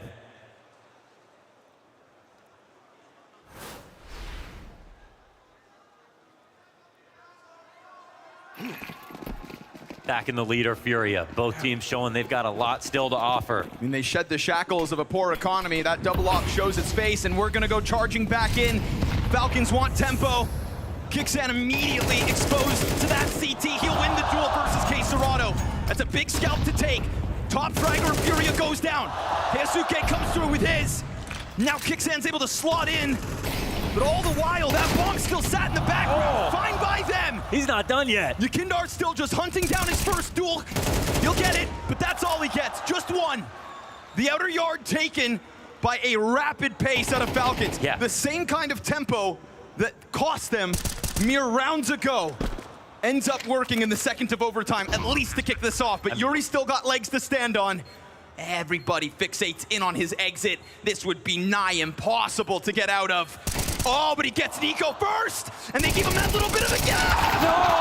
Okay, imagine. Mere inches are the difference. That would have been a horror story for the ages.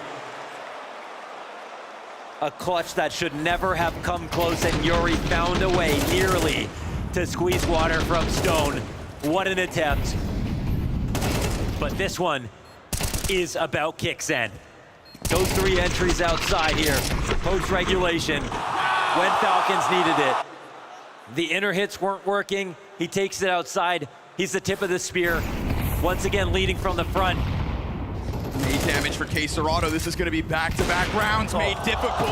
Back-to-back rounds. He's the opening frag to the favor of Falcons. It's starting to feel like the pace of this T-side can no longer be controlled. FURIA trying to fight fire with fire, send Yakindar on an expedition, and it pays off. But will this spot from Tesses go unnoticed? Oh, his guard is down completely about this. He peeks out. Tesses thinks that he's been spotted, but he hasn't. Moldoy could actually back up eventually out of this. We'll see. Tesses so tentative. Oh, he's afraid. Oh, he let one go. Tesses, you didn't capitalize. Missed shot. You still haven't killed him. And he will now. He's coming back for you. Fallen pushes deep through T-Con and saves Moldoy in that instance. It's a pick from the other opper that sets up a Falcons failure. Tesses asked for help. He didn't even see him. He didn't even see him. That glance on the shoulder peak, Moldoy doesn't even know he's there. And he ends up killing them both. Oh! Tesses playing mind games against himself. He didn't see him. Wow. He took that glance, and you know, our brains work quickly in Counter-Strike. He took a shoulder peek, he saw the scope out, and he just thought, I'm within that vision. You usually have such a good feeling for whether or not you've been spotted. Instantly, all the information, what gun is on the other side of this, what angle I can work with. Everything. And Tesses just slightly misreads it, doesn't get enough information in that 1 or 2 frames. And just like that, the round is lost. Feels like Moldoy's still trying to figure it out. He doesn't even know. He's wondering why he wasn't killed in that spot. He just thinks that Tesses never took that shoulder peek. That's all. FURIA take the lead. Unbelievable that they end up getting a second CT round. What should have been Moldoy dead turns into an op pinch, favoring FURIA. Now on the hunt for that coveted 15th, and it's an opening kill from him and Yakindar. Oh, they're gonna make it 4 now. Of course. Why hesitate? You get 2 frags on that outer yard. Oh, and this is where they flex, huh? Back to the first rifle round, taking inner at the same time. But wait. Oh! Huge headshot. Yuri brings that one back. it was looking scary for a second, like m0NESY would go unnoticed, but Fallen was actually drawn over to this bomb site because they were thinking there's a bit of vacancy here for the taking. Oh, they got TeSeS rattled right now. This is starting to get a bit weird. Meanwhile, they find that second CT, so FURIA have the whole picture. FURIA have everything they need to get that 15th, while Falcons had their backs against the ropes. TeSeS so pressured by all of those utilities, just let everybody leave. Never did they know that Fallen had that bomb on ramp. They're starting to lose their mice. The pressure's starting to build, and the pressure keeps getting applied from FURIA just like you want to see. Their best round this game was in the first rifle, where they took inner and outer at the same time. Here they dress it up a little bit differently, but the heart is still the same. TeSeS will fight tooth and nail for this. Don't throw this away. 12 health for molodoy and Yakindar combined. This one's just for the kill. molodoy having that smoke blown open, gets the opening with the op. Yes, sir. That's going to be the difference this game. Also, I love the tenacity of Yakindar right next to him, right? This wasn't just molodoy, but molodoy plus Yakindar. Same smoke gets popped open. Both of them succeed. Insane three-peak punish there from Yuri, too. Just simultaneous opening kills for the imports of FURIA. One away from taking this game. This game, you run it back 10 times. It's 5-5. Both teams, so many quality rounds, so much X factor. TeSeS, it's chip damage as molodoy goes for a different opening move. Oh, just over the flames. And now he hits shot of the night. All he needs, that was it. TeSeS now expects his, this follow through right on the brink. But also with so much time, I don't expect FURIA to rush this. Oh, huge position from Kixan. Does this flank get clipped? Missed shot from molodoy. They might chase this down. Kyosuke's gonna have some pressure on him. Oh, while TeSeS comes back. Oh, it's a big bang. Beautiful. Pressure back through the smoke. Kixan collects another. And that was Falcons in the meat grinder, but they step up. They actually do. They work with each other. That was so difficult. Kyosuke in that position, so compromised.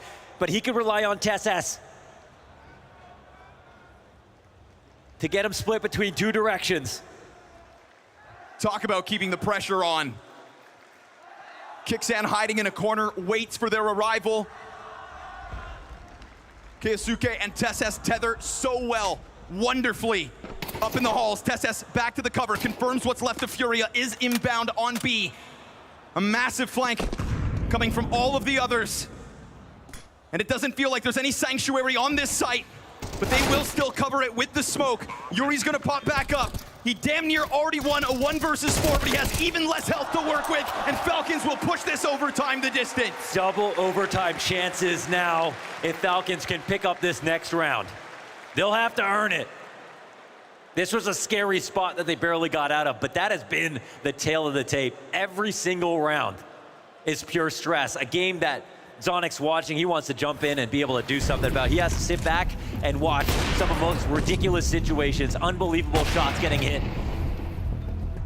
Back to back.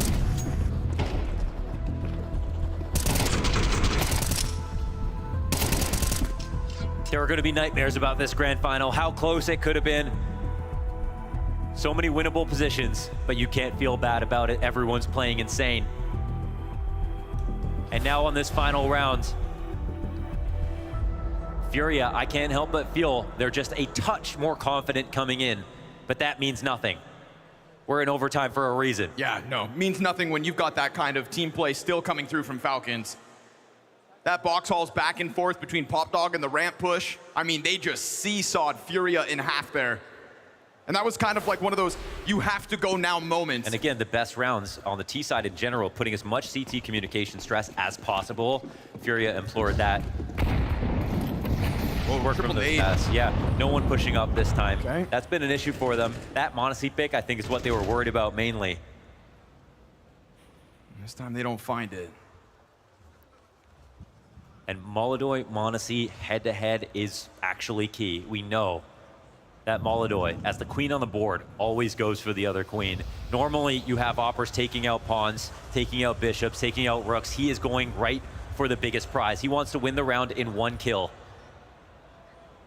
Right now, but they don't know where m0NESY is yet. He's gonna have a chance to pick one off. Kixan's been staring at his feet this entire time. Oh, Kindar starts to spray that smoke. He better be ready for this corner, and he's not. Whoa. Why would you be? That is a beautiful setup for Kixan to, again, play a key role in the success of Falcons. He is right up there. That was such a dangerous game to play, but huge prize. That's one. Now time becomes a problem. They waited a long time in that 5v5. We're down to 40 seconds. Flames in front of half of this hit. And without Ivy, we start to get Falcons freed up to take a look more so towards the bomb site. This is m0NESY and NiKo. Who else could you ask for to be in an anticipation of this commitment? Now from FURIA, frag grenade finds its mark. That's half of the bars down for Yuri and csgo. Pressure's on, nades find their home, just like on Inferno. Utility's looking fantastic, and they are walking into their demise. They are walking into a second overtime. Molodoy all for the Falcons fight on! What a brave move for Kixan to make at the bottom of Ivy in a round like this. The bait smoke behind him. Yakinder taken out, and all their attention from then on could be focused on Pop and T-Con. And because this happened so late, at a minute, there was so much pressure on FURIA to make something happen. You wouldn't normally want to make that upper hit without at least the threat of someone coming up Ivy. But they didn't have that. m0NESY locked it down.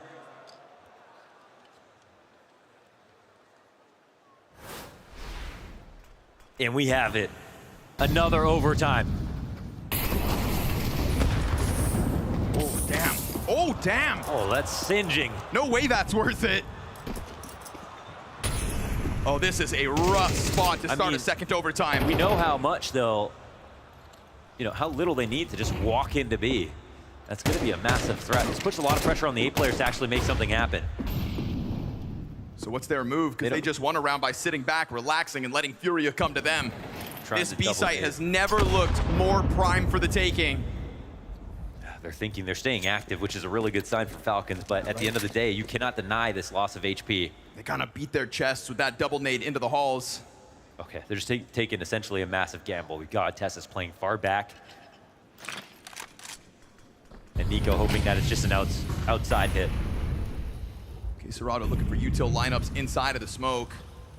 And at this moment, it's feeling like just this m0NESY press to the front of the outer yard. They're kind of falling for a fake here. Yep. m0NESY missing shots as the utility continues to come on out, but now they're priming themselves for this B hit. csgo going down, but now Falcons are going to realize they've been sold. Snake Oil falling down, though, is fallen. Clipped out by Tesses, who doesn't give a damn that he's only got 7 health. Yuri's deep position, coupled with Molodoy on the bottom of the ramp. Yeah, but that's the bomb. It's rerouting. He's able to go deep at 25. NiKo late to the party. He wants to stay up here for a kill. And as m0NESY comes out from Z with another bit of op impact, how does Molodoy hit this bomb site? Where will he succeed? What? Slides down. m0NESY missed shot on the bomb plant, but not on the support. Yakinder hits the floor. Beautiful head-to-head. And as m0NESY with less health tries to find him, Molodoy on the brink of a fourth, misses a critical shot. He got it! Not a second time. This is King v Queen.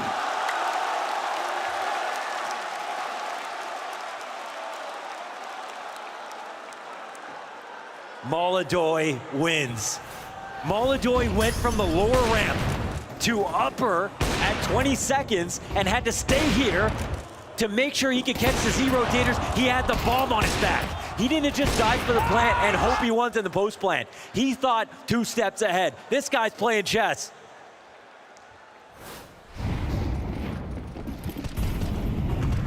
Fast charge into the pop dog.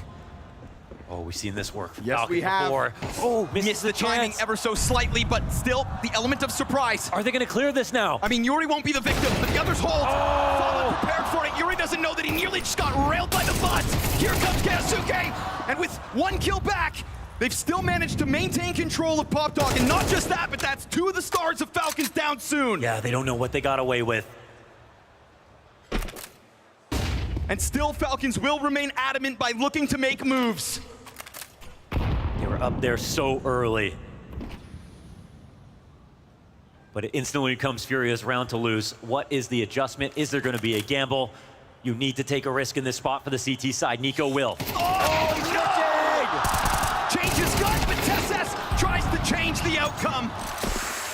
He switched. Oh. Sometimes it just feels like destiny's against him. Oh, he switched his gun. NiKo sitting at the bottom of this scoreboard. Can Kixan, of all pieces, bring it back? No, not with FURIA so locked in.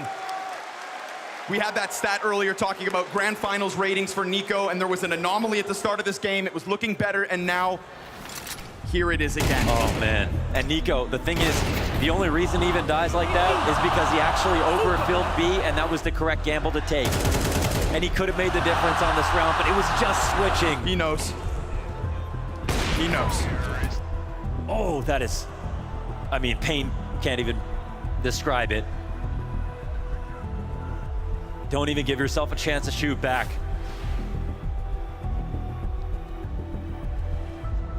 The most unfortunate match, or moment of this match so far.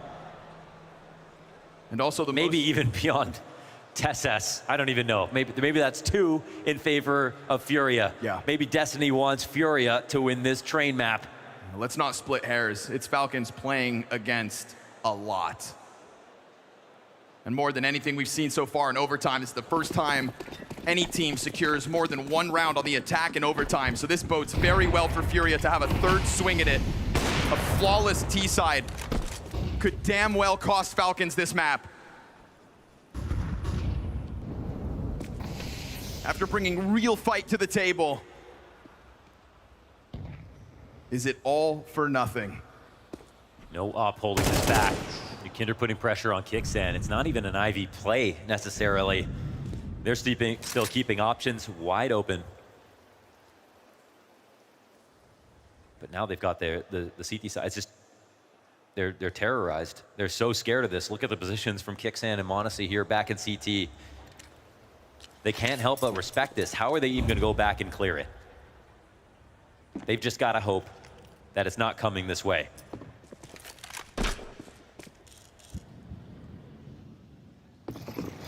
Full-blown execute. It's coming. All of a sudden, they crank that dial to a 10.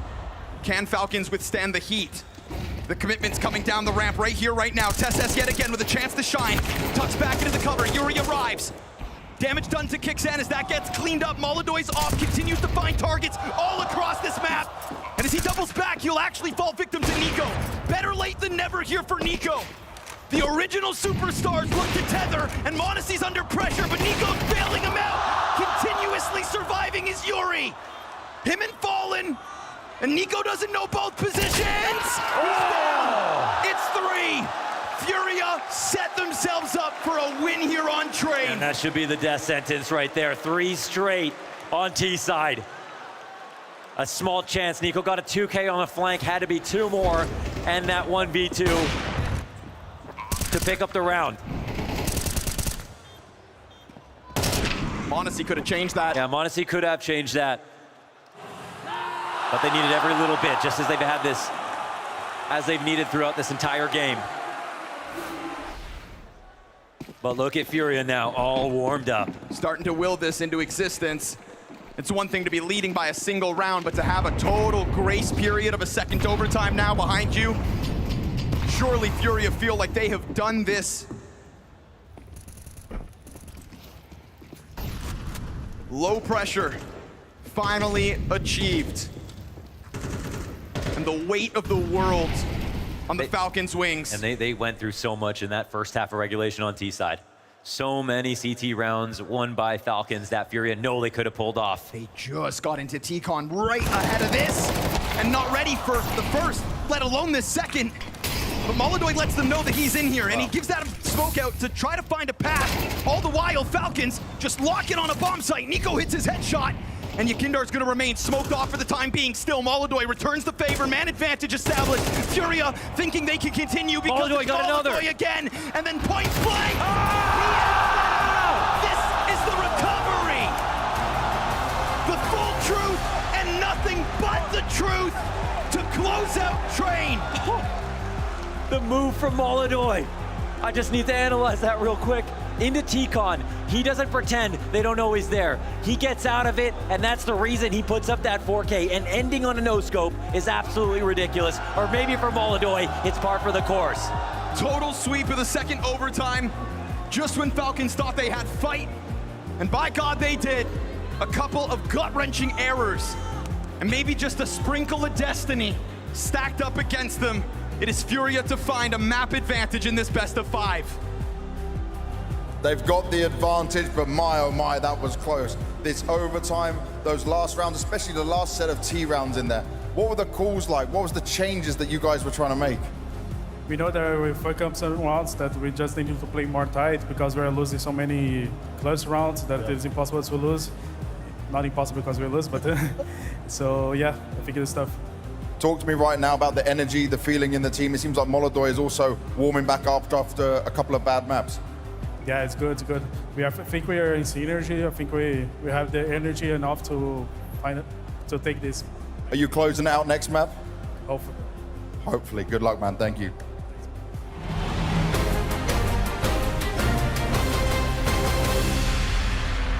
Blow for blow, tit for tat, but once we hit overtime number 2, it all came up for FURIA. It felt like a Falcons Dupree. They just crumbled under the weight of what was some monstrous form from FURIA. This game just keeps delivering, and this was a showcase of when teams goes toe-to-toe, when you end up with these 3v3s, 2v2s, where it's the decision-making, the individual thoughts that actually is going to matter who's going to win. Sure, there's also going to be some timing that's going to be played into this one, but we can see that the brain power of these players are really on display in this one. It's just the body language from the players, right? You can see when they went into the first overtime, it's a sign of relief in the Falcons camp. Second overtime, sign of relief for m0NESY once again. You can see how much pressure that is building up within the teams, that every single time they have a moment to just take a breath, they will, because then they have to refocus. This was a game that was balancing back and forth, up until the point that a certain Molodoi turned on.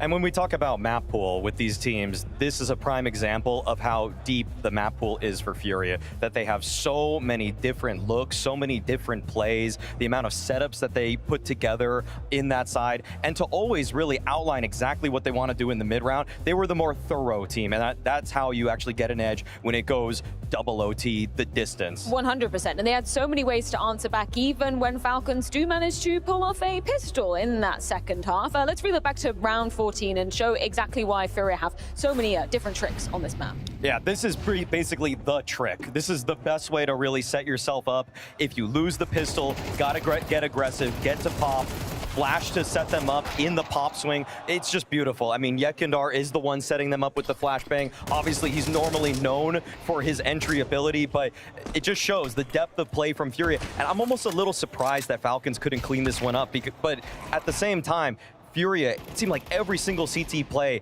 there was a flash, there was a teammate. That was just epitomizing how thorough their defense was. It was just a death trap that was set up from the start of the round, and you could see how uncomfortable the Falcons played. It was like they knew what was going to happen, but they couldn't actually react to it. They spot the guy coming from pop, they do see the guy heaven, and then all of a sudden the flash just pops, and there's 4 players beating at them. And at that point, where the bomb is down, the trades are down, it's just hard to get back in a round like that. One thing is the mental part that you've just lost, the advantage in a round that you're supposed to be clinching for your team, but it's also the way that they lose it is so mind-blowing hard for Falcons. We've been talking a lot about the race for the MVP coming out of this grand final. csgo is one of the names at the tip top of that list, and on round 19 he puts forward a very good case as to why. Mao, you said inside the green room that csgo was very smart, and I just want to showcase why exactly he is so smart.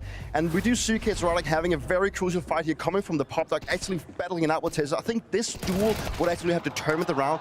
csgo gets this kill, and he knows now aware that they need to be looking for him. He just plays it so patient. We've talked about the FURIA is so good at playing with patience. He keeps m0NESY guessing. At this point, he still stays around pop dog. m0NESY starts second guessing himself. He has to go back and help Qx on the side. At this point, this is where csgo strikes. He moves up into the position whenever m0NESY is doubting himself, and that puts him in a perfect position. And if you look at the minimap right here, just see how slow they played. Molodoi is creeping up CT, Fallen just holding onto connector. csgo is just waiting for the right moment to peak. When m0NESY dumps himself the most where csgo has gone to, that's where he strikes.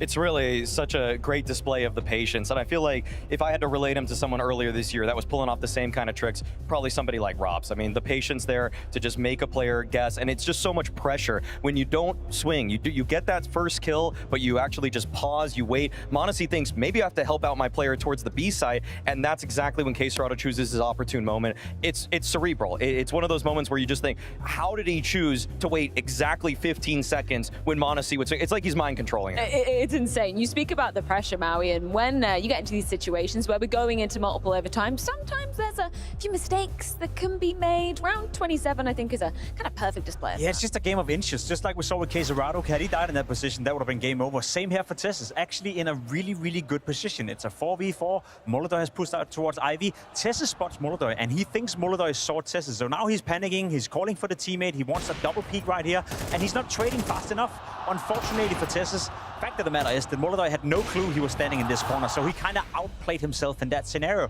And yes, it's easy to say that's pressure, that's a mistake. At the end of the day, it's a game of inches. It could have been that Molodoj actually saw him, and then it would have been the perfect right play.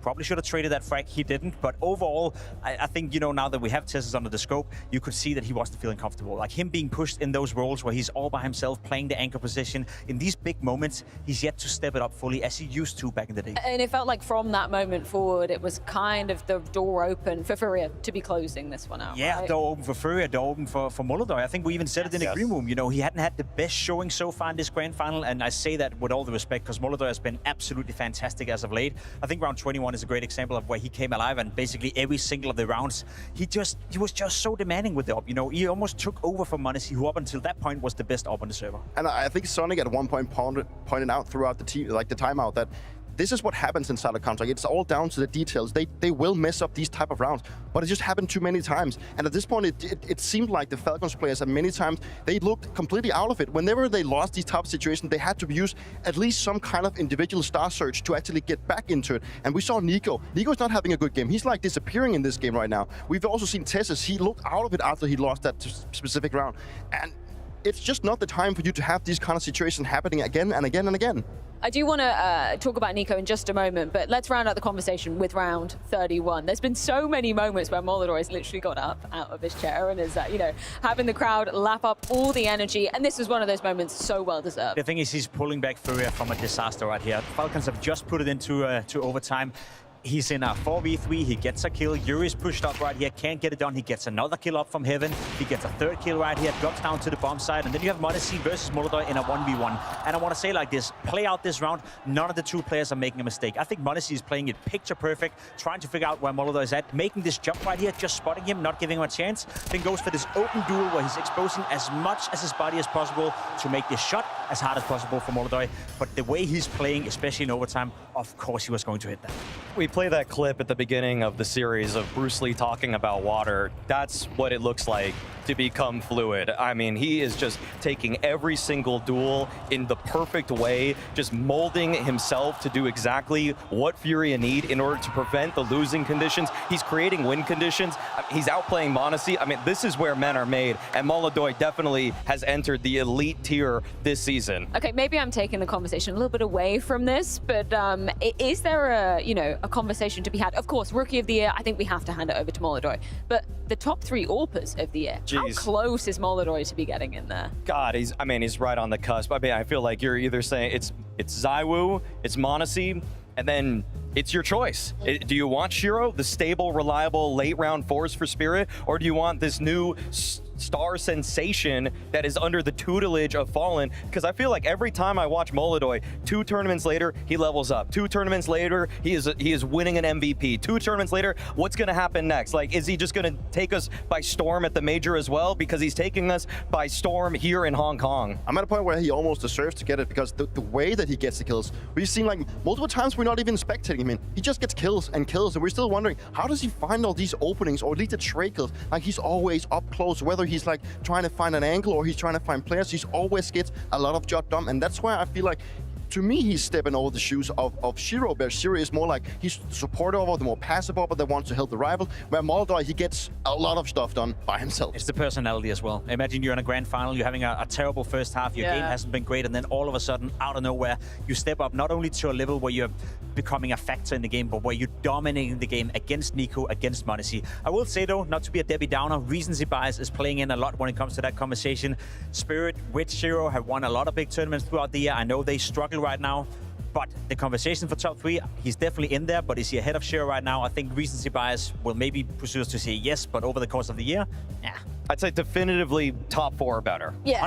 That's the only safe thing to I feel claim like right we need now. to expand this to top 5, Matt. There's so many deserving names up there. But you mentioned one name that we haven't really been seeing too much impact from. I kind of hate to say it, but Nico, he's not having the best showing, as you kind of alluded to Dupree. Definitely not, and unfortunately, this is not the first time we've had to have this conversation where Nico is not actually showing up. You know, he's by far the most experienced player inside this squad. He's the veteran. He's the guy that needs to be leading the way for the young guys, and I just don't feel him right now. It's like he disappears throughout the series. He's not getting any kills done. He's not seemingly reacting in a specific way he's supposed to, but also the communication seems to be falling apart. He even had a saying inside one of the listen-ins that he was falling asleep, and we had to have Tessa say, regardless of it being a joke, that he was falling asleep. And that's not what you want to be hearing from the most experienced player inside of your roster. Let's run that TeamSpeak clip one more time, because I do want to revisit that. We heard it at halftime, but let's listen in once more. So guys, I'm falling asleep slowly. Made to finish this in 4 maps, I mean. Okay. Then wake the fuck up! Wake up, man! Let's go, guys. I don't know whether I'm like the best body language reader, but Mary, that didn't even really seem in jest in that moment. I don't know. He gave a little wink. He gave a little wink, but at the same time, after looking at his score, after train, I don't know if it was a joke. That's the problem. The problem is that when you're on the bottom of the scoreboard saying to your teammates that you're falling asleep, and Tessis is telling you to wake up. I don't know where the hierarchy is here in terms of who's supposed to be a captain, because Nico should be leading by example. I know that he switched some roles lately. I know there's all this cope about that he's now maybe supporting Kyosuke's first in elements, but at the same time, Nico, it's time to wake up, because your team needs you, and if he played 20% better on train, they're walking away up in the series right now, but falling asleep. Some of the times when he was quick switching, when he was holding an angle, just walking forward in a straight line, the way he's peaking things right now, it does feel like he's falling asleep to me. I think first and foremost it was a joke, you know, from Nico. I'm pretty sure that you wouldn't be saying that in a grand final, especially like that. I guess that the body language leaves a question mark in that regard. It's just some more the arrogance, you know, and I think that within the team is kind of cool. That's the way that the Falcons are approaching a lot of the games. Yeah, you kind of want to be arrogant. You get motivated by that, Jacob? If you heard your teammates saying that, bottom fragging, by the way. Nope, I don't, but that's easy for us to be here pointing fingers after the game is over. This happened in the middle of the game, and Nico also did step up, you know, the later we got into the game. So it's always easy for us to be like, pointing fingers, and you said something stupid here, and now we're going to put it together. I think Falcons within their team are playing with a certain amount of arrogance within themselves, and I don't mean arrogance in a negative way. If you're Monesi, if you're Kyusuke, if you're Nico, you know that you're better than the rest. You know that you're supposed to be some of the best players on the server. Whether or not you like that attitude, don't really care. I don't think it hurt within the team, and at the end of the day, that's all that matters. What we think, who cares? Okay, so it's more like ego then. You're saying it's more like ego, and that could be a positive thing. Dupree, do you mind if we put your ego to the test? Because we've been going through some refrag moments, right? And Jacob, it was now time for Peter to step up to the plate. What is he intending? We saved the best for the last, let's be completely honest. Every one of you at home have been able throughout the entire tournament to go in and recreate and replay some of the scenarios that you've seen from the tournament. This one from csgo yesterday, Peter. We put you to the task. It's not an easy one. It's a retake. It's with the USB. And I guess you gave it a go. How did it go? I think I did worse than I expected, which is kind of the bad thing. I think it was actually more difficult than it looked like. And obviously, it's always cool that you can step into the shoes of the professionals. You know, I do give it a go here, right? And it's like, you can maybe tell the frustrations here a little bit. Like, I'm actually missing a lot of shot. I'm going to blame it on the equipment. But no, that's how it is. Right? Like, the monitor is just bad. Like, the mouse is bad. Suicide. This is probably the best one. This is where I get full tilts. Like, I don't even care. At this point, I don't even care. This is also the first time I ever try to pull off a highlight like this in a shirt like that. I do end up getting it, and it was actually the toughest part for me was actually dodging the flashbangs that I actually had no idea what was happening. Okay. Now I'm getting it at nice. it. Yeah. And now I'm just waiting for Big Zero to come through the smoke. He's gonna be there he is. There we go. And then stick to the fuse. So nice. I feel like I could have done better, 100% if I had better equipment, but I mean that's how it is. We're going to help you, Peter, because at Refrag, we created something called Coach, and all of you guys right now can head into refrag.gg/blast, claim a free trial, and sign up for free if you want to. With Coach, we actually analyze your games. We make sure that we realize what are you good at, what are you bad at, and then we put together a training plan for you so you can get good at the game again. I would highly, highly, highly advise you, Peter, to go in, sign up at refrag.gg/blast. Try out Coach. I'm pretty sure we can get you back to a decent level. That's definitely something I need to be working on, that's for sure. Well, we need to keep this grand final rolling as map 4 does lay in wait. That is going to be Mirage going down between FURIA and Falcons after this short break.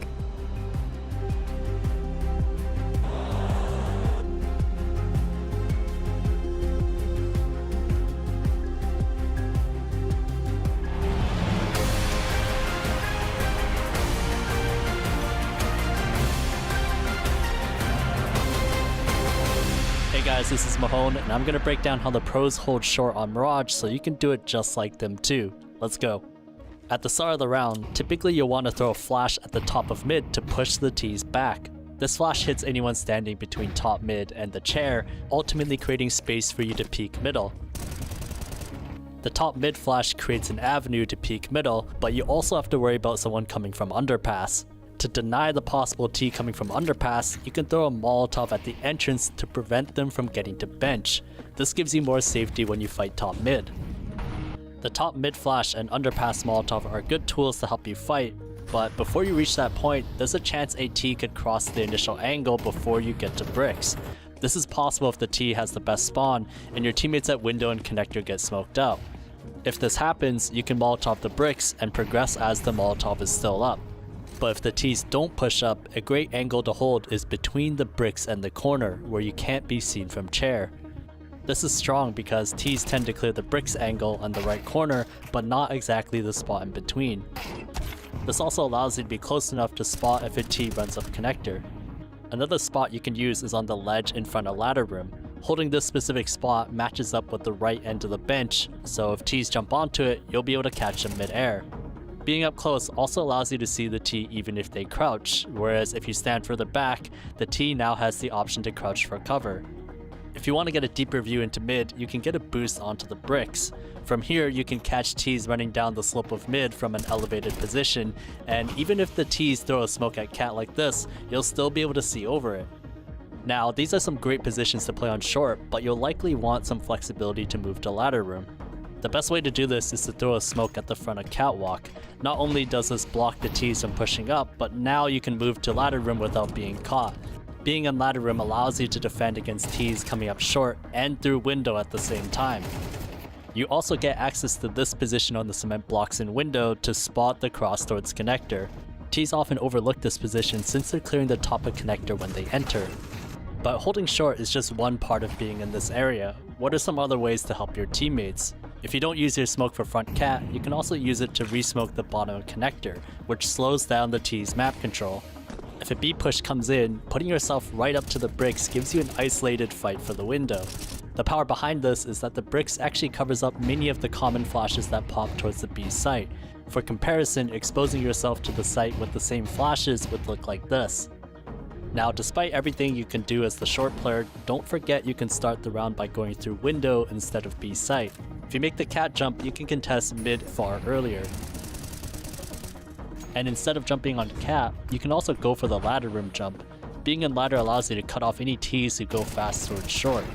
But if you peek middle from ladder room, keep in mind a T with the best spawn can already make it to second chair. And that was the last piece on how to hold Mirage short like the pros.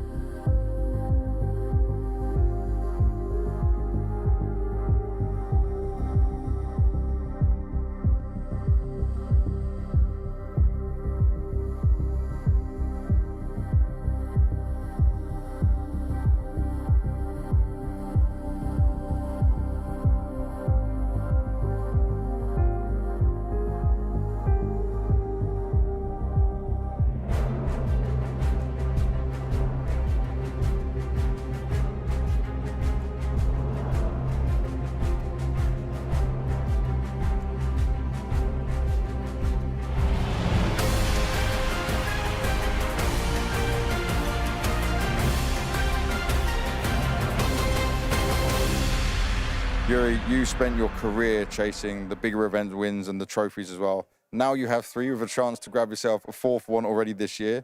Does it seem crazy to you when you think of everything you've been through in the FURIA jersey?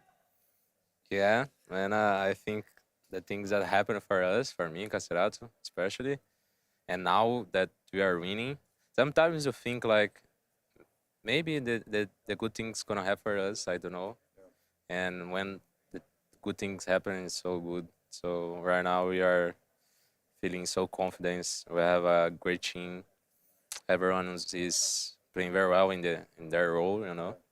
So yeah, for me, when you think a little bit about our past, bro, it's a dream, you know. Peak Yakinda, we think, from the VP days, right? Do you feel like you can get past that, or you're already past that now? I personally think I'm a better player than I was in VP. Like in terms of like maybe mechanical ability, I was stronger, but like I was choosing worse positions, and you know, like during VP time, we never really were like tier S or tier 1. Yeah, we were tier 1, but like top 8, top 5, top 6, kind of this kind of a team. Now we're top 1 in the world, and it's a completely different level. And I personally feel like I'm a better teammate, better player. Mirage, map 4, and a chance for FURIA to get their hands on their 4th trophy of 2025. But for Falcons, considering this could be their final map played before the major, what are the stakes coming into this round of Mirage? Obviously, the stakes are very high. Obviously, if Falcons were to lose here, it'll be another tournament where they get so close, get into the final, but can't get it done. So it would be devastating for them. Whereas for FURIA, it would be the perfect way to head into the major, Peter. Imagine winning another trophy, your 4th, and also claiming, I think, the favorite role heading into the major. There's no one else right now playing as well as... There's no doubt that whoever's going to take this one is going to get that kind of confidence going into the major. On the side of FURIA, just want to keep that momentum going that they build up. But when you look on the Falcons side, still looking for this trophy. But I'm curious to think if actually Falcons going to end up losing those. Is this going to be the more motivation coming into the major, wanting them to do good? It's going to be interesting to see. But right now, there's no more room for error for the Falcons. And that's where I look at Falcons and I go, okay, surely you're feeling more pressure in this moment. Because of course, 4 trophies for FURIA would be nothing short of miraculous. But for Falcons, it has evaded you pretty much every single step of 2025. I feel like the pressure is on them more here. There's no doubt. Like, if you were to ask who does it mean more for, it is 100% Falcons. They're under a lot of fire right now. The community is after them. They spend a lot of money. All the players are talking about in the interviews that they feel the pressure, and they feel the pressure to win. Whereas for FURIA, as nice as it may not sound saying this, it doesn't really change much for them. They're still going to go into the major as arguably the best team in the world, as a team who's already hoisted 3 trophies. Obviously, winning another would be great, but it doesn't change too much for FURIA, whereas for Falcon, it is night and day between winning and losing this game. And Falcon is aware that they have the team, they have the, they can puzzle things together to win tournaments. It's actually just about getting it done, getting that over the finish line. And I think it's more of a mystery to them right now as it is for the rest of us. I think they're still trying to figure out, why are we still struggling? Why is the communication falling apart? Why are we not seeing our individuals showing up when it matters the most? We need to get that puzzle together, and we're running out of time. Not only for this best of 5, but also for the major in just a couple of weeks. But that's why I want to contest it a little bit, because I think that's what we are seeing. We're seeing a Falcons in a grand final versus what many think is the best team in the world, and they just went into double overtime on map number 3. It is inches away from them leading 2-1 in this series. I think we're seeing 2 of the best teammates in the world right now playing some good, solid Counter-Strike. I agree with you, for Falcons, they need to win trophies, obviously. Nothing else is okay in their books, but let's be completely honest, they've been in semi-finals, they've been in grand finals, they are top 3 team as of right now, so it's not that they're struggling, it's just they need that final little inch to get over the finish line and finally win something. They've been within touching distance so many times, so who are we looking at to be stepping back up coming onto this ground of Mirage? I mean, obviously for the Falcon side, we need to see more out of Nico. You know, he's not been looking like himself in this one. He looks a little bit out of his comfort zone. He needs to be leading by example, leading the young players inside of Falcons. But FURIA, you know, they're a great Mirage team. It's definitely a map that they can show, but I'm confident that if Falcons can bring it back, find that synergy they had specifically back on Inferno, bring that fire, bring that motivation, the team play that we know that they can play, they can bring it back to Dust 2, and if they bring it to Dust 2, there's a big chance Falcons might scoop this one. The show must go on, and this could be the curtain call, a chance for gold for FURIA on Mirage. Yes, this could be the curtain call, so Hong Kong, we need all your energy for Mirage. This is gonna be a banger. It already has been one of the best series so far. The best of the event so far, definitely. And now Mirage could be the end of Falcons if they don't hold it together. Man, and which Falcon? Which member of FURIA? We've been going up and down the charts, trying to decide and trying to separate these two teams, but by God, they've made it hard. Fan favorites all over the place. Records getting shattered on an individual level. Yeah. And yet the game goes on. Let's make this grand finals go down in history here in Hong Kong. csgo gets the first look at them. Here come the Falcons charging in, eating the flashbang. But they regain vision, and he doesn't have a kill to his name just yet. That's awkward. csgo goes down with nothing. Fallen on the answer back. It's a nice headshot to Nico. Tess bends bullets around that pillar. And so man advantage for the Falcons. His hands are busy on the plant. Yakindar's got his and a second. He baited that. Bomb is down. Retake demanded of FURIA now. Now they gotta support the cat push. Kixan has to get in the middle of this. No kit. m0NESY takes that look, that angle back towards Cat. They know that one's inbound. Kixan's hoping that he's gonna go unnoticed. Molodoy takes a ton of damage, and that damage could end up being key. Kixan opts to go for a reposition as the bomb nears the halfway point.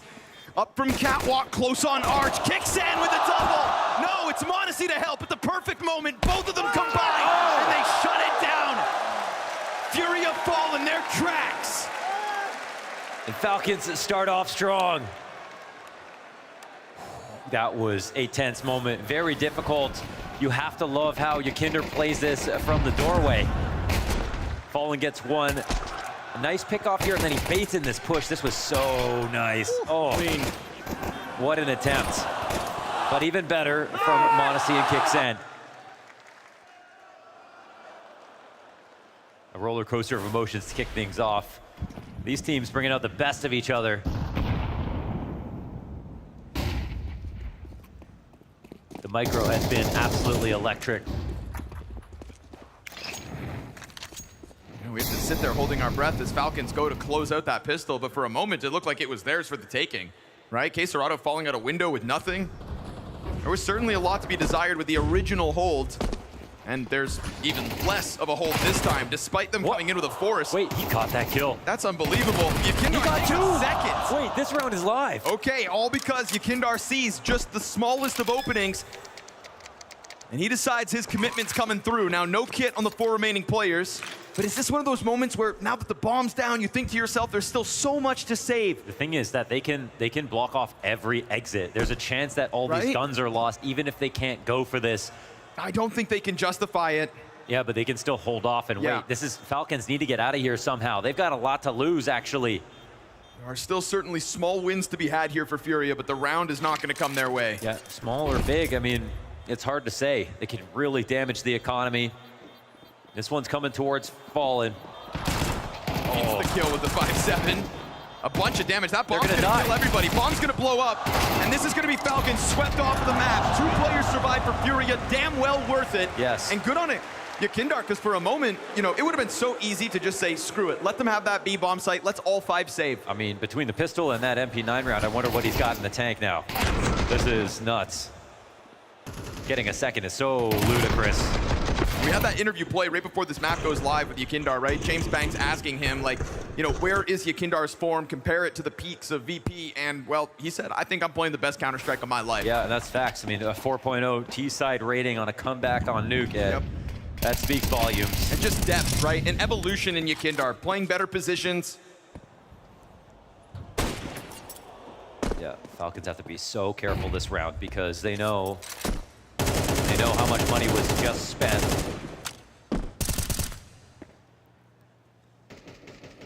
FURIA forcing up for another chance to fight back off the back of those 2 kills from Yakindar.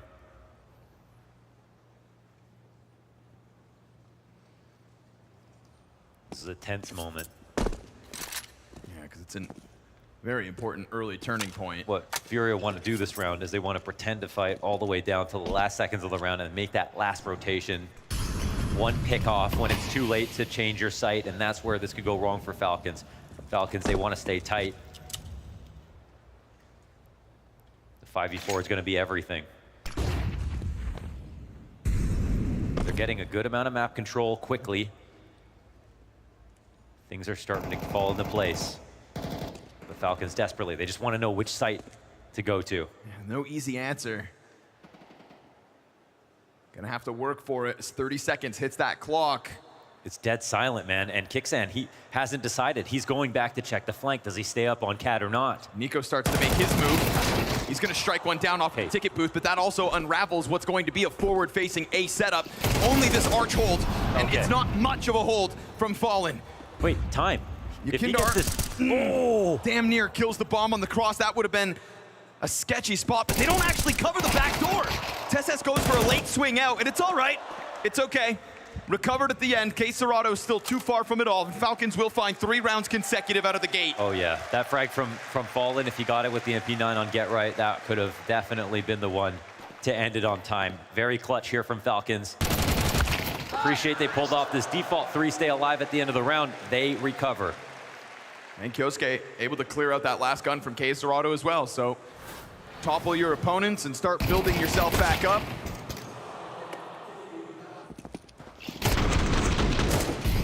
Fallen leaving a little to be desired on that one, and at least Tesses, even though he lost himself one teammate, closes the door on Yakindar.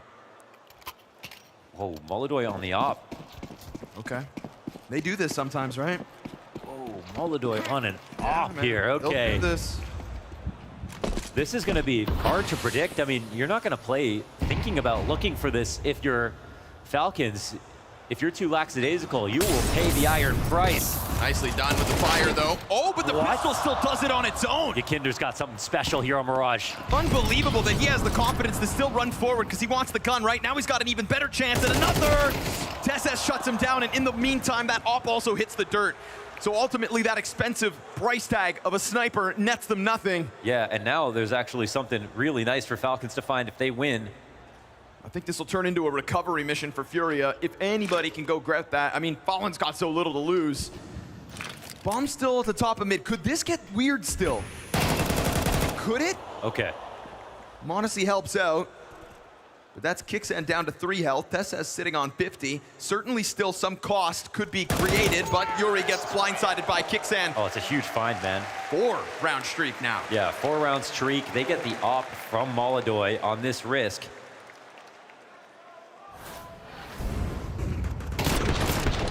What a kickoff from the 5-7. Yeah, it's really just Yakinder making these situations scary. Showing frustrations early on in map 4. You would be. You see that kill feed? You see Yakinder gets this long range 5-7 kill. Then you get a kill top mid. It's a whole different round. Somehow managing to buy another op.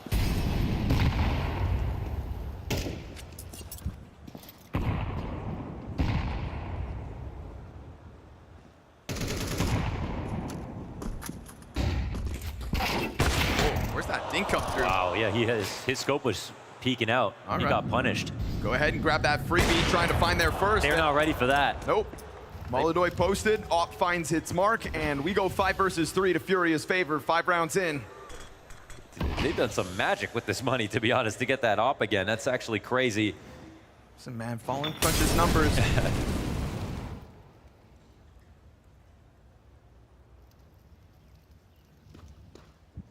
Okay, we've had impressive recoveries from Falcons, but this will be the hardest one. This is a full buy, 5v3.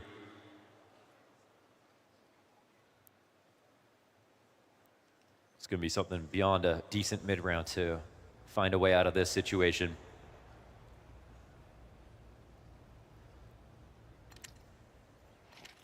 Bomb better not get cut off. Yeah, that's exactly what's going to happen. Yuri drops it at the top of connector. Now suddenly feels like there's nothing left for Falcons, but they do have footing in through window.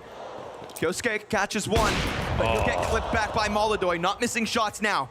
Took him a little while. We saw some frustrations, but using that well, wielding it, and connecting 2 kills in this one. Fallen's just gonna sweep it under the rug as 4 stand strong for Furia. Man, they put so much pressure on every single round, and they made that by the best one possible. Yakinder with the openings has been a consistent feature. Freebie of a first one for Molodoy. This was the harder of the shots. Yeah, even Molodoy being there at that moment when they had the 2 top connectors set up is impressive. So good positioning will get around for Fury. Good tactics as well. That's a response. And you could see some of the damage that they've done adding up. 2 Galils come into the buy, 3 Galils come into the buy here for Falcons. Flash for Yuri. Monesi not able to put, back on the angle. Not him nor Nico. And Monesi had an excuse. Flash gets him off his hold. Nico just gets slammed. Yuri, how dare you? Oh, he's gonna know, right? Yeah, they're gonna understand what's going on, and he's out of there. Good on his effort to try to get a third. Really looking to make it happen. Damage up through smoke. Yosuke is alone down here. Could fall back to Kicksan. His support's not far off, but how much does he want to do? As the only player that can pepper this smoke, he goes at it again in anticipation of that window peek, but this is FURIA to not give him anything right now. Wow, that was a play out of his mind there for Yuri. The flash doesn't even necessarily work, but it gets him to turn, and that's enough to displace his aim.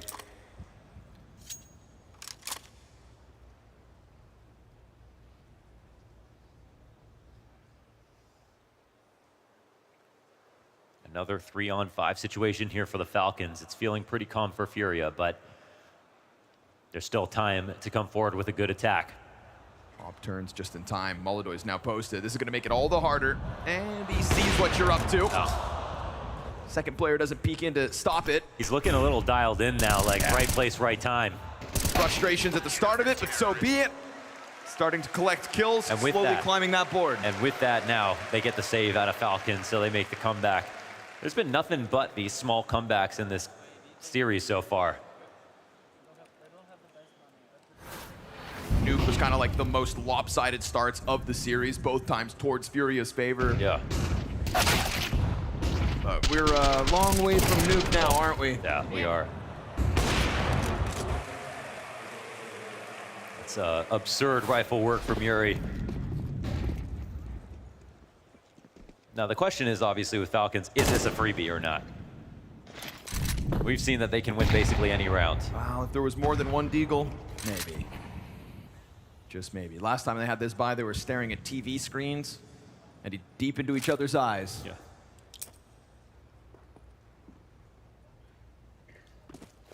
FURIA come in, they don't have to do anything too special. I think you're right about Molodoy getting dialed in for this game. Man, I feel like if he didn't get that 1 kill on Tesses back on train, he would have not had the rest of that performance. I don't think he realizes, well, he definitely doesn't know how lucky he got in that moment, but he used that to build confidence and ended on such a high note. Ooh, careful with the nades now. That's I mean, about a good amount of damage. They don't jump on it as it's coming their way, and yeah, go ahead, feed fallen. K-Serrato puts his name on all 5 kills. 5 alive.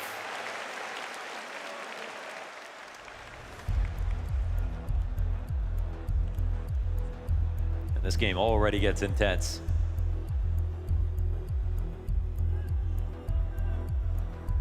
We're seeing a couple of good early signs from both teams.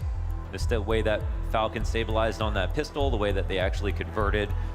A couple of their very close positions afterwards, but Yakinder's openings, Molodoy's positioning so far. No telling what happens next. Falcons off this pause are coming forward with a buy.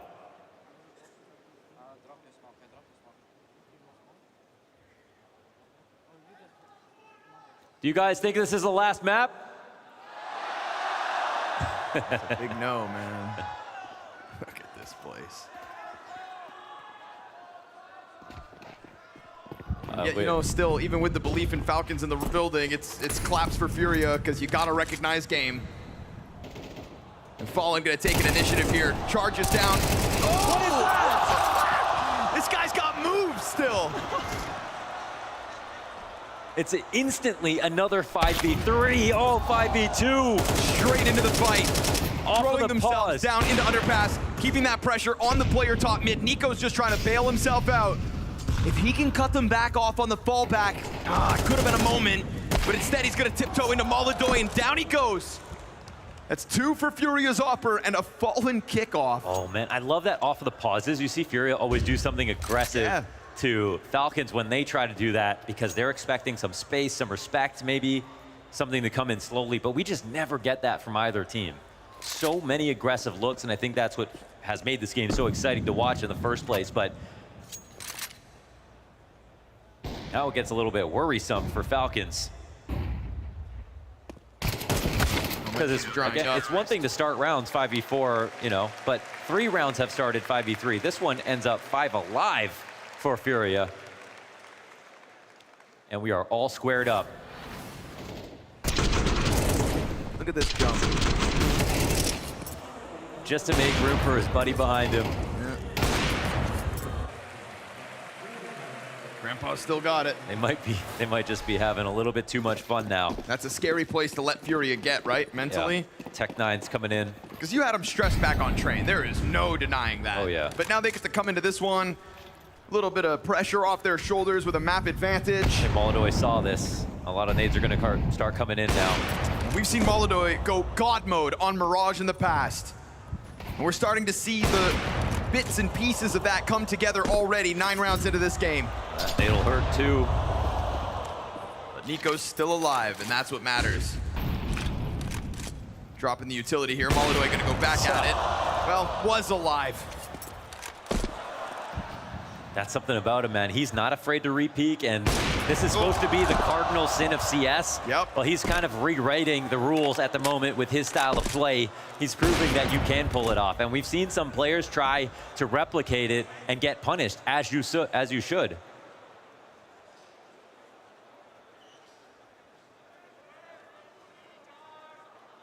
You know, in the modern age of Counter-Strike, when everything seems to be kind of fine-tuned and maximized, it really takes a brave soul to try to reinvent something again. Yeah, he's creating that offensive revolution.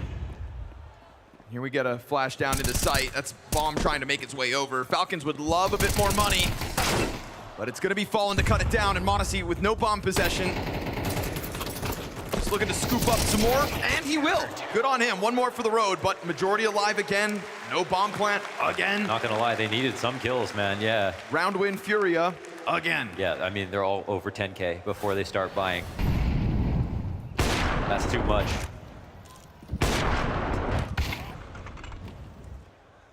Every single re-peek unpunished.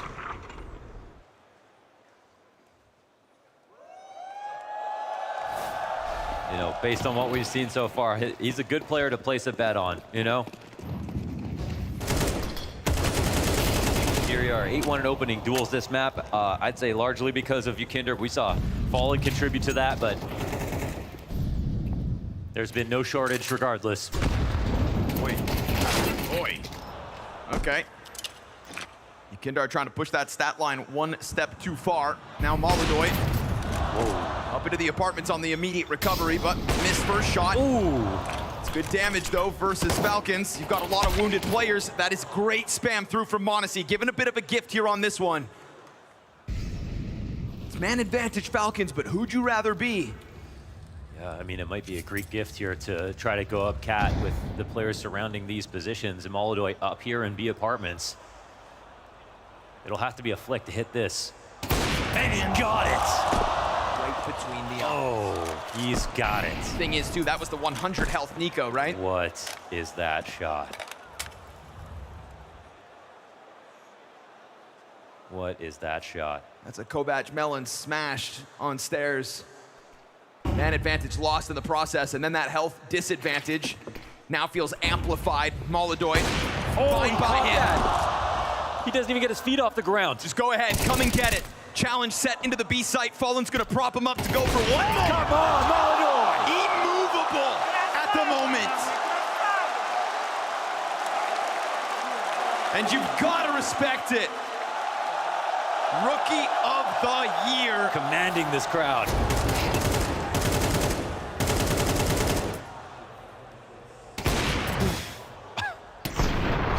I mean, you could feel it brewing. Just the way he was frustrated over those first couple of misses in the opening rounds. Insane. It's like he knew he was destined to have huge impact here on Mirage, and now he's starting to realize it. Again, 6 rounds straight here for FURIA. No bomb plant even for Falcons. It's the brazen in-game attitude that gets me, man. He goes for the uppers, he goes for the clutches, he goes for the re-peeks. Okay, Serato's nade this time. Ouch! Immense pressure on Falcons to recover this one now. I mean, do they even try to follow through at this point? More utility damage chucked onto TSS. That's the whole idea trashed right there. But Yuri makes a mistake. Jumps up into the windowsill, gets blindsided by m0NESY down beneath him, and that is going to reveal the 1 AK on the field. You know, ahead of that, they're just chucking bowling balls down the apartments. Just don't jump up too early. But of course, it's Molodoy. Kyosuke grabs the gun, stuck still in this position. And I don't think... I thought maybe he would stick around, but starting to feel the potential threat of a connector crawl up. Yeah, it does make sense to just offer over a bit of positioning. He's just trying to maintain info as long as he can, but he's got the ticket rotation to go and fight Cat, or fight Connector, I should say. And now they've got some information on the split. They know it's coming. It's actually Falcon's move to try to do something about it. It's FURIA kind of prodding it from both ends. Rotation's coming. Sees the utility usage off of the stairs. They're not going to know about Yakindar, but Molodoy does get toppled. Oh. And then Kixan, bomb carrier. Somehow he gets that frag. Comes through with it. m0NESY's AK strikes down Fallen. And at the dying moments of this first half, Falcons are finding their slot. All right, they needed that. Good on m0NESY. Trying to catch up to Molodoy, now surpasses him with this multi-kill. Well, they had great spots and a lot of ways to recover, but Molodoy misses his shot. A ramp player gets nothing. Thing is, that wasn't just a moment where only one of them could succeed. You needed m0NESY in jungle after Kixan from stairs, and the third piece going over towards Ticket. That was all of Falcons players coming back together. Absolutely. Once you let them out of connector, they all had to do it, and they did. They needed 3 correct moves in sequence. They found it. That magic combination. One can hope.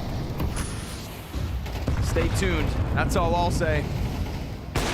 Missed shot. Yakindar on an op. Yakindar on the op. Yeah. He's watched too many Molodoy demos right there.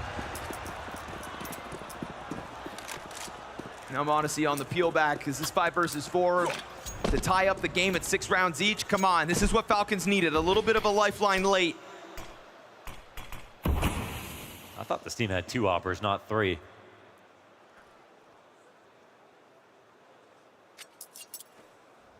Just inspired.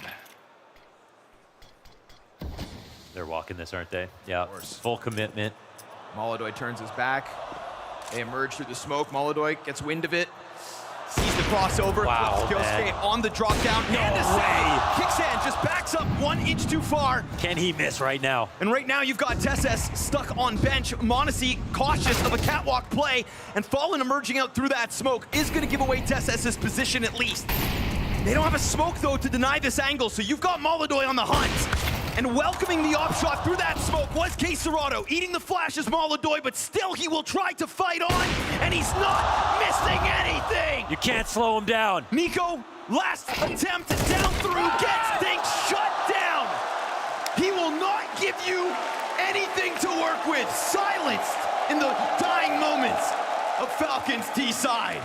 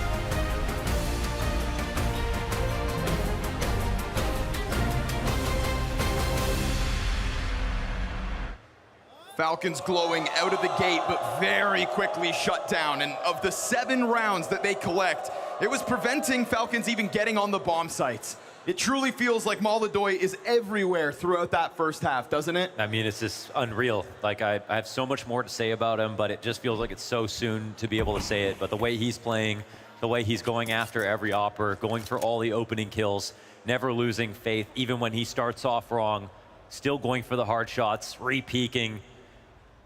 It's definitely the beginning of something special, and he's already yielded so many great results. He'll give csgo something to think about in the pistol. Yes. But we can't be true. We've seen 3 maps of incredibly close rounds. We know this can still go any way. Falcons still have to retain hope.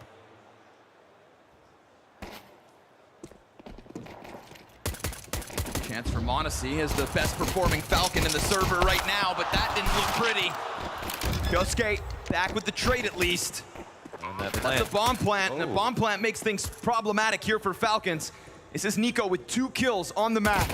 Kyosuke dropped at 5, can't finish it off. Oh, Fallen wins that with jungle at the same time. This becomes so much harder. That is a huge amount of control for him. He's gonna opt to go for a wrap back down connector. It feels like TeSeS is gonna have to be the savior right now. Remember, Kixan's got the kit, but they don't have a smoke to cover it. If Molodoi doesn't bite, the stick's gonna, no, he gets off. He gets off it. He got off the defuse, they're gonna peek him, and they drop 2 more bodies. Now NiKo, who picked that kit up. Wait, Fallen can't see him, he has to jump off. He's too far off. NiKo, the entire distance. Just goes for the defuse, and if you can't get kills, at least he can still find round wins. That's a big mistake by Fallen because that's his own plant. And then he goes up on Cat, and that cannot be seen from his angle. If he played the bottom of connector, he has a great chance to take out NiKo, and if he planted close to triple, he could have played this spot, but no. NiKo knows he had that one. Massive find. Unforced error here from FURIA. Man, talk about the fear that Molodoi strikes in their hearts, huh? Getting them off the defuse, forcing all of them to come clear out. They did not want to give him a chance.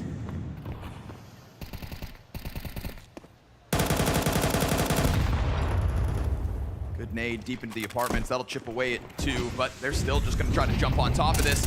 Kyosuke, fast kill on csgo. Love to see that for him. You know, NiKo gets that clutch, but it's not the only slow starting Falcon at the moment. Now they're tethering nicely inside sight, and this one comes falling down around FURIA. Their lead will evaporate at the start of this half. You'd think. Yakindar. I mean, never tell him the odds. Galils have been special for this event, that's for sure. Trying to toy with that second CT, and now it's boots on the ground. He kills the rotate, but good damage, right? NiKo gets most of his done already, and they're all there to just finish it off. Game is tied at 7. Yeah, he tried to make it scary, and the 2 kills will actually matter because that was supposed to be a clean round win after the way that hold started. Constantly making it expensive is what has made this series so exciting.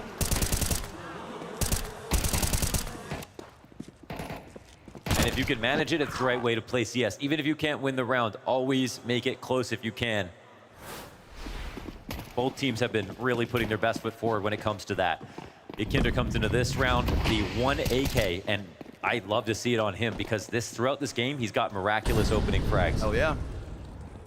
And again, you kind of see it chucked over to Molodoi at times, right? They'll give him that one-off op. Well, here's that one-off AK.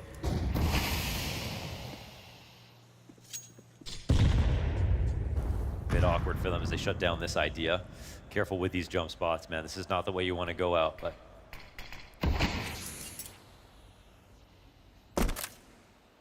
Falcons are dialed in, blocking off all the right avenues at the moment. It just feels like it's going to be a curtain pulled back in a moment. I'm just scared for someone right now. I don't know who. I think it's TeSeS. Oh, Look at man. his. He's looking away. He's falling back. Kyosuke is really far off Cat right now. Oh. Okay. AK gets whittled down to 30 health at least. Yakindar holding on that catwalk angle. But Kyosuke doing a good job of just keeping it minimal, right? A little peek at the window, slow things down, allow for everybody else to come over, but here's that answer. The AK goes down with nothing. It'll exchange hands, but there's so much damage already racked up against FURIA. They'll be lucky if they get away with a plant. Everybody else here now on the scene to help out. Yeah, really This solid. is going to be Falcons to find a lead for the first time on Mirage. They lead over FURIA. They lost that a long time ago, Launders. That 4-0 start in the first half. Haven't seen it since. Yeah, they started off right, but I mean, with the way that FURIA came back into the game, it feels like they've just been in full control. And just, again, some of the Molodoi rounds in the Kinder opening kills. Whew.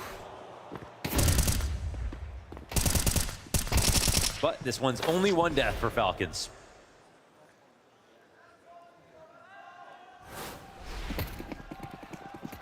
Here comes the fold by.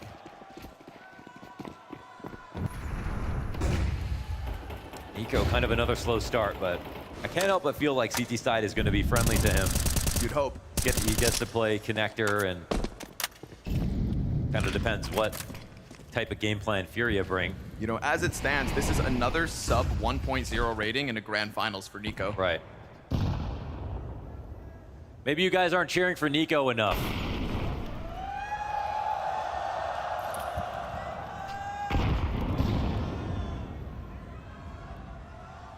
Gotta kind of tilt the scales when destiny's against him.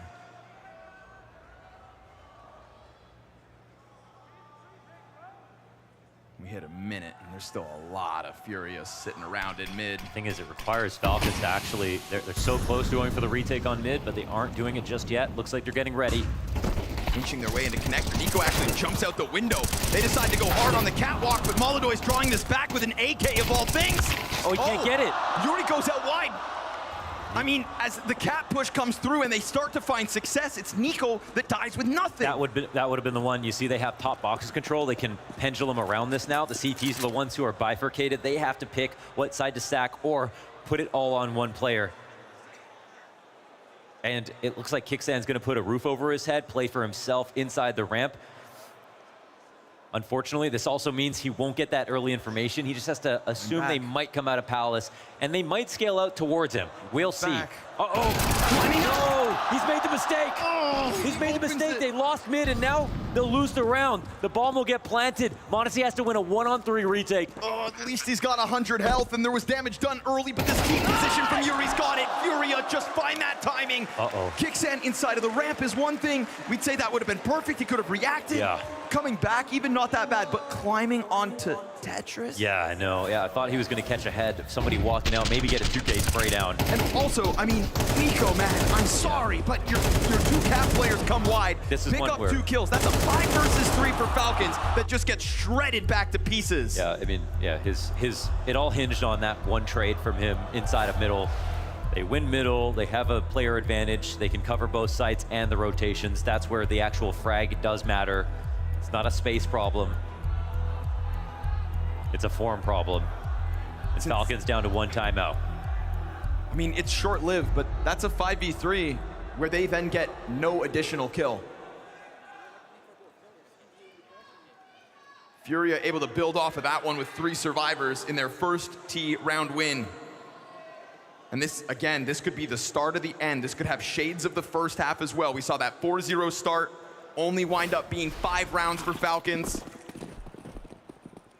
And we already see limitations here. Poor Kicksan playing with a pistol. Whoa, all his kills on the pistol for Nico. But 1. On the brink of taking that lead back, double digits would come with it. Yosuke dies as he gets splashed into top middle. Nets at nothing. The perfect setup. They peeled back at the right time. They catch this. An absolute freebie. Not the most coming into this for Falcons.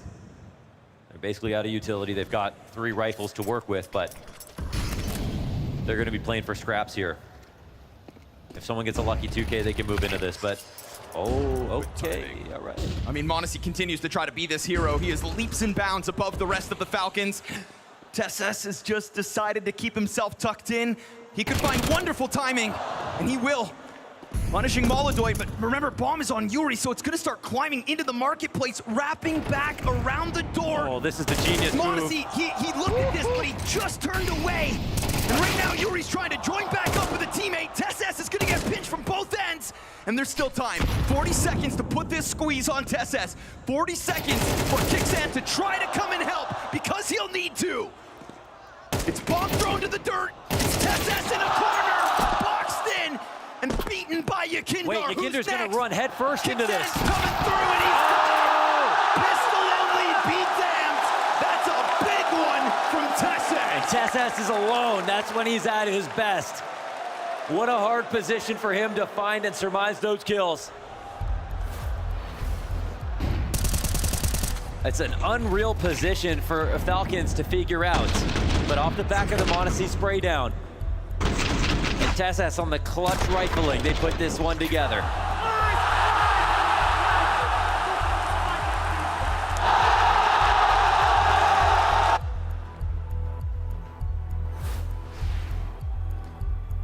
Here comes Sid, because you've just put FURIA in a tough spot. They just want to ice the kicker with this round. Both teams buying down. It's AKs across for FURIA. Much needed round. I think the execution was actually overall fine. I think that Yuri even finding a way to wrap around back into the site was really smart and may have made the difference, but just really clean shots coming through from Tessas in a high pressure, much needed moment. Absolutely, absolutely. The Dane kicks it up a notch. In the absence of the others, m0NESY will need help if Falcons are to win Mirage. And you just saw what help looks like. More of it needed, more of it wanted. We get this FURIA crawl towards bottom middle, but there's also pieces ready for this A pinch from all directions. This defense needs to stand the test. Falcons need to get a clean hold on the scoreboard. Can't help but feel like the setup's not complimentary. Yeah, they're up there on balcony. Kickstand goes down. At least Nico takes one out. That's what he needed. But then m0NESY's attention is drawn back over Nico. They know about him. It's a whirlwind of pressure coming out from FURIA. And across the board, you're getting bits of success from the team. Kyosuke could be his chance right here as he emerges up from connector with kit and utility to try to pressure Molodoi into the open. This is going to shave off all his health, sitting on a measly 17 HP while Fallen runs the other direction. Molodoi, how are you surviving this? He's selling it. It's a great distraction. It's buying Fallen time. He is running for the other side of this map. And he'll have a plant. 9 health to 18 and 30. This one to tie the game. Fallen on B off that distraction from Molodoi. Can he get away? Run it back, Fallen. He does. Oh, my not to goodness. escape. Very fast move from Tessas. Locked in on the chase. Oh, boy. It's not a lot from Nico, but it's enough. Yeah. Yes, it is. And they will drag him, kicking and screaming and complaining this entire time. Oh, this moment, man, it got really scary. A-site setup was pretty flimsy, man. Yeah. But it looks like they can afford it.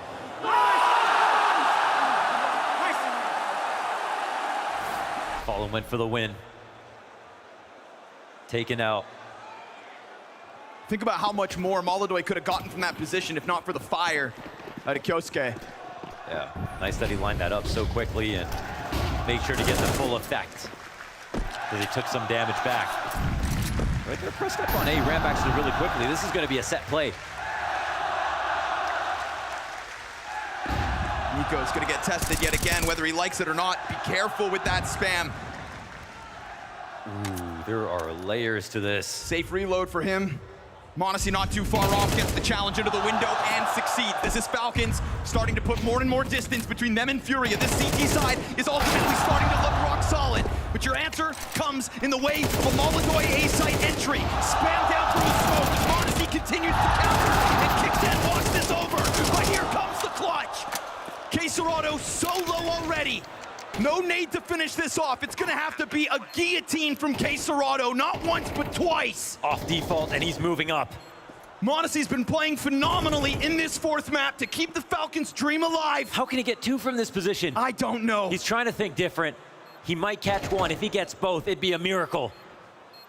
He will stay tucked in and hidden and hope. And as they encroach closer, he remains in the shadows. This is Falcons getting closer to that bomb now. The retake's in full effect. m0NESY stomping over. It's a headshot immediately. No! An act of God from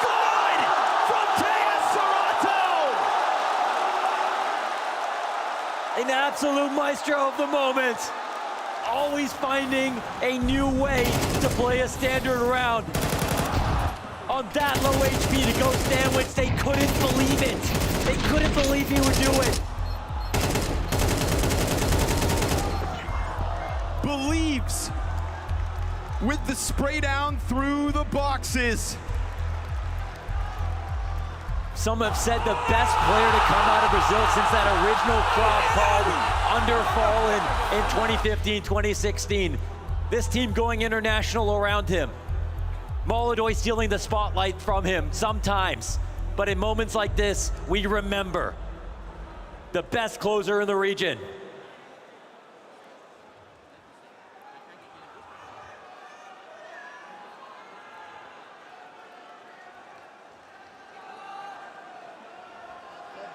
But is it just another one-off? Because it's got to be said that Falcons have been so good at getting these immediate answers. Fueled mainly by m0NESY.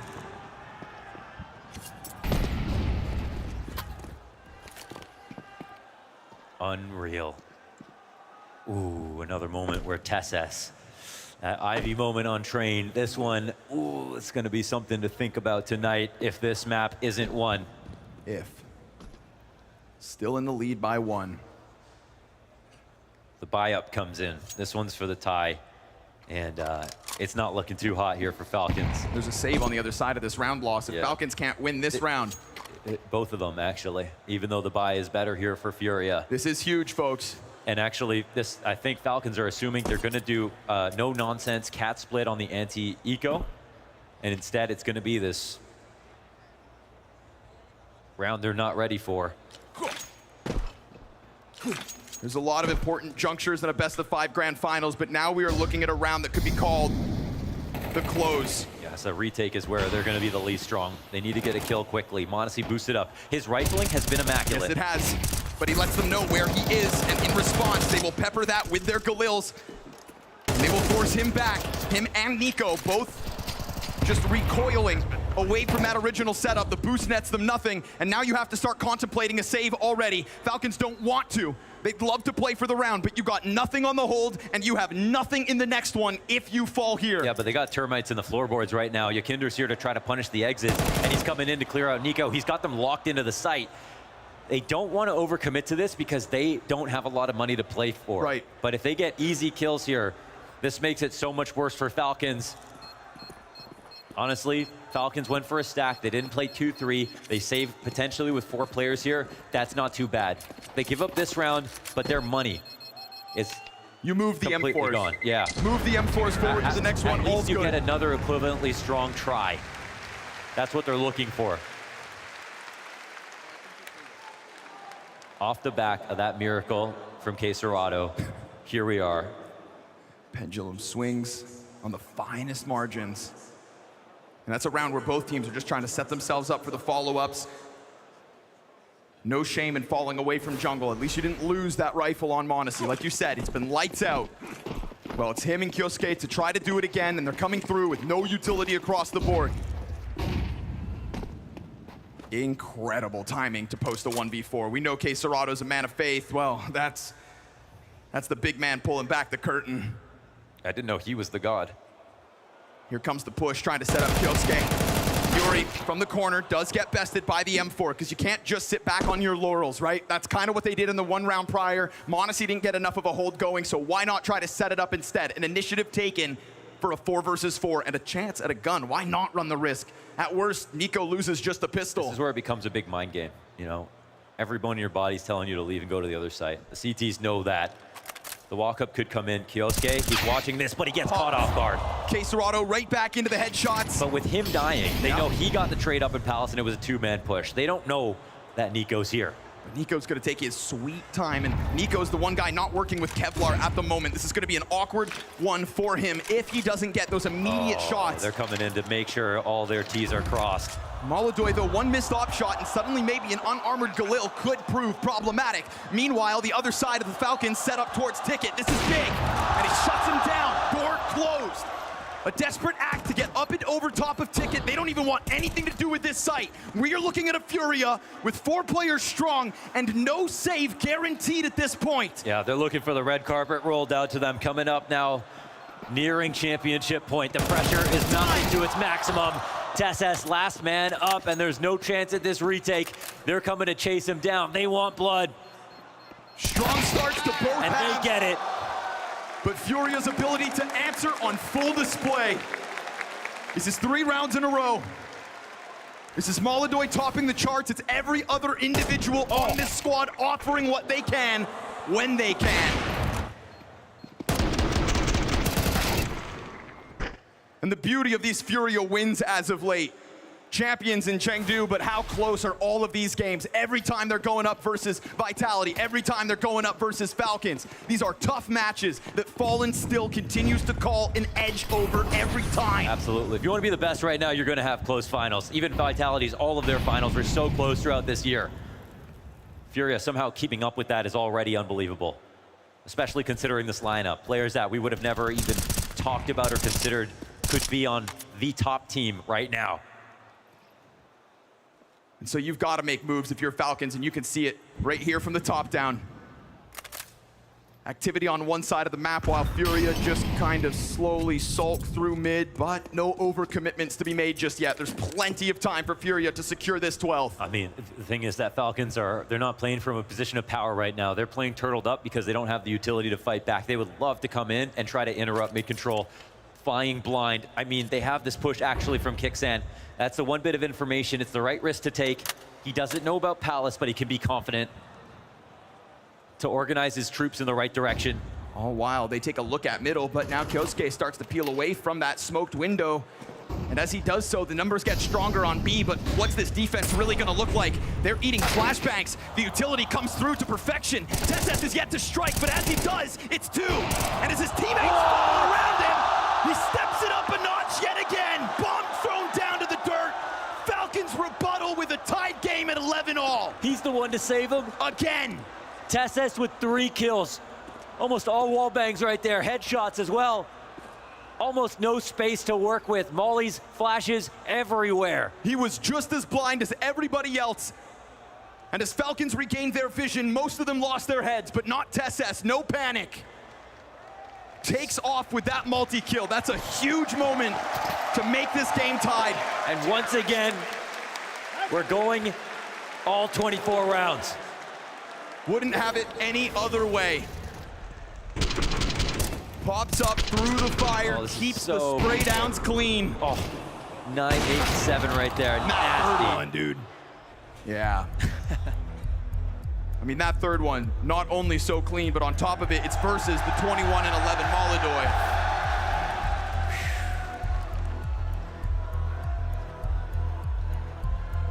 Absolutely insane Counter-Strike here in Hong Kong. One timeout.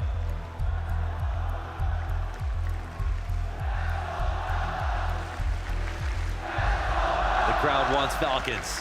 They want map 5. Yeah, so do Falcons, but there's never guarantees in CS. And TeSS is listening.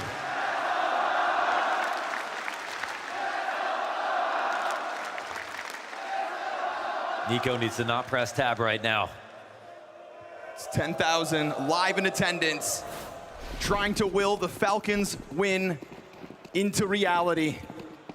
2 rounds from extending this best of 5 to Dust 2. But it has been heroic moments from TeSS. Who else steps up?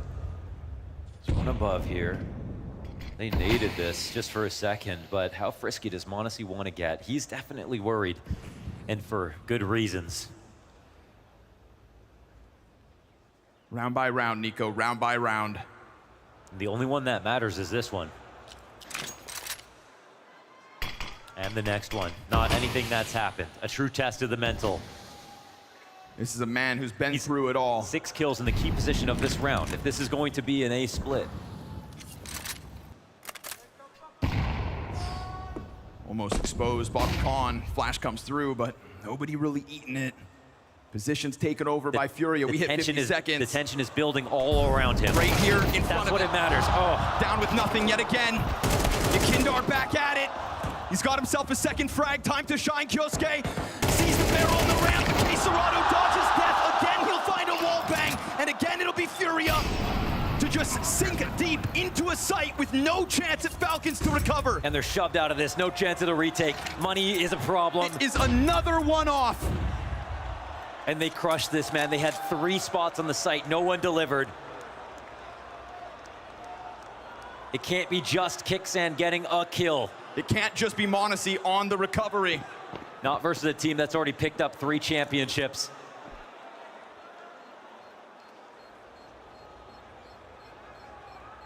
FURIA have played with many a map point so far in this series. There's no denying Falcons have kept the pressure on, but Falcons don't know what it's like to get to 12 first. FURIA know how to close these maps. FURIA know what it's like to win, but they've never won in front of a crowd this big. Step by step, these events, these victorious moments for a ragtag gang of unlikely heroes pieced together, and yet rising to the occasion.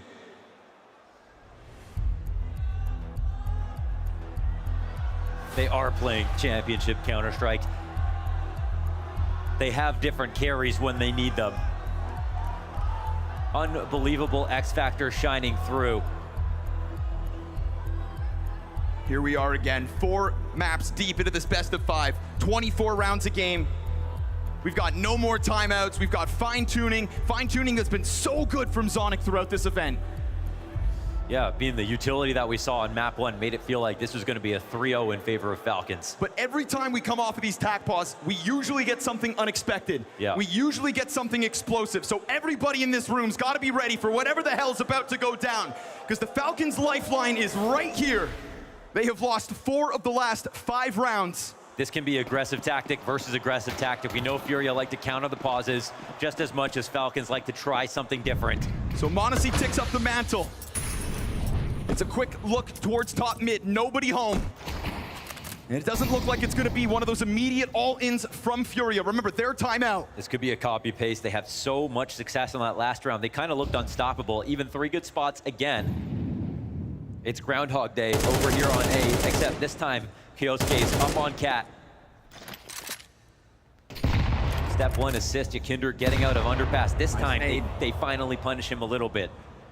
They punish him with a frag grenade, but there's still just kind of lack of emphasis on a hold, right? Oh, they're a little uncomfortable. They're looking to make a move. Feels like Falcons just want to stay alive more than anything, but so much could come down to this play. This is the attack they choose. Yuri's been in the deeper corner. This off angle gets punished. Oh, okay. Unlikely hero again as Kixan collects his 12th of the map. And it will be a 4 versus 5 recovery for FURIA. m0NESY met by smoke. Ooh, and they cross beyond it. They just missed that. Such a big tell, but the thing is, the bomb falls onto Molodoy. Nico gets a headshot, better late than never, but check what's gone unnoticed. Yakinder, in the dying moments of regulation, Nico starts to get his, but there is still a world where this 2v5 comes together. What they might know, Kixan, he plays the ramp. Sits in between them, Molodoy misses, and Kixan's now gonna sit comfortably on top of that bomb. This is surely. It's too much. Let's not even talk about the potential for this. Much. He has to come run at this. Kixan's just got to step in front of it. No! He's going to die, but so will Serrano. And we've got overtime. Nico, multi-frag, round 24. Yeah, it's okay. He is sitting 8-20. In the depths of another sub-1 point rating in grand finals. If you ask him, all he wants to do is win. It's all he's ever chased. And yet, to put it together in the final step with the trophy on the stage, and he hasn't been able to all year long. They keep hope alive. They keep the fire burning. This is a man that's staring darkness in the eyes at the moment. And now they have a chance to recover. Insta call out. For nothing else to matter. Zonic wants to burn that pause. We reset.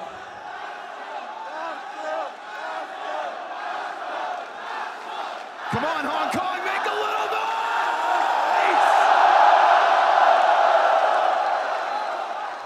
noise! Never take Counter-Strike for granted. And FURIA, same applies to your leads. they go to overtime.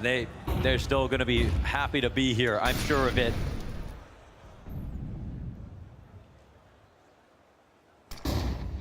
Falcons must seize the day. Yikes. Okay. He gets there. Can't take it from him. He gets there.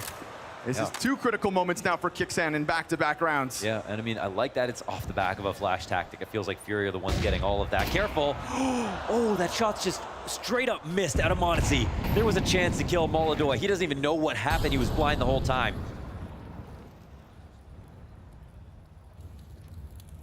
Man, this feels like a 1,000 ways to die. How is this even surviving? Molodoi's crept up behind him. This flank is going to happen. He's not going to expect it.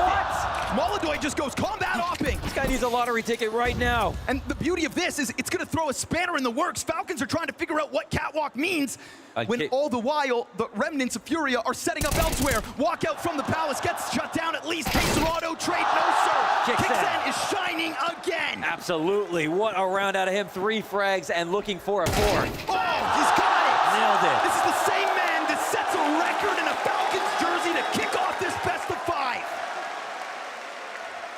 So much pressure put on Kixan when this team was assembled. All these superstars and the IGL that didn't have the resume to match, the one they wanted to believe in. The IGL who's always said he doesn't have influences in his system. The IGL that's always said he's going to do it his way. And he's got Zonic behind him, Nico beside him. Still managing to hold this squad together.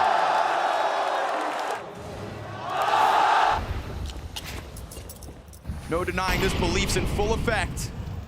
Falcons strike first in overtime. That all-elusive lead reestablished. Oh, don't walk into this. Ooh. Flashbang saves him. Oof.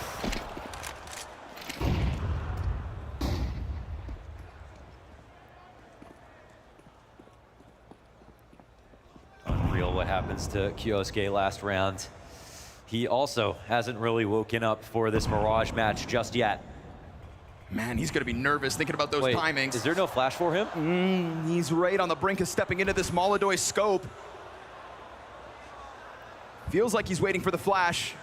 Or just going to play counter, let Monacy take the points of contact instead. They're readying their swing. Nicely done. Opper collects. Kyosuke goes deeper, looking for the multi-frag. Here it is. And Falcon superstars coming together now. Nico's got the layup. The 2 guys they needed joining up at the same time. So now we start to watch FURIA flail. FURIA who get not a single kill in the second round of OT. FURIA who are afraid to step out from Palace because it feels damn real for the Falcons as they seize this second round. No chance to even get this with the bomb at top mid. FURIA will have to try to save here, fight for 1 round in this overtime. Now that we're in overtime, Falcons in officially a commanding lead. And most importantly, the 2 players they want to frag the most are trying to recover. TeSeS to buy them time, Kixan to buy them time, Monacy to be a workhorse throughout this match. And it might not be all in vain.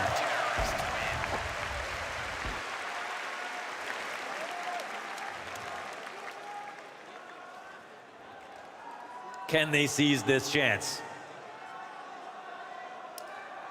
It's wild that TeSeS fueled this kind of fire start on the other pieces of this team.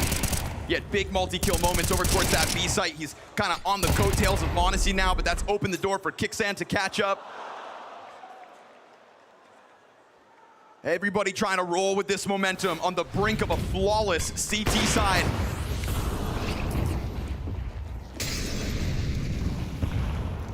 Fire may force their hand forward more so than they like. See Monacy calming quite quickly. He makes that quick rotation to B. He's expecting something fast. It's not such. We've got a new cameo in underpass. 3 still here at the top of mid. Oh, careful. Almost putting his head on a silver platter.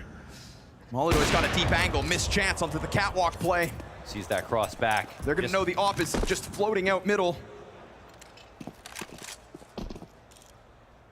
But with so much time, there are no guarantees. Leave it to Fallen to reposition as they need. Yuri trying a different angle inside of the palace. You can't forget, he's been pushed a couple of times, so for sure it would make sense for him to be that much more passive. They've got this triple layer. They've got 2 in connector. Monasu can jump up on ticket. Top con smoke. This is very dangerous now.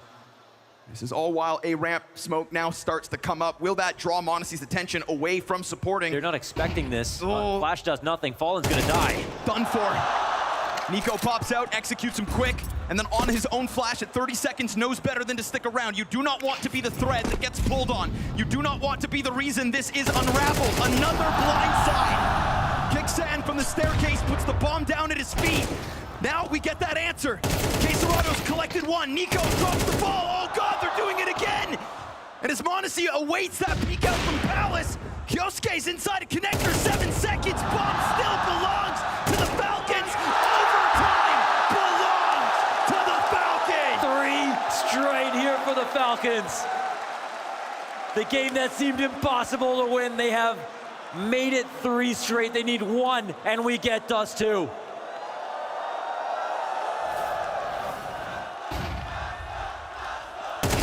On this triple layer, Nico out in front.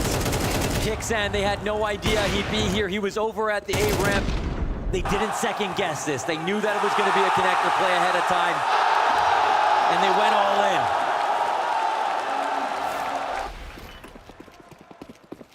Double up immediately from Fallen and Molodoi. We saw this in the overtimes of Train, right? Economy gives them more options.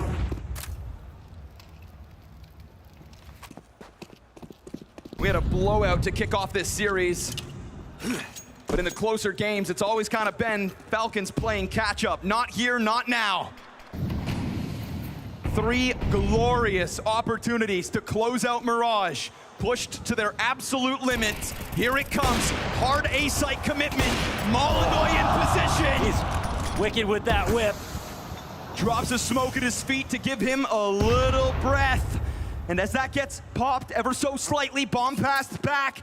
It's a comfortable looking 5 versus 3, but leave it to the Falcons to find a way back in. Tess has gone through onto connector. He's the only one though that's got anything in this one. Excellent defense comes through, fueled by Molodoi. Oh, it's a sneaky, fast A play, but it looks so simple from the FURIA perspective. Molodoi is ready for this round. Fallen's ready for this round. The setup looks ironclad. They don't get this freebie quick win right to 16. The last thing you want is for desperation to seep in if you're Falcons. Just 1 more round. That cannot be the mentality.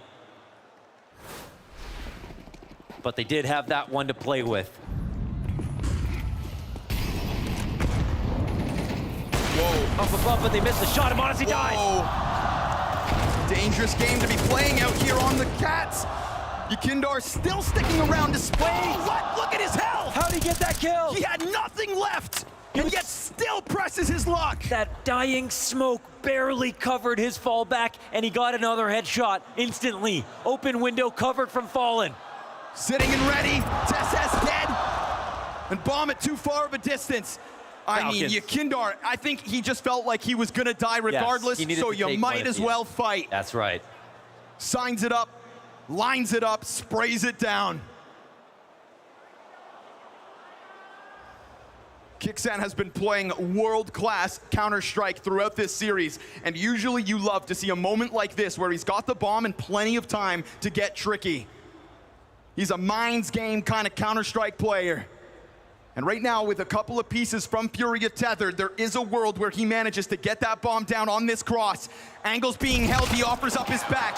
Look in the wrong direction, sets this up for FURIA to push into double OT. It's so safe, and it's just active enough, I swear. If Falcons start playing just to get that round, just barely to get it, this is all gonna go wrong. I warned you, take nothing for granted.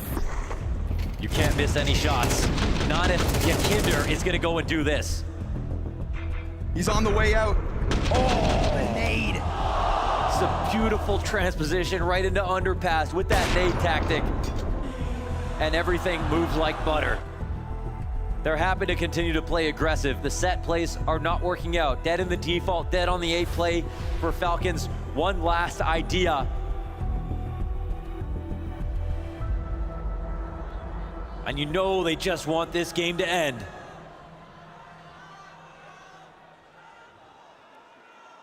It is a horrifying sight for every other team in the world to just watch how much you can push FURIA and yet they don't break.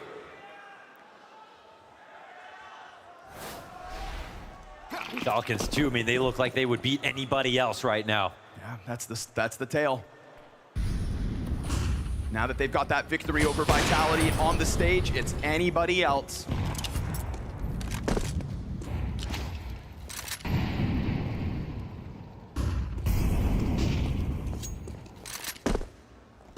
Jostling for a bit of control top middle. It's a dangerous game. But you've got top boxes to work with. Kixan, m0NESY leaning back as smokes will fade. Fallen's op still a part of this equation, right? That double op that they came into overtime with. That's brought Fallen some of the biggest wins in his careers. All while molodoy keeps eyes on this angle. Is that poking out? Eventually gonna come, but the question is, how long does he stick around? And it's not just gonna be the one. Kyosuke, flash on m0NESY from top mid. Perfect bit of assistance. He doesn't even click, right between the eyes. 5v4, and this is a chance for Falcons. This is 4 kills from Dust2. 4 kills from another 5th map BO5 chance at a trophy on a big stage. But they need the follow through. They need the conviction. They can't get too happy. And they don't overplay their hand off of that timing. They do just give a bit of a pocket back over to FURIA to try to go for repositions. We've seen Yuri over to that T side get iced out on these holds. Now Yakindar's under pressure. That's the bomb spotted. Yuri helps. It's from down beneath the belt. And then Yakindar gets his. The team play from FURIA. Unreal. Double kills on both sides. m0NESY's the one that set this up with that flashbang. But is this too much to ask of him? What is this kid truly made of? 12 seconds, slain! OT2 called upon in Hong Kong!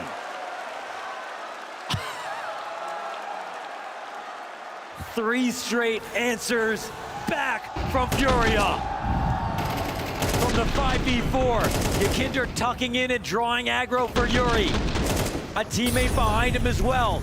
The Molotov on time. molodoy not required.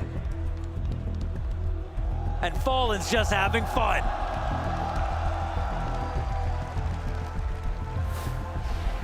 Tell me there wasn't the smallest tinge of desperation right from the first call. So close to the finish line.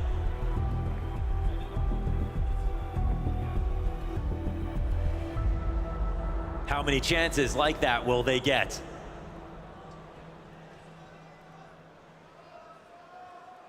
Scary part of this too is you've just given all that momentum, all that confidence right back into FURIA's hands. That double op collects off of the back of a 4 versus 5, and they will continue this CT side from 3 rounds straight with a chance at 3 more.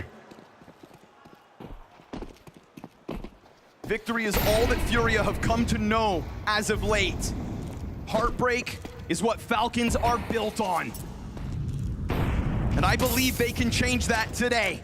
But they've got to dig deep right here, right now. They've shown all the pieces. They just need to put them all in place. This unlikely mosaic of players.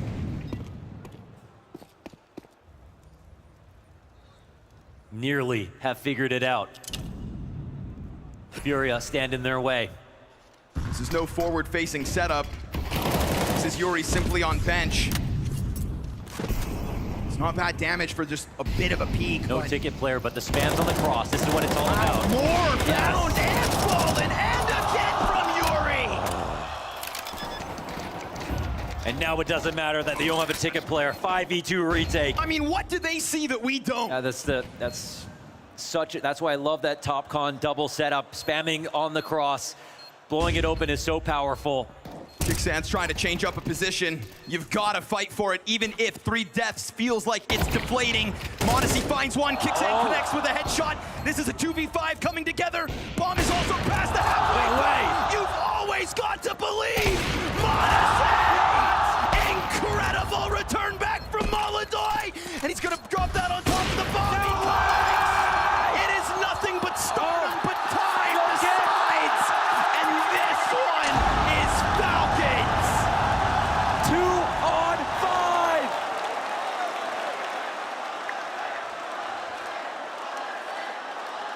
5. An absolutely idyllic hold through that smoke. Every kill they needed. Could not have asked for more. And then Monacy erupts. This shot is disgusting. How does Molodoi not have a kit? Is it this constant double up setup? First round of overtime.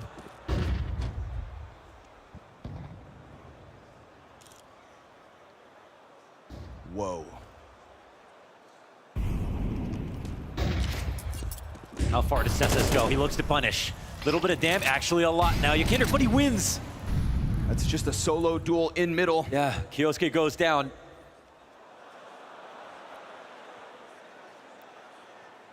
And it's definitely not time to kick back.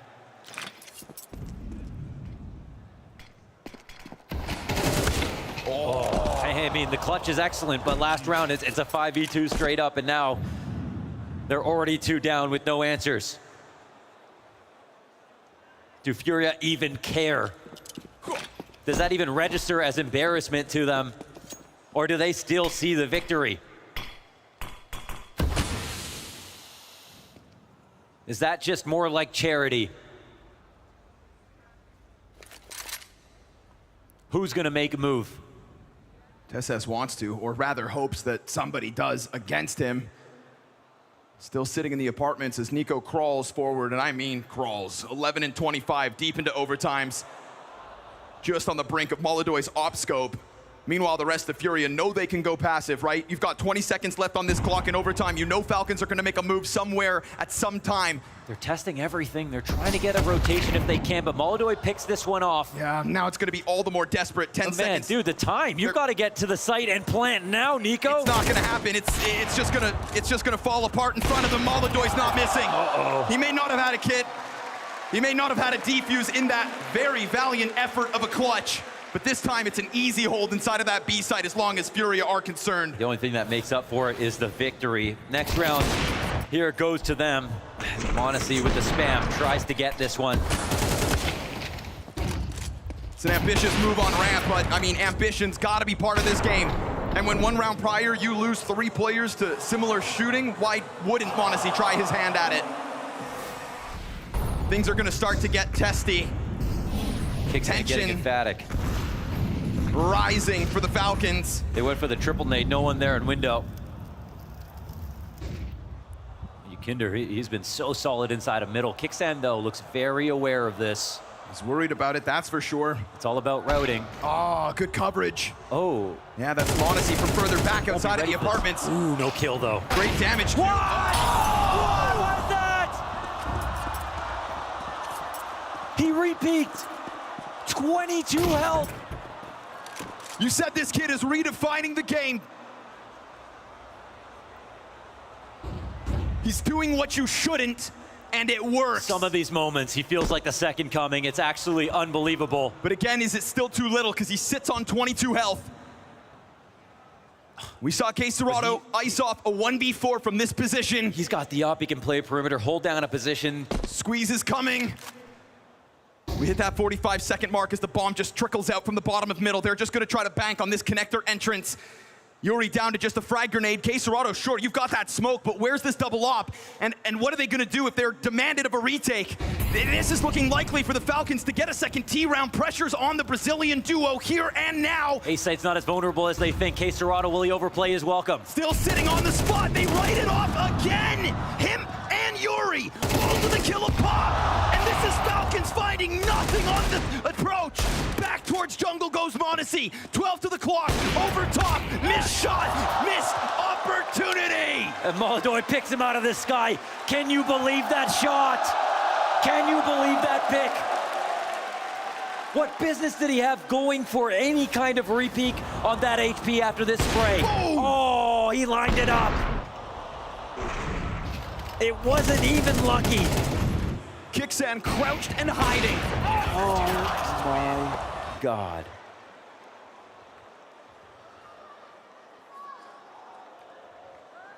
And so it's still 1 round. That's an improvement. That is an improvement from overtime 1. It's like Donk with an op. What is happening? And this is a game where Monacy is 31-24. Sure. And it feels like Moldo is the only one on the dance floor. You ask what is happening, you are witnessing the next generation. Donk with an op. These are the stars that will inspire as Counter-Strike just keeps on giving. And not just giving to us, the fans, but giving to players that we would have never assumed could have gotten back to the top of this world, this highly competitive environment.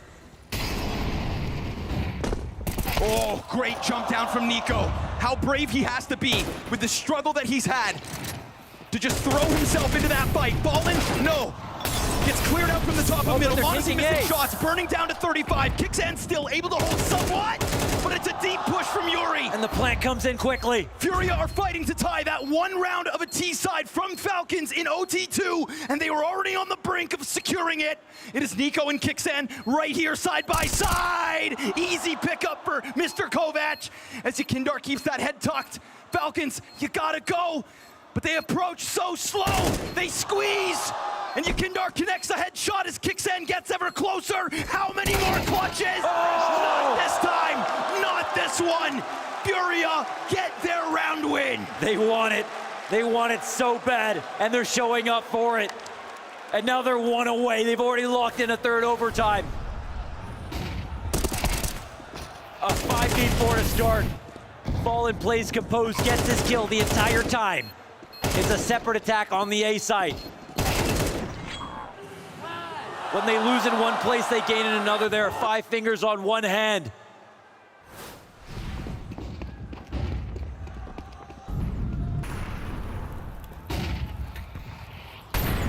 One more mistake and this is all over for Falcons. Molodoi does not know what fear feels like. But TSS will give him a kiss of death.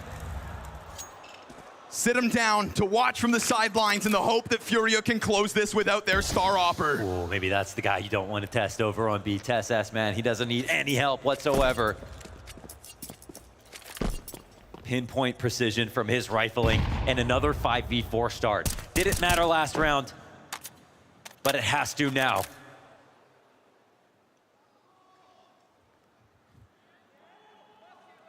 So many rounds have been this lean towards A.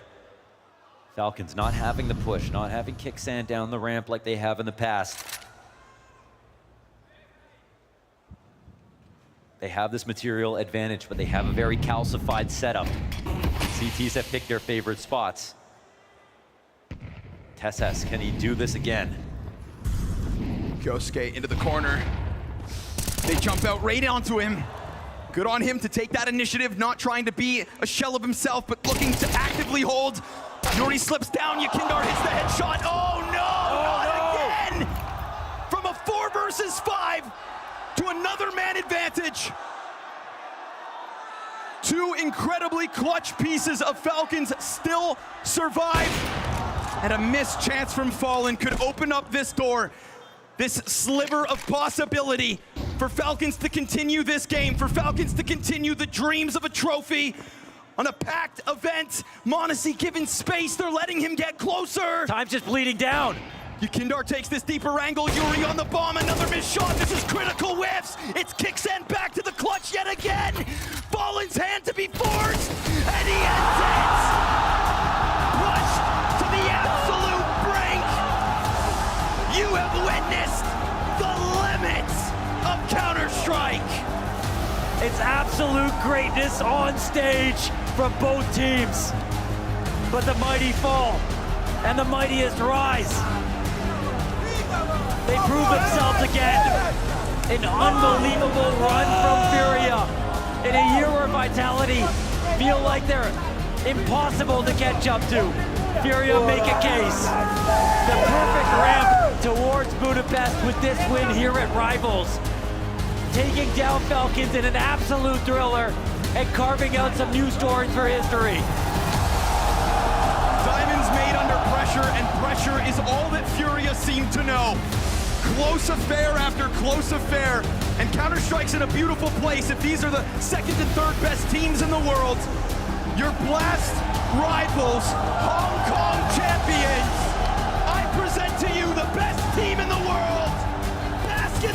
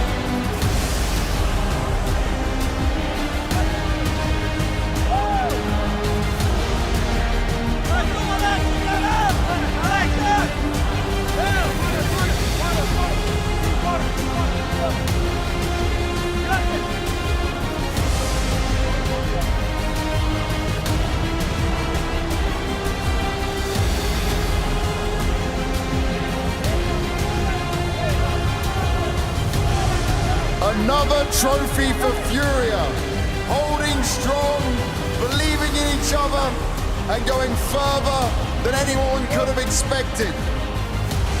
Yakinda, you told me yesterday, right? You had that bit of tilt when it came against Pain. This opening map at Inferno, you were dominated. But then something switched in you.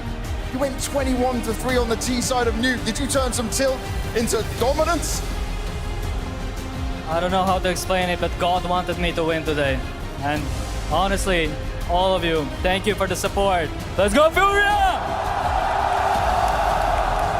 咁啊 ，Banks 咧就話 Yakinda， 你琴日咧打 Pain 嘅時候打得唔係幾好，心態有少爆炸。但係今日對上咗 Falcons 嘅時候，第一張地圖其實俾人徹底摧毀咗㗎。但係突然之間好似着咗咁樣，打到21殺3死，究竟發生咗啲咩事咧 ？Yakinda 話其實佢都唔知道，上帝想佢贏，多謝你哋。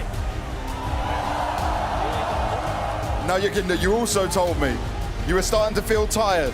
You had to have a marathon, right? Back-to-back grand finals, best of 5. So you're just going to sleep with the trophy nicely tonight?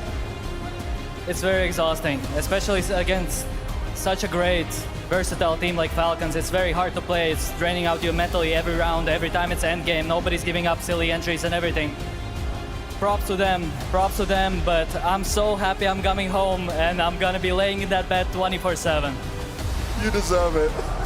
阿 Banks 咧就問阿 Yakinda， 你最近其實好攰啊，打咗好多場嘅比賽，但係今晚你可以拎住個獎杯瞓覺啦，你開唔開心咧 ？Yakinda 就話啦，其實打 Falcons 好辛苦，但係我好開心，終於贏到啦。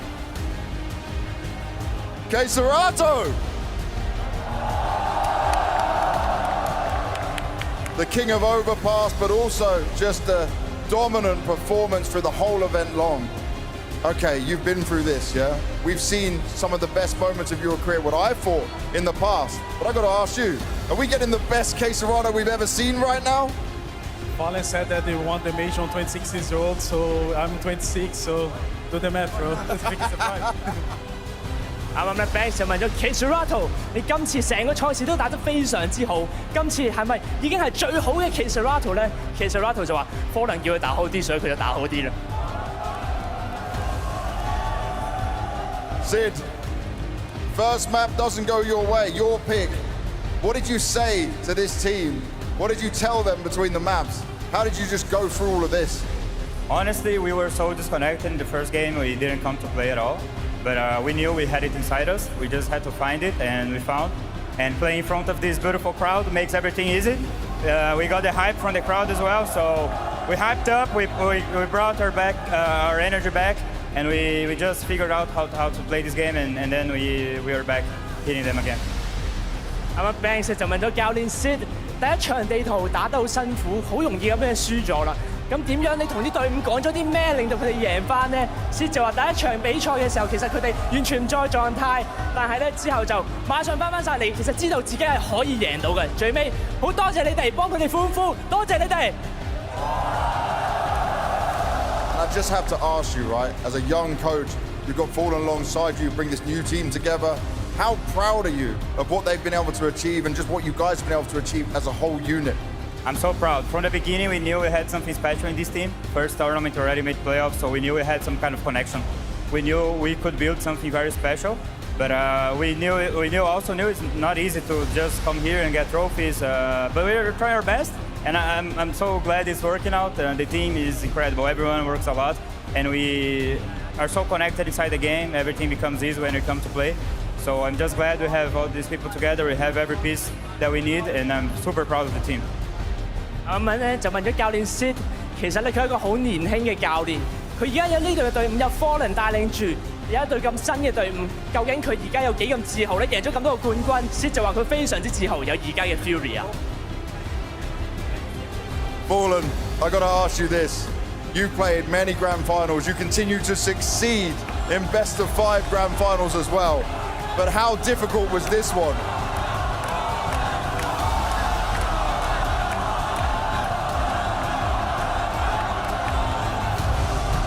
How difficult was this best of 5 to play? The multiple overtimes, the guessing games, the switch ups. Just tell me about it all.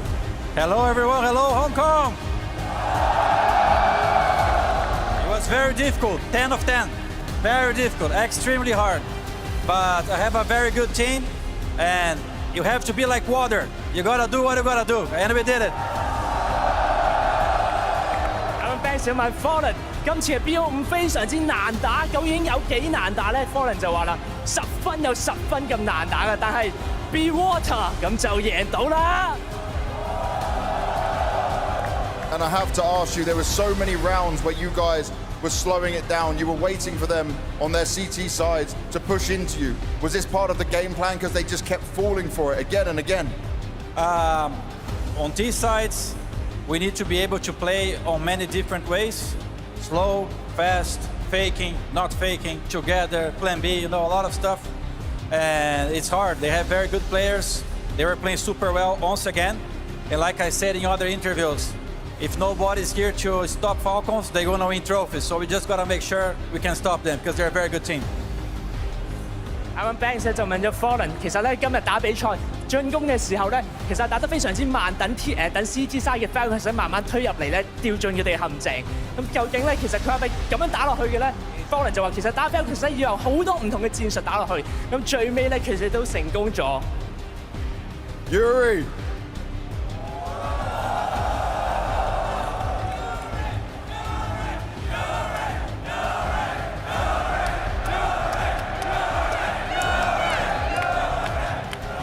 You've been consistent. You've been everything this team needed. You stand here, another trophy, a medal around your neck once again. But I want to ask you, who's been part of many different versions of FURIA, what makes this team so special? Actually, I don't know. The thing is just happening for us. It's a dream, you know? Like, everyone is playing very well. And I love these guys, Maladoy, Kindar, Safe, FURIA, actually. And the work that we're putting in the game, it's just like wonderful, you know? Like, we work a lot. And when we are here winning, bro, it's so wonderful, you know, for us. Banks 就問啦 ，Yuri， 你又攞多咗個獎牌啦，究竟係點樣發生嘅咧 ？Yuri 其實佢就話，其實我都唔知道，但係我好中意佢嘅隊伍，佢好中意 Maladoy， 成隊隊伍都打得非常之好。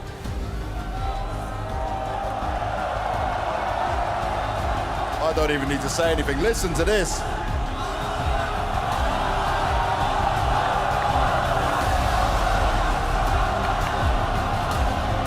Maladoy, you do some crazy moves. You hit some crazy shots the whole time. But even when you get a slow start, you're never down and out of these games. What changes for you in these moments when you seem to start feeling it and it looks like you can do anything on the map? Good question. But I think first map we just play not this game and we're not feeling this Inferno. But after what's new, I play bad. But you know, I'm just eat a little bit chocolate and before third map I'm starting very bad. But in city side and overtime I play good, and if I don't have this teammate and I don't have this team, I don't play this time. And my team helps me a lot. Marek, Faun, Yuri, Xerata, Sid. This guy believe me when I joined to FURIA, and I like this guy. Thank you guys. I love China, guys. Thank you so much. Thank you. Banks 就問咗 Maladoy， 其實咧今日打一開始嘅時候手感唔係咁好，狀態唔係咁好，咁做咗啲咩咧？咁快入翻狀態咧 ？Maladoy 就話其實佢食咗少少朱古力之後咧，就慢慢打翻好咗啦。咁亦都好多謝佢嘅隊友，佢好中意佢嘅隊友。如果冇佢呢隊嘅隊友嘅話，佢今日都會贏唔到。And so here you. Oh, he's back. He wants some more. If you guys, if I don't see you guys, if you don't help me, we lose. Thank you for support, guys. I love you guys. Thank you. Maladoy 話：如果今日冇你哋，佢根本就贏唔到。想同你哋講多謝。And with that, your Blast Premier rivals, Hong Kong champions, it's FURIA!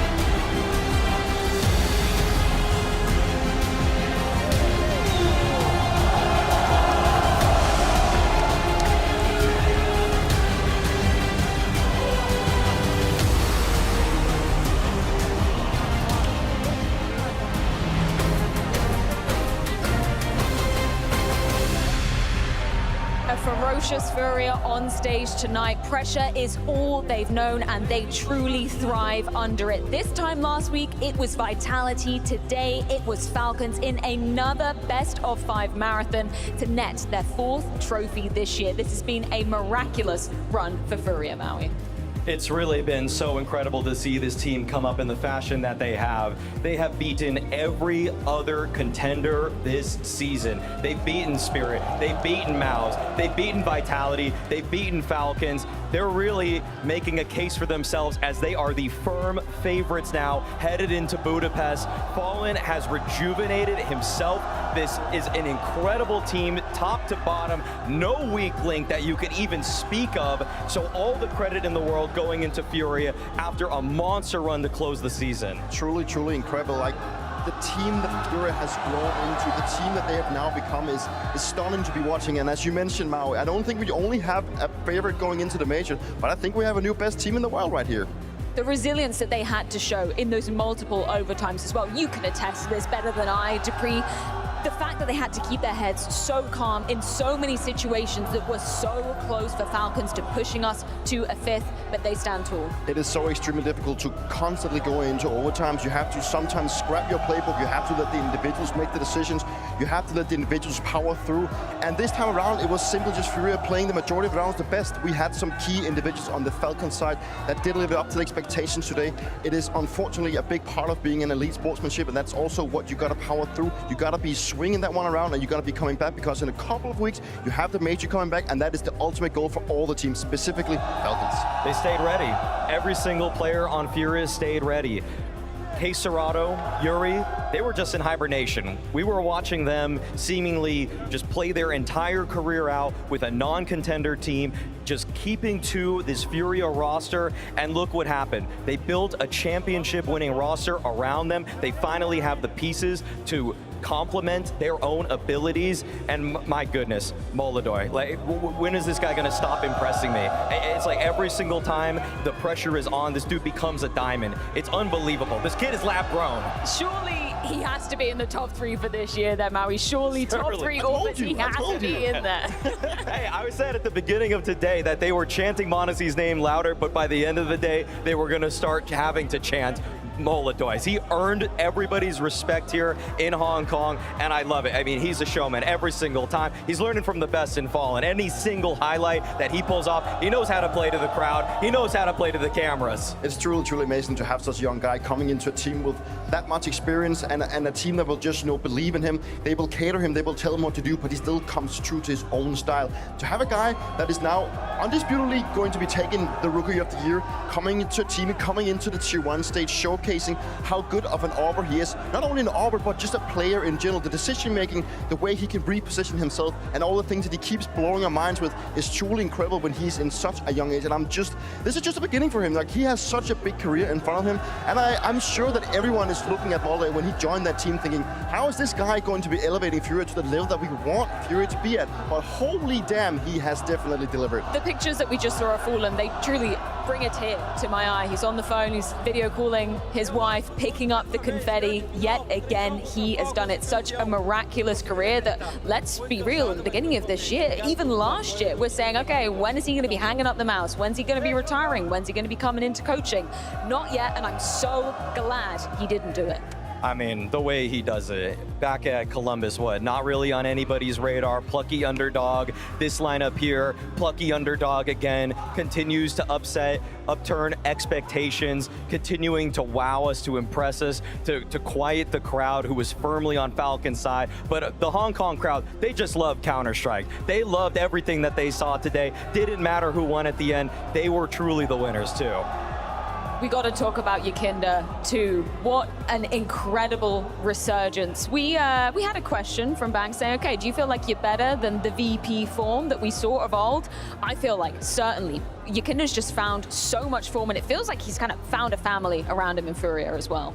There are 15 elements that I am impressed with regarding this FURIA roster, and Yakinda is top bill after this series. The way that he bounced back from a Liquid team that lost faith in him, he lost faith in himself. I mean, this is the perfect home to bounce back, and in a magnificent way that he has done that. Top-rated player for FURIA through this best-of-5 grand finals, and it felt like at many times throughout this season, he was one of the more supportive pieces. Yes, he's the entry fragger, but today he definitely delivered. He clutched up in many of the late round moments when it hit overtime. He was multi-fragging, assembling crossfires, and man, he's so vocal. The way he can take over from Fallen, if Fallen needs a second guy to come up with an answer, you know that Yakinda's in the comms there to give that answer that they so desperately need. There's no doubt that Yakinda is one of the main reasons to why this FURIA squad is also working so well.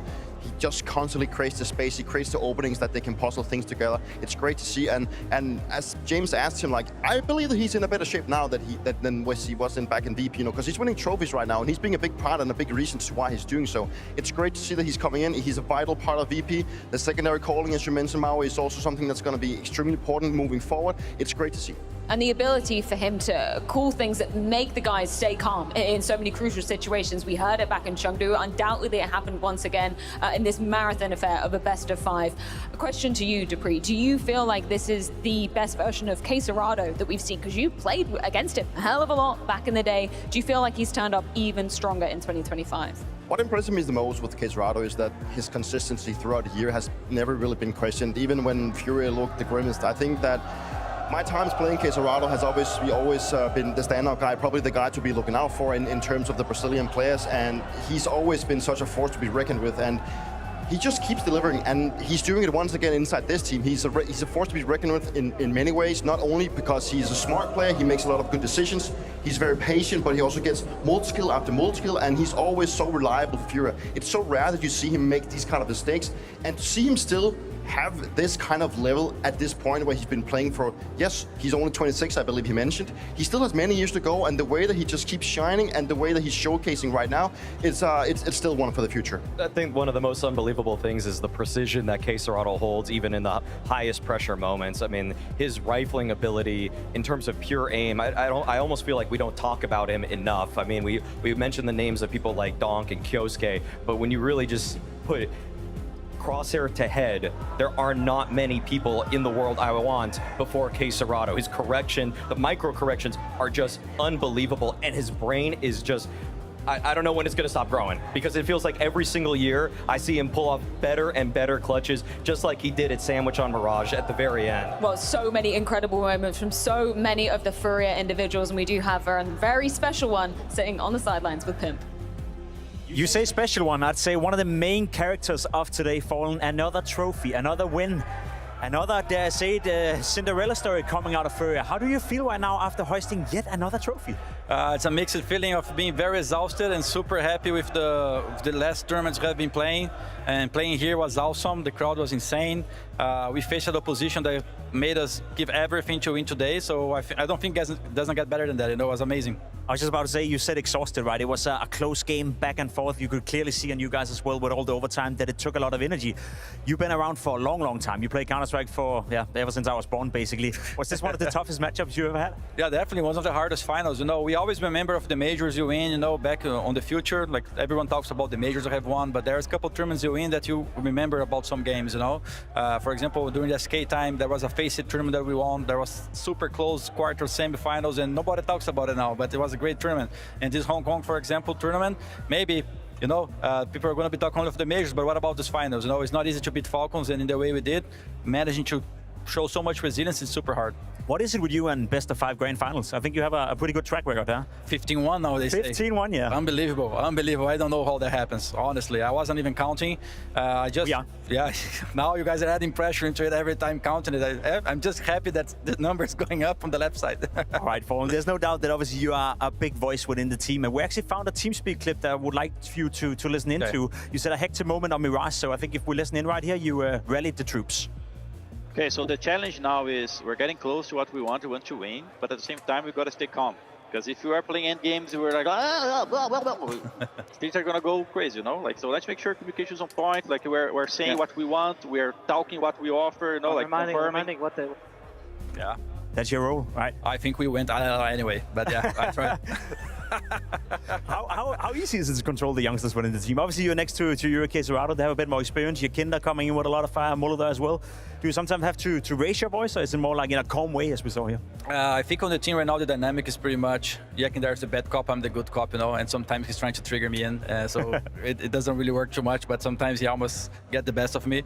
But overall, I think I just want to give them some experience that I have from other games I played, from other situations that I have lived in. There's another quote that we have been using a lot as well. On those games, you need to show that you want to win, but not that you have to win. You know, it's completely different. Yeah. It looks the same, but it depends on where these thoughts are coming from yourself.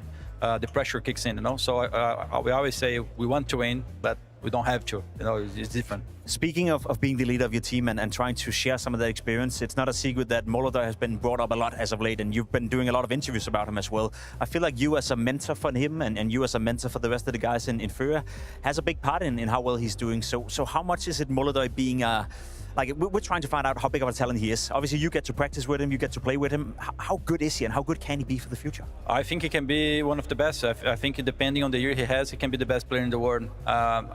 I already said that in other interviews, but it's worth saying again. There's only a few players you play against, and you know they're stretching the margin so much. You know they're smarter than other people. You know they're getting a kill that they shouldn't. And as soon as I played against Molotov, I knew it. I knew he could stretch every margin. I knew he could be there. And then I didn't know if he would handle the pressure, right? Because that's another conversation. The guy's playing practice online. You don't know how it's going to go. But I mean, he can do it. And he enjoys being on stage. You can see that he wins those rounds and he's feeling the vibe from the crowd.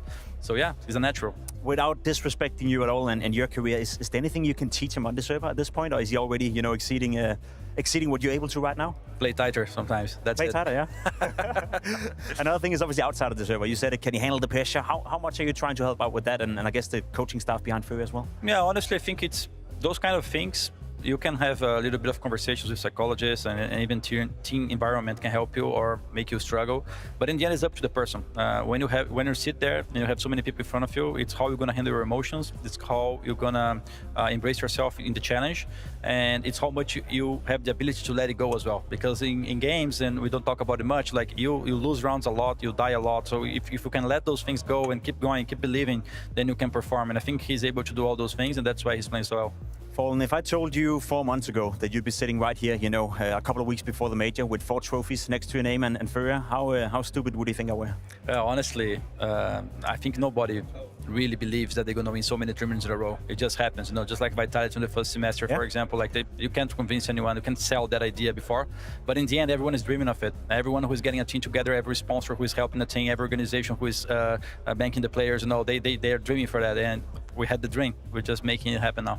And now 2 weeks before the major, I know you probably don't want to take upon yourself that pressure, but I think all of us agree that currently you are the best team in the world. You're the most in-shape team in the world.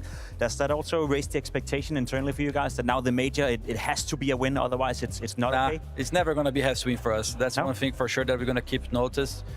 You know, all those matches we have been winning on finals, you give them one more round, they could be winning, they could be taking it away. So of course, yeah, there's a lot of expectations internally and externally that we can do the same, but it depends on our opponents as well. Maybe they're going to be playing better than us, but yeah, we definitely have what it takes. We have shown it and shown it 3 or 4 times now, and it's up to us to reset now. I think have a little bit of a chill, you know, reset some days and then come back with new ideas. When you are at the top, people are watching your games. You need to be constantly doing something different and something smart. So preparation for me is going to be very important for us. Speaking of chilling, I know I'm asking a lot from you right now. I don't want to talk more about Molotov, any of the other guys. I want to talk about you. I saw a quote from you in an interview, I can't remember from where, saying that you're still not sure whether or not you're going to retire at the end of the season. Would it change anything for you if you were to win the major? Considering you won 4 trophies now, you win the major, would that make the decision easier on you, or does it make it hard? That's a $1 million question. So the thing is, it's a sword of two sides now, right? Yeah. Because either you stop at the top, or you try more, like it happened to me before, and then eventually it cannot be looking as good and still have to stop, right? But there's other things on perspective as well. Like I don't think there is a very easy replacement for me on the team, and the team knows that, you know, in terms of being the glue for the team, in terms of doing all the things I do. So that it is a challenge in terms of stopping. I don't want to let my teammates, you know, going through such a good moment just stop by. And at the same time, you know, you have to make a decision. But winning the major or not doesn't matter. I do enjoy a lot playing with those guys. It's been very fun. It's not only about the results, no, it's about the vibe, the team chemistry. It's about believing the same thing and going through those things. Even if we're losing, it's still be fun because it's a great team to play together. So all I can say is I have to make a decision, and it is difficult, but I'll give it some good thoughts. All right, for now, I think I'll let you focus on the major fall. And I think I speak on behalf of everyone when I say that we would love you to continue. Anything you want to say to the fans out there, whether you do it in English, Brazil, all right, I would like to thank everyone here who came by to the stadium and to the hotel. The Hong Kong fans are crazy. They really love Counter-Strike. They love the players. I'd like to thank you guys for another great tournament. It's my second time coming to Hong Kong. Last time I was able to win as well, Zotac Cup here in the past. So good memories here. I'd like to thank everyone working here at the tournament. You guys did an amazing job. All the casters, everyone backstage, and everyone helping us to provide this show.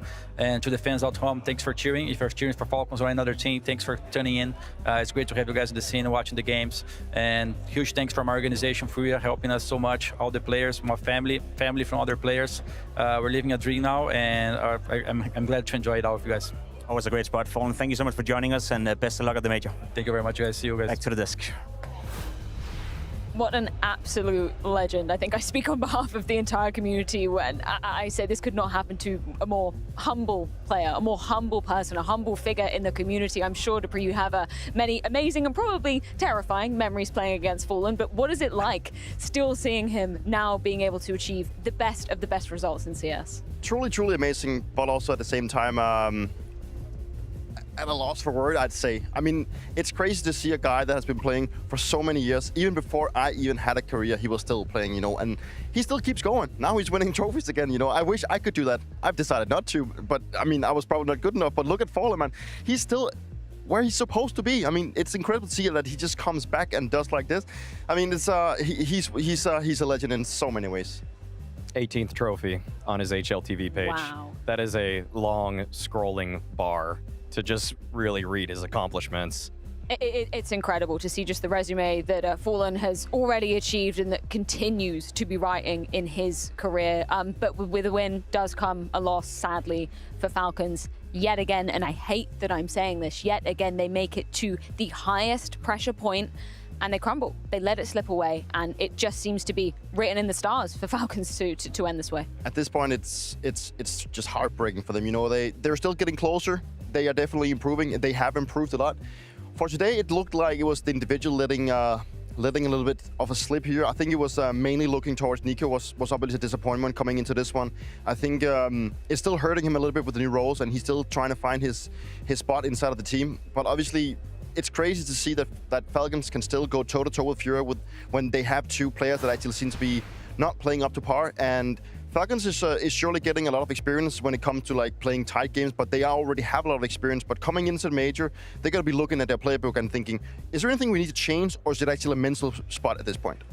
I think it's crazy the way we speak about Falcons and also the community reaction. Obviously, I was paying a little bit of attention while you guys were doing your job. It's almost like if Falcons doesn't win, they are failure. Like they can't do anything. I would argue Falcons coming into the major is the biggest threat to FURIA. There's no doubt FURIA is the top dog right now. There's no doubt they're the best team in the world. The form they're coming into the major with is fantastic. But let's be honest, today they won Inferno in quite convincing fashion. Then they lost 2 very close overtime games. No doubt that FURIA were the better team. I also do think FURIA is the favorite heading into the major. But the biggest threat is still the Falcons. So I know we would like them to win, and I know we would like them to win and lift the trophy, but they're still a goddamn good team. They're just facing a team today that's better. They're still building forward, and I feel like the progress is pretty obvious. When you watch Falcons from the beginning of the season crashing out in Cologne, despite the fact that Kioske had an incredible debut, now it's more of a team effort. They've cleaned up a lot of the mid-rounds. The way that they're playing the late rounds is more off of each other. It's not quite as individualistic. However, some of the individuals today, I feel like Kyosuke and Nico both want that last map back. I feel like m0NESY, though, has ascended to be the superstar that Falcons want him to be. It just felt like he was buying all of this time for a couple of his teammates to join on that final map, and they didn't meet him. That was the surprise to me, because usually you give enough time and then Nico, he shows up round 20 with some crazy multi-frag. Kyosuke is going to get an insane 3K that we didn't even know was possible with human arms, but then it just didn't happen. I feel like Kixan was the guy that was actually leading the way today, and that's not a win condition for Falcons. That's not supposed to be, at least. So they're going in the right direction, but I think FURIA's head start, the fact that they got Moladoy, that is, a few months prior, they have a deeper playbook. They have more to work with. And now that they've built all of this confidence with the 4 trophies, they just have this massive head start, and Falcons, they're still playing catch up. There's still, obviously, for the Falcons side, I mean, at some point they also got to be looking at themselves, thinking that we're still moving in the right direction. I feel like that's what they're doing right. It's heartbreaking for them not to have won this trophy, but the main goal for them is still going to be the major, and that's what's going to be coming up. And if you go back to how they looked before the summer break and then go to where they are now, I would say that being the second most improved team coming into a major is not a bad spot. They still have a lot of things that they could clean up, and they still have a lot of things to learn.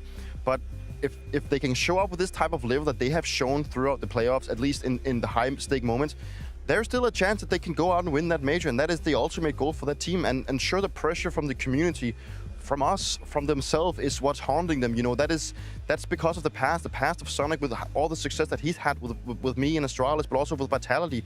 People are putting a lot of pressure on him to create the results, where it's sometimes the players that are actually not delivering. It's not always about Sonic, but it's obviously the individuals that just need to get on par, and it's still a somewhat relatively new team. Like, they've only been going with this core, or at least with these type of players, since the summer break. So there's still a lot of things for them to learn, and they're still at a good spot. Let's not put them at a bad spot at all. They are in a good spot, and they gotta be happy about where they are right now. Certainly moving forward in the right direction, but we were keeping an eye on HLTV to see when they announce the MVP. It is m0NESY, which means the second time he goes home with an MVP this year, but it's when he's placed second. He hasn't won the finals. So for him, like, I don't know how that feels, receiving an MVP when you aren't the one to be taking home the trophy. It's bittersweet for m0NESY. I'm sure he would trade that away in a heartbeat, you know, to get the trophy and get to lift the trophy on the stage and finally win something together with this team. Obviously, he's been very close so far, but at the end of the day, if you're m0NESY as well, and if you're Falcons, it's a good sign. Like, you need m0NESY to be at his absolute best if you want to have a chance at winning the major. So yeah, it sucks to win the MVP twice without lifting the trophy, but it's better than not winning the MVP and not winning the trophy. Well, either way, you guys at chat at home can get involved and have your say, whether you've enjoyed, whether there's some improvements, whether there's things you want to see replicated.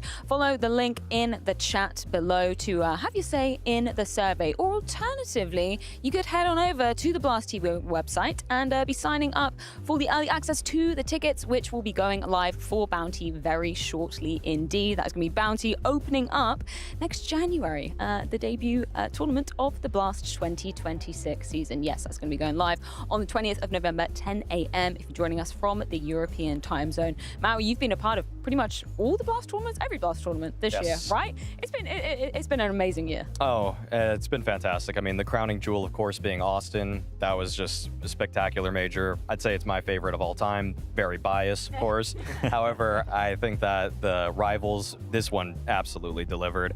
Both of the opens too. I think Lisbon, definitely marquee event for me throughout the season. That was an incredible BO5 also. Mao's down, what, 13-0 in the first map, pushing it the full distance. But I mean, we all know how that one ended. Either way, it's been fantastic on this ride with everybody here and Blast. I feel sorry for some of the high ups in Blast, to be completely honest. Last year we were in Singapore. That was a joy. That was a fantastic tournament. Today, or this year, we top it off with Hong Kong. How are you going to top this up next year? Like, where are we going to go to get that on this? I'm not sure, but that's a big task for you guys there. Dupree, I just want to say a massive thank you. It's been such a pleasure to welcome you to our team, and truly, you've opened the door to me to show me what it is to be part of a team as well. Just the wisdom that you've bestowed upon all of us, and just the eloquence you've arrived with to this role. So thank you so much for being part of our team this year. Yeah, you're welcome. It's been a great pleasure. I feel like I've been in really good hands. You know, I've been working with some of the most talented guys in the business. So thank you so much, guys, and also thanks to you, Freya. It's been a big pleasure. just love to go and see what Counter-Strike can also bring outside of being a player. And I feel like I've learned a lot throughout this year. Still plenty You're of things screaming a lot. In the green room, you're screaming. I'm excited for it. I'm excited for it. I'm excited, but yeah, a massive thank you to everyone around me that's been working with me, also production and Blast itself. Yeah, thank you, gentlemen, so much. One more stop in this calendar year, but thank you to all the fans that joined us throughout this season and throughout this event, everybody who showed up in Hong Kong, and of course, a massive shout out to production working so hard behind the scenes to pull off another amazing event. We'll see you very soon.